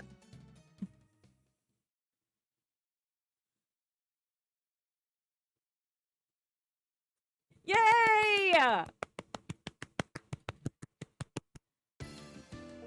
So, this is what I was hoping the second game would have been. Because I felt like the second game kind of hinted with some of Apollo, but they kind of like they did like the whole best friend thing. And I felt like, man, they really like I was like, no, I wanted to find out who Apollo's dad was ever since they lore dropped that he was like some stuntman that Thalissa knew. So I was like, you know? Yeah, yippee, clap, clap, clap. But yeah, when they said that, like, I really loved the Lamoureux case. That was such a fun case to find out about Lamoureux. The second game promised you a reveal of destiny. It features a bumbling cop instead. I don't want to talk about Bobby. That was like the biggest, like, that was my biggest betrayal ever in gaming. I did not expect that twist coming, even though Nell called it out. But I know, I believed in Bobby Fulbright up until the end, and then he turned out to be the bad guy, and then I got really heartbroken. I thought he was my friend. But, no, I'm just too good. I was talking about Gumshoe. Oh, I was talking about the second game in the Apollo Justin, the Ace Attorney trilogy. Apollo Justice trilogy version, the second one. Well, I guess technically third game, since I guess the Edgeworth investigation is kind of second. But before we continue on, Apollo Justin. I can't talk tonight. You know, during the Lamoureux case that they kind of hinted at Apollo's dad. And so when we got to the second game, I was like, okay, Apollo Justin Bieber, Apollo's Canadian lost brother. But when we got to the second game, I was like, okay, are we going to get like an Apollo case? Because we got introduced to Athena. And then the second game kind of became more of Athena's game than it did Apollo's game. And they kind of tied Apollo's I feel like Apollo's past kind of got overshadowed by Athena's role in the last case and her past.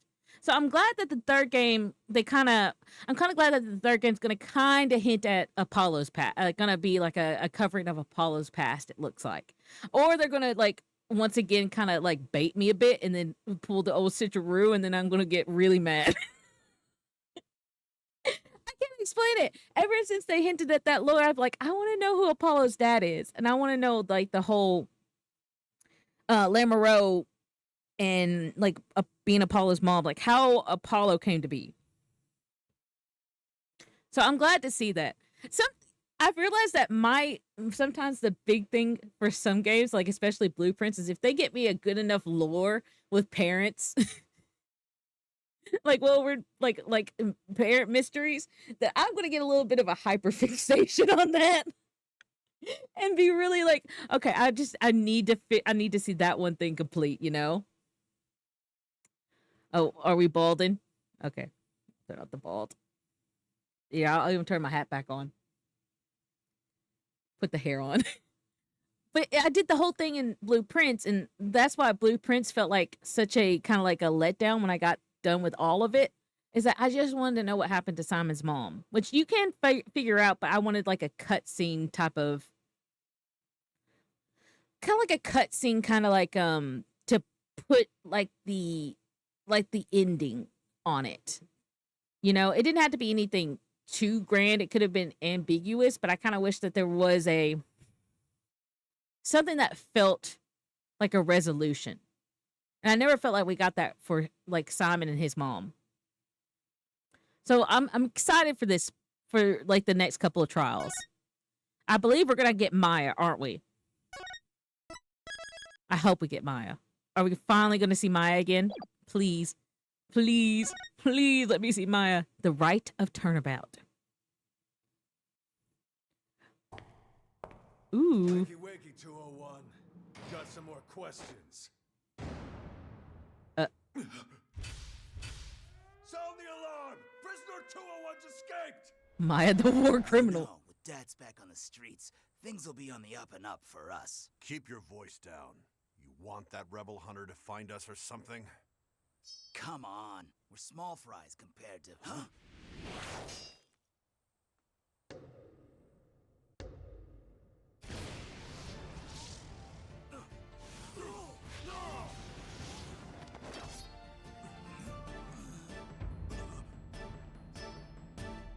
Whoa. It's Maya the war criminal. May 9th, 3:30 p.m. The Temple. I'm gonna go to bed. Good night. Good night now. I hope you have a wonderful sleep. Another fine day in the Kingdom of Orion. It's so peaceful here. Now back to Japanese Tibet. Yeah. I still can't believe it's been only 2 weeks already, but this place is really starting to grow on me. Still.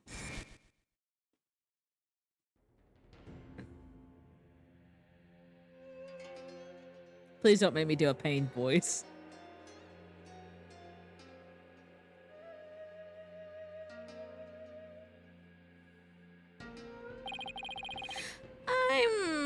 It was sure a rough start. Now to do what I came here to do. To see Maya. Her long aesthetic training is finally coming to an end, but before it does, she says something about one last rite she had to perform today. Or maybe Japanese India. Yeah, see, I feel like they kind of did a mix of China, Tibet, and India. Because I like the Sanskrit when you said that, I was like, okay, yeah, I'm starting to like, you know, it's a pretty, and I do see that also Japan too. I feel like all four of those, like they kind of put together here, and I'm not sure why.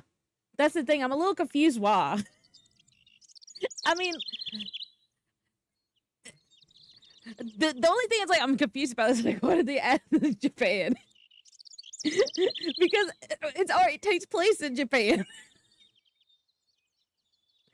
Well, America, but let's be honest, it's Japan. The localization tries to say it's America, but we know the truth.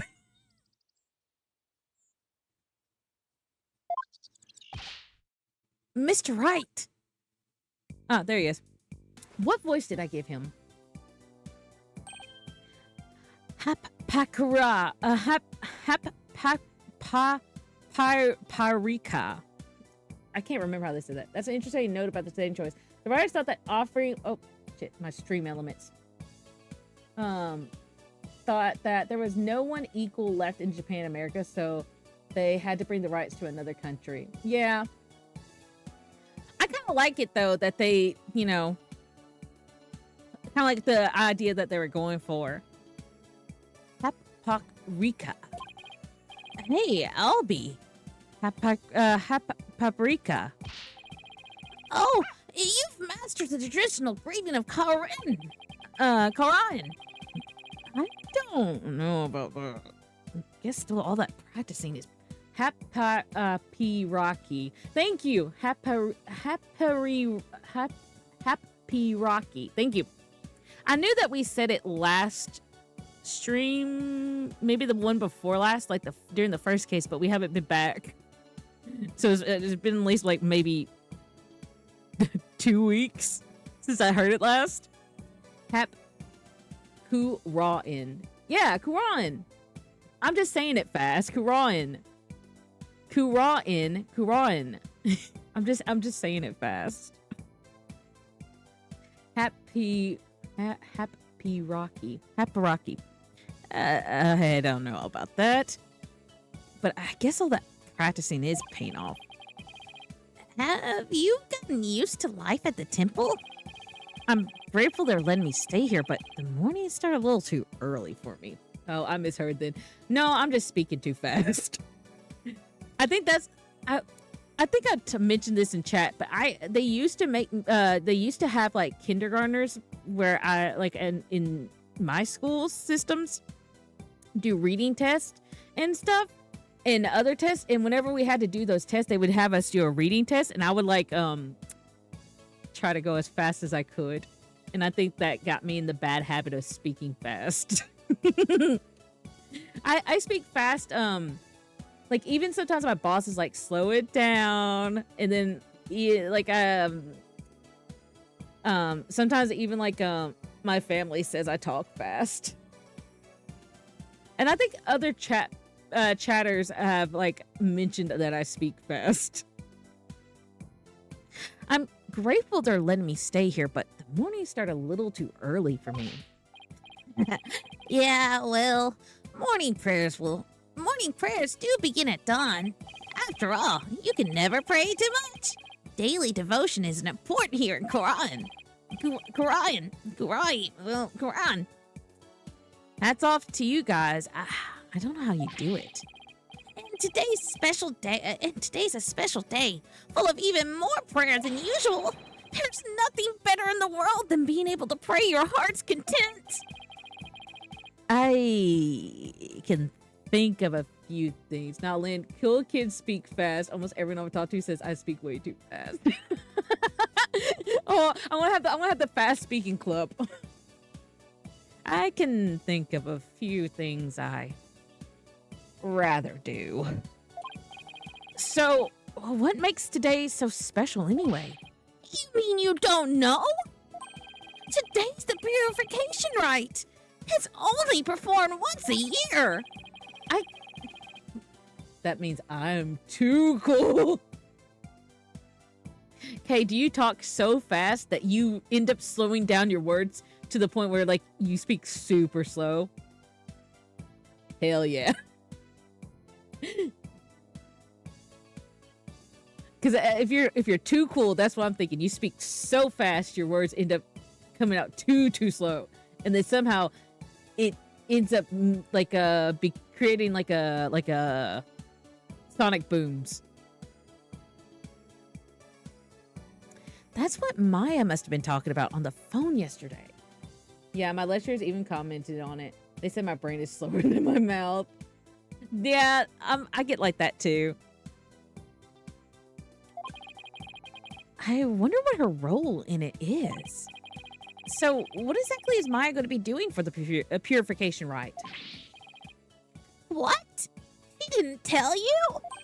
She's playing the role of Lady Kira. It's only the most important part of the entire rite. It's unprecedented to have a foreigner play such a key role. Wow, that's really something. It really is. Helping out such an amazing person. It's been the greatest honor of this humble tour guide's life. So, who is this Lady Kira you mentioned? Allow me to explain. Oh, once upon a time, hundreds upon hundreds of years ago, there lived a female warrior who fought. Let me stop you there, right there. Is something wrong? No, it's just, I get the feeling I'm in for a really long story. Yeah, I say it normally takes around 2 hours to tell. You sound dangerously close to a 2000 Pokemon or It's me, Ketchum. Pikachu! Pikachu! Pikachu! My name's Ash Ketchum. I'm from Violet Town. No, now I lost it. Yeah, I say it normally takes around 2 hours to tell. Ooh, dodged a bullet there. Oh, right! You're supposed to finally see Miss Maya today.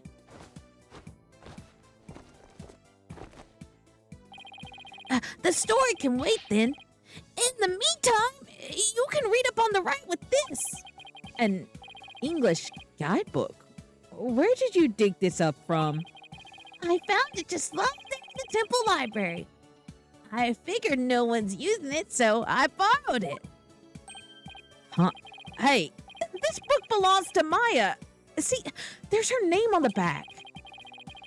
Guess there's no harm in keeping this for a while then. Okay. Miss Maya should already be at the site where the rites to take place. 1 second, Albie. 1 second. Okay, oh shit. What the fuck? Okay, staging area, High Priestess, full moon. The ceremony ends with the rite of fire in which the priestess circles the sacred flame to purify her soul. As Lady Kirahi and Lady Kira and the high priest purifies both Lady Kira and her dagger. Okay. High priestess. Okay. The purification rite is a 3-part ceremony held when the moon is directly above the summit of Mount Pony Pony. It begins with, or is it Pony Pony? I like Pony Pony. It begins with the transformation rite. The high priestess reads scripture while a priestess dons the robes of Lady Kira, which has been purified with incense. Next is the rite of water, in which the priestess enters the spring dressed as Lady Kira, and the high priest purifies both Lady Kira and her dagger. Ceremony ends with the rite of fire, in which the priestess circles the sacred flame to purify her soul. The two then devote themselves to prayer until the rite comes to a close 2 days later at noontime. So basically, the whole thing's a fancy way for Lady Kira to take a bath once a year. Must be nice to be her, haha. Maya, what is that note? Let's go to the path of devotion. I wonder if Maya's matured any since I last saw her. Nope, she's still a war criminal.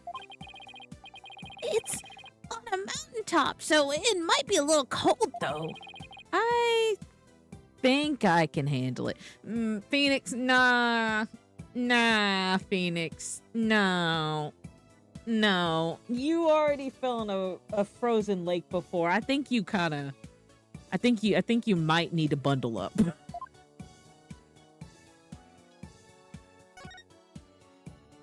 Any ideas? There's been a lot more tourists this year than last. Then your tour guide business must be booming. His old man legs is about to give up. But I have more important things to do right now. Namely, helping you, Mr. Right. I think I'll tip him a little extra for his help later. Oh, Phoenix is so sweet. Let's head over to where the purification rite will be held. What sort of rite is it? We wind up missing a whole day of the ride if I were to explain it. In that case, I think I'll just go see it for myself. I forgot. What is his little dog called? I don't think we got to examine. I should offer a prayer now and then since they're letting me stay here. Let's see. May there be a slightly softer futon tonight. And may tomorrow's breakfast be a little bigger. Should do. Thank you. What should I do? Should do. Wow. Wow. I'm impressed by your prayerful heart. Prayerful heart. Prayer is at the heart of Quranism, after all. May the Holy Mother's blessings be upon you. Oh, thanks. May tomorrow's tomatoes be a bit more cheaper.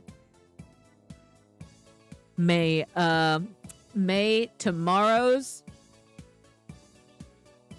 weather be just a little nicer. Now I kind of feel bad.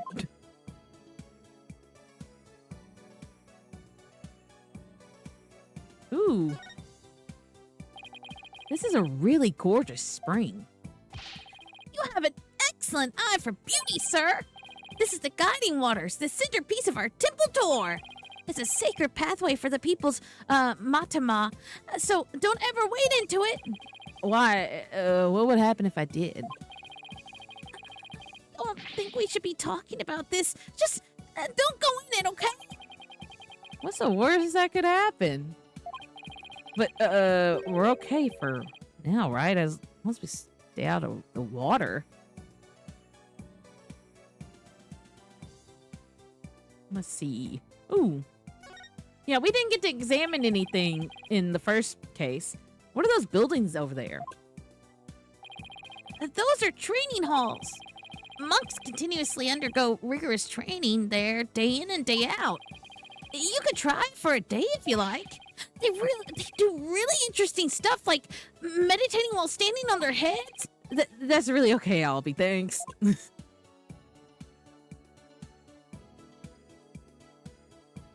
Okay, I don't think there's any more we can look at.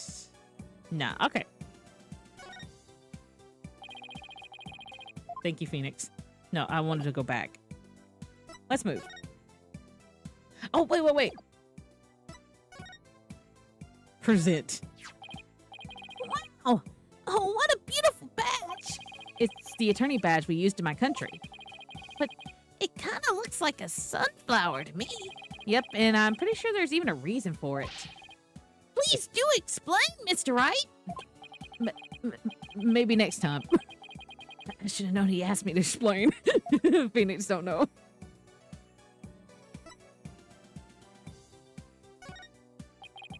Is this some sort of new tour souvenir? Sorry, but no. Oh. Sorry to be such a disappointment. Damn, Phoenix. He went from being, like, funny to, like, just give him the book, Phoenix. He'll give it back, trust me. Ooh.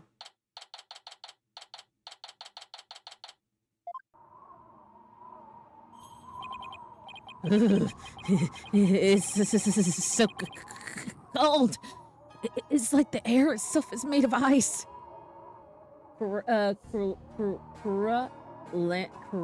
Chrysanthemum flower. But look at all these people. Oh, well, this is the day we come to offer prayers to Lady Kara, the protector of our land. It's amazing to see how devout everyone is. Devoted? Right. But couldn't they just easily do all this praying someplace warmer? This, too, is a part of our religious training. It helps us build strength of spirit and willpower. Further up the end of those stairs is the inner sanctum. Ooh. I like this perspective. Oh, wait. The one who wears chrysanthemums are cops. Lawyers wear sunflowers. Oh, is this something in Japan, I'm guessing? I see. Everyone I've met so far seems deeply religious. Of course we are. After all, Quran is known as the also known as the land of prayer. It said that we Quranis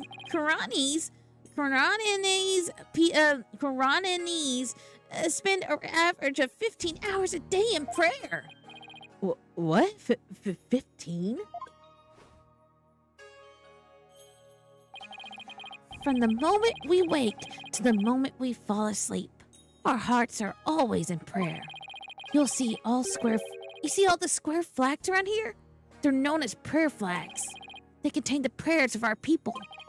Oh, he's talking about these colorful strips of cloth. There's something written on each one.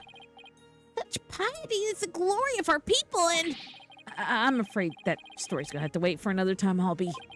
Maybe Maya should be here any minute now. oh, yeah, you're right. I can't wait to see Miss Maya again. Pardon me, oh noble traveler. I don't know who this is. Maya? Maya! How do you fare, Mr. Wright? It's been many a day.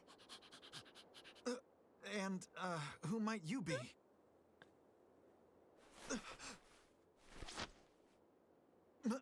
Maya?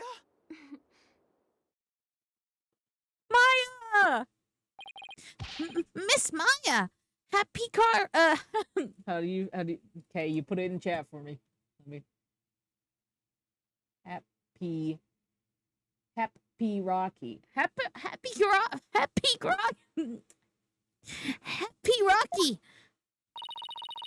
Happy Rocky, Albie.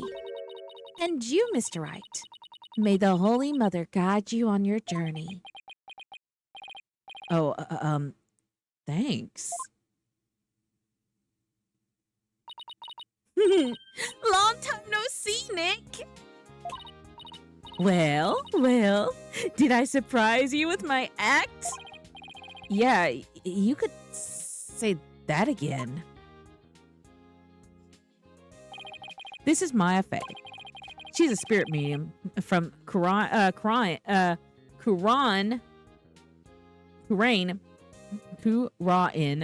Hold it, what the fuck?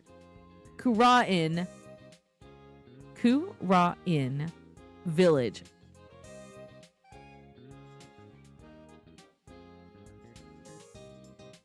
Qura'in. What the what? Wait. Was Quran village founded from people from Qura'in? And that's why it's called Quran village? Is there a reason why they named Quran so close to Quran village?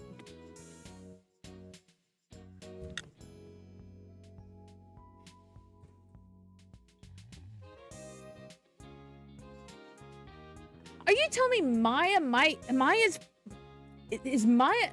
Well, that, and I have no idea. I forgot. LMAO. She was also my assistant for quite some time, but that was many years ago. Her ability to channel spirits saved me more times than I can count. I sure miss those days. It was a ton of fun being the real boss of Wright. It was a ton of fun being the real boss of Wright & Co. law offices. Now she's here, trained to be the leader of Quran Village and the master of her craft. Apparently to become the master of the Quran challenging technique. You had to train here in Quran since that's where the technique... Okay, yeah, where the technique originated. Didn't I just sound like a pious nun when you saw me just now? Too bad. That's all I learned from. Too bad. That's all I learned from all the training I did.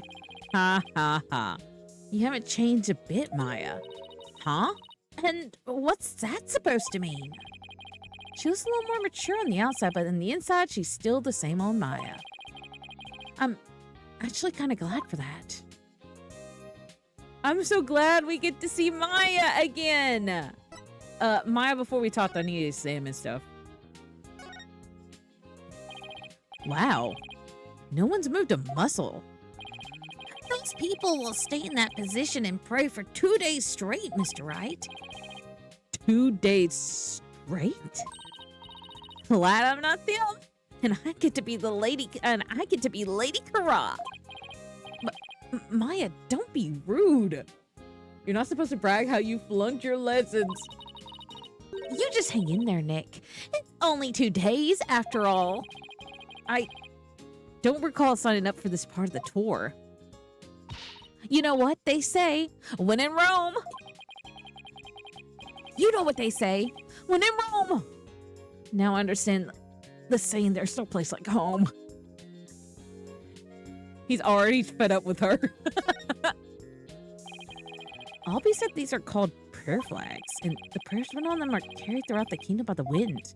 Now, if I were to pray for something, it would be for me not to get dragged into any more trouble than I already have been. Ooh. You jinxed yourself. You have jinxed yourself. It is 12:38. Okay. What a magnificent gate. You can tell it leads to someplace sacred like the inner sanctum. Sadly, only holy people are allowed through there. And here I am, hoping to show you just how amazing I've become during the ride today. All of that spirit power I built up during the training is going to rush out like a raging river. Yeah, just try not to do it overdo it, okay?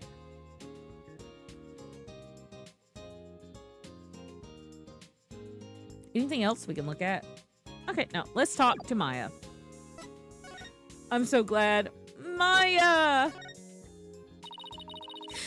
heard what happened, Nick. You ended up in court almost as soon as you got off the plane, huh? Yeah, well, it's kind of a long story. I was the accused.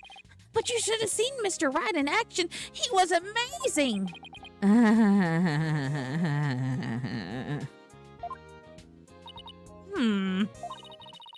Bet it was another one of your famous seat of your pants come from behind wins, huh?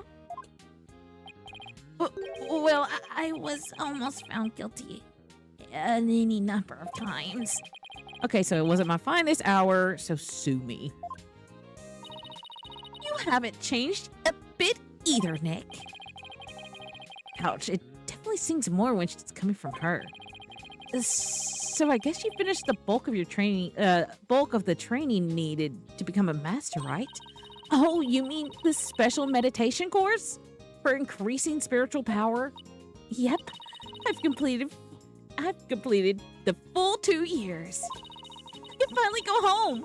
And once I can finally go home once I perform the purification rite today. Actually, I was wondering why they're having a foreigner conduct one of their sacred rites. Well, the high priest's wife usually conducts it each year. But with her baby on the way, it's just more than she can handle. So the high priest practically begged me to stand in for her this year. Well, you may not know all of their customs, but with your training, I'm sure you'll do great. You bet. Just watch, Nick. I'm going to be the best Lady Kara and Guardian Deity ever. I better throw in a few prayers for things not to end up in a flaming disaster then.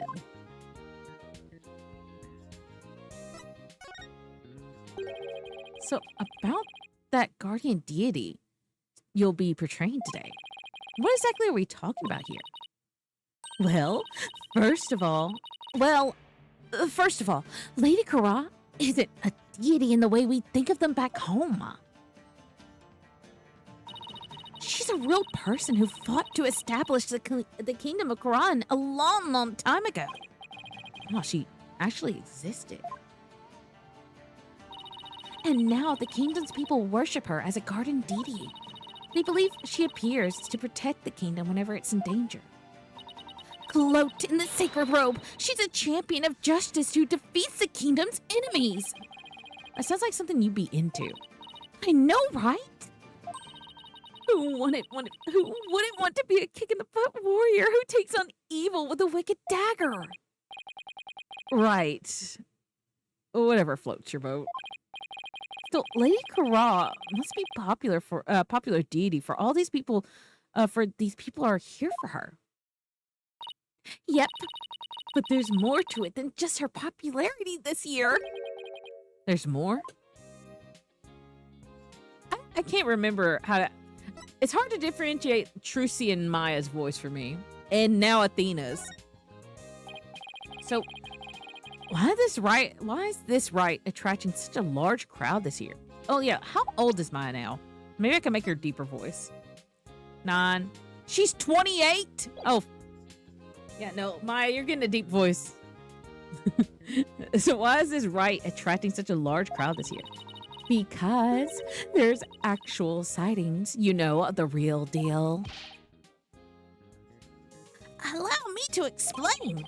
A mysterious figure clad in Lady Karan's. She's now older than Mia, yeah. Karan's robes appeared, just like in the legends.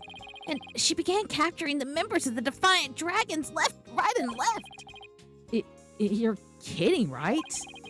They say it's only a matter of time till she gets her leader, the revolutionary Dirt, too. So, Lady Kara's a rebel hunter now, huh? It's a bit hard to swallow, though. I mean, even if they're trying to disrupt the peace, I doubt the actions of a band of rebels can bring a legendary figure back to life. I didn't believe it at first, either. But there's a real picture of her on the front page of today's newspaper. The sightings of her go back about 2 years. But this is the first actual picture of her ever to be taken. I can't believe someone was able to actually capture her on film. But couldn't this just be some Lady Kara fan? You know, like you, Maya. You mean like a cosplayer? Those rebels are no joke, Nick. They're trained in hand-to-hand combat and stuff. You think some regular cosplayer take on people dressed like that in the costume alone? That's why she has to be the real deal. It gives me chills just thinking about it. I bet Lady Kara's spirit possessed the sacred robe or something.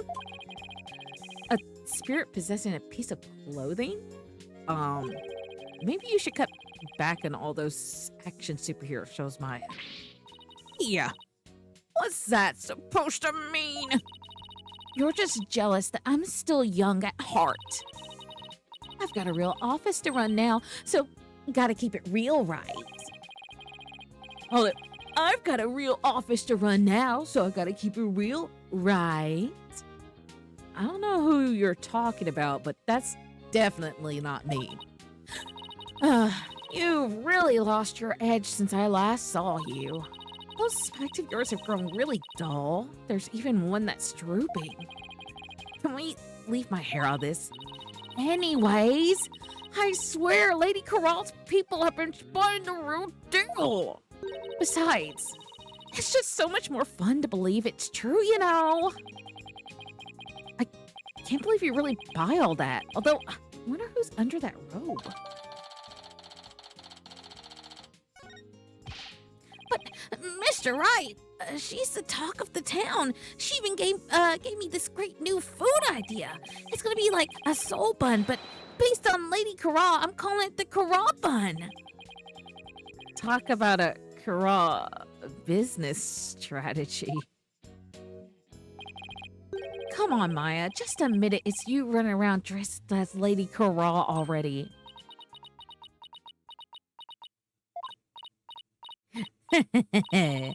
I guess the jig is up. What? Is it true, Miss Maya? Indeed.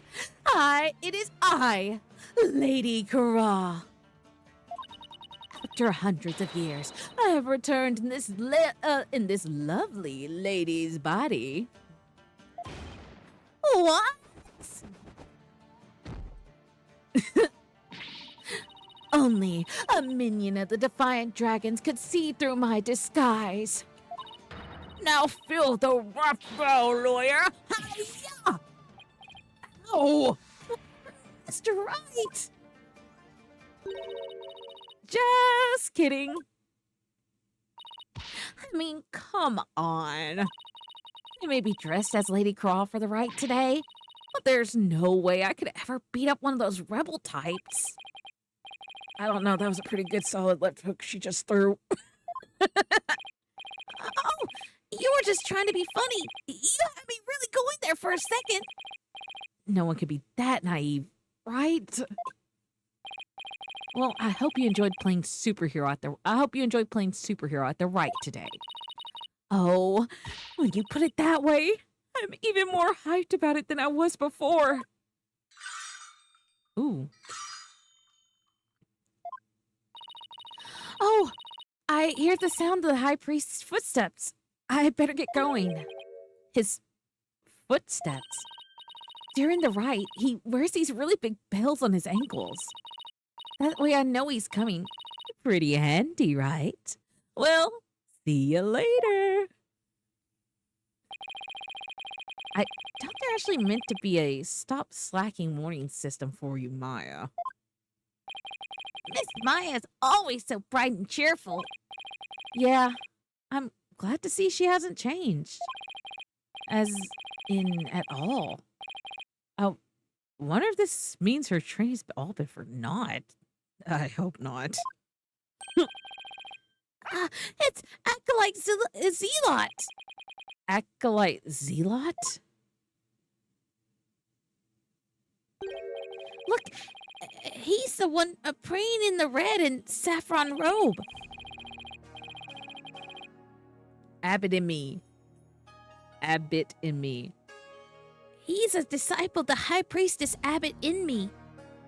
And he lives and trains at his house. See how he prays in the cold without moving a muscle? Yeah, I could never do that. Me! The purification rite is about to begin!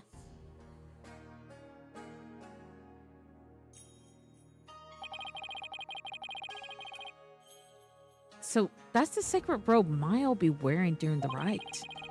It looks almost exactly like what that figure in the newspaper photo was wearing. Whoever it is must have worked really hard to copy it. Please, sir, it's not a good idea to stare like that. You could be struck blind. Just give me a few more seconds. I mean, this isn't something you see every day. Oh, those bells on the High Priest's ankle. They're a lot bigger than I thought they'd be. Mr. Wright, it's time to enter the pose, just like everybody else. Those who don't will suffer the wrath of the Holy Mother. Okay, let's see. First, I kneel down and cross my ankles. Then I bow forward. Ouch! Great, now all I can see is the ground, and my back is killing me. You really should have trained for this, sir. Wait a second. How long are we supposed to stay like this, Albie? The rite requires that we stay like this until the day after tomorrow. That's 2 whole days. Oh, I don't feel so. Mr. Wright, are you okay, sir? Somebody help! Phoenix is just like in a pretzel shape.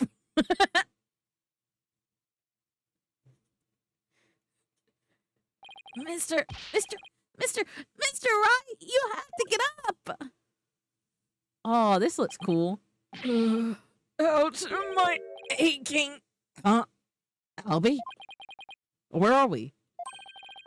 The High Priestess's house at the foot of the Plaza Devotion. I guess I passed out from the back pain. They must have carried me all the way here. Something's terrible happened. It's Miss Maya. Just follow me to the Plaza of Devotion. Something must have happened while I was passed out. Miss Maya, she's been arrested. What?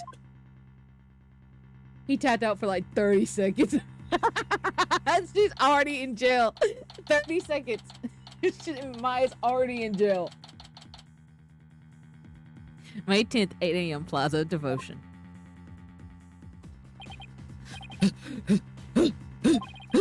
Where's Maya? Just take it easy, all right? But I'm telling you, I haven't done anything wrong. You can talk all you want back at the station. Let me go. Maya! Nick, I didn't kill him. I swear I didn't. Quiet, you. Come along peacefully or suffer the consequences. Wait a second. What on earth is going on? I don't know who you are, but if you don't get out of my way. Hey, back off, officer. Emma? Emma Sky? What is she doing in Quran? I'm so sorry, Mr. Wright, but we're placing Maya under arrest. All right, take her down to the station, but with respect. Got it? Yes, ma'am. Nick!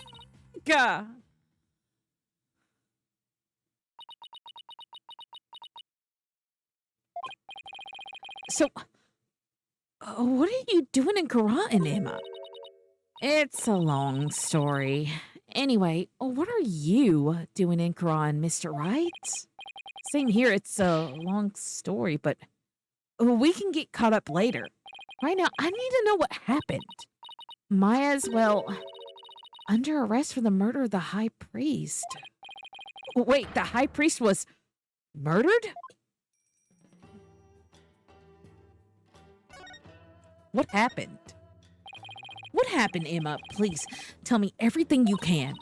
Well, basically, there was a murder during the rite, and as it was being performed last night, the victim to rust in me, the high priest who was presiding over the rite. Wait, hold on. Last night? You mean to tell me the entire day passed since the purification rite? That's right, sir. You passed out for a whole day from your back pain. Never knew my back's like a ticking time bomb. I better take care of it. You've been carrying the right agency for too long on your back, Phoenix. The murder took place at the inner sanctum where the rite was being held. The inner sanctum?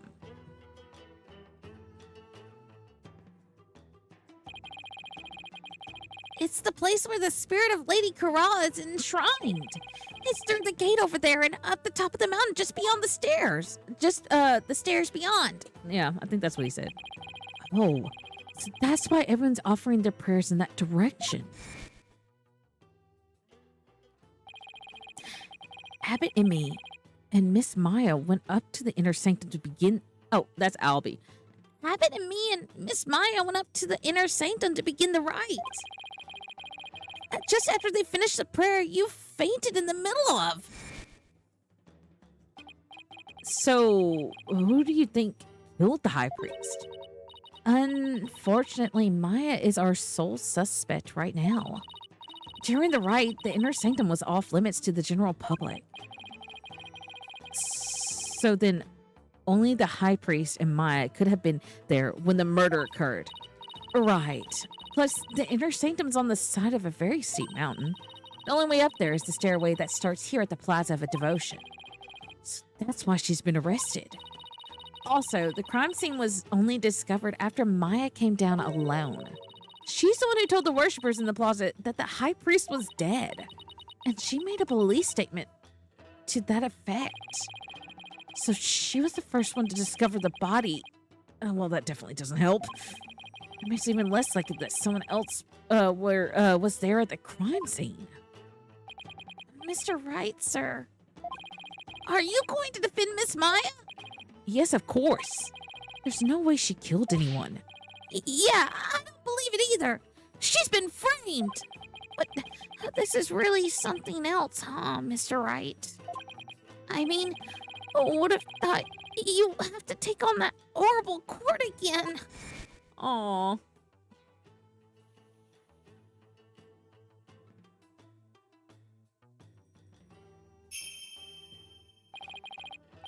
tell me about it. And I thought I had to go through another trial where the divination seance determines all, and defense lawyers are unwelcomed. Emma! So, what brings you here, Emma? Back in the U.S., I was working a case with an international prosecutor from Quran. He told me this is where I could see the latest techniques in international forensic science. I can't believe I fell for it. I mean, just look at this place. It's like we've gone back in time. Yeah, I can't say I've been impressed with the police work I've seen so far. Still, he said he'd take on cases. He said he takes on cases from around the world. So maybe next time he'll have one in the major city somewhere. Sounds like this prosecutor has taken a liking to you, Emma. After all, it's not every day a prosecutor takes a detective with them overseas. I wonder. He's calm and kind and almost always has a smile on his face. But it's hard to tell what he's really thinking. This international prosecutor, is he the one who handled Trucy's case? Yes, he is. I'll take it that he'll be the prosecutor on this one, too. Yes, Prosecutor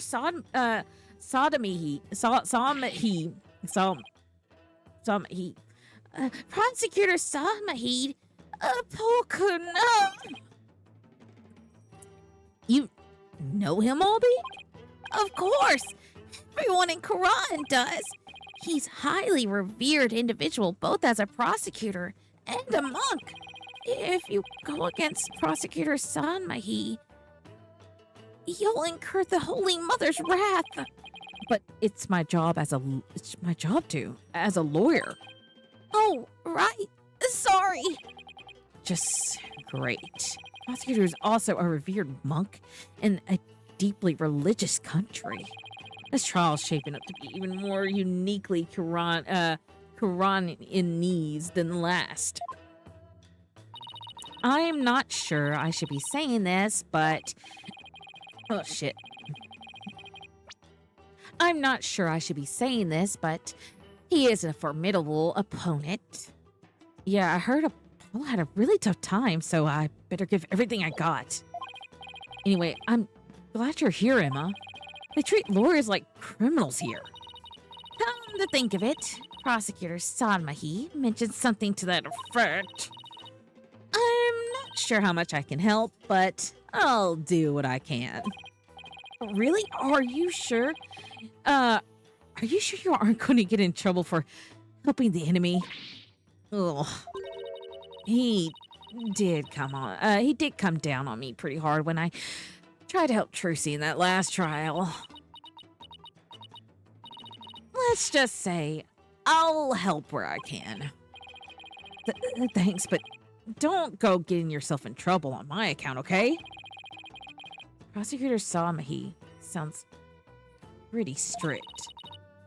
So, first things first, let's start with this. Hot off the press, it's a high priest autopsy report.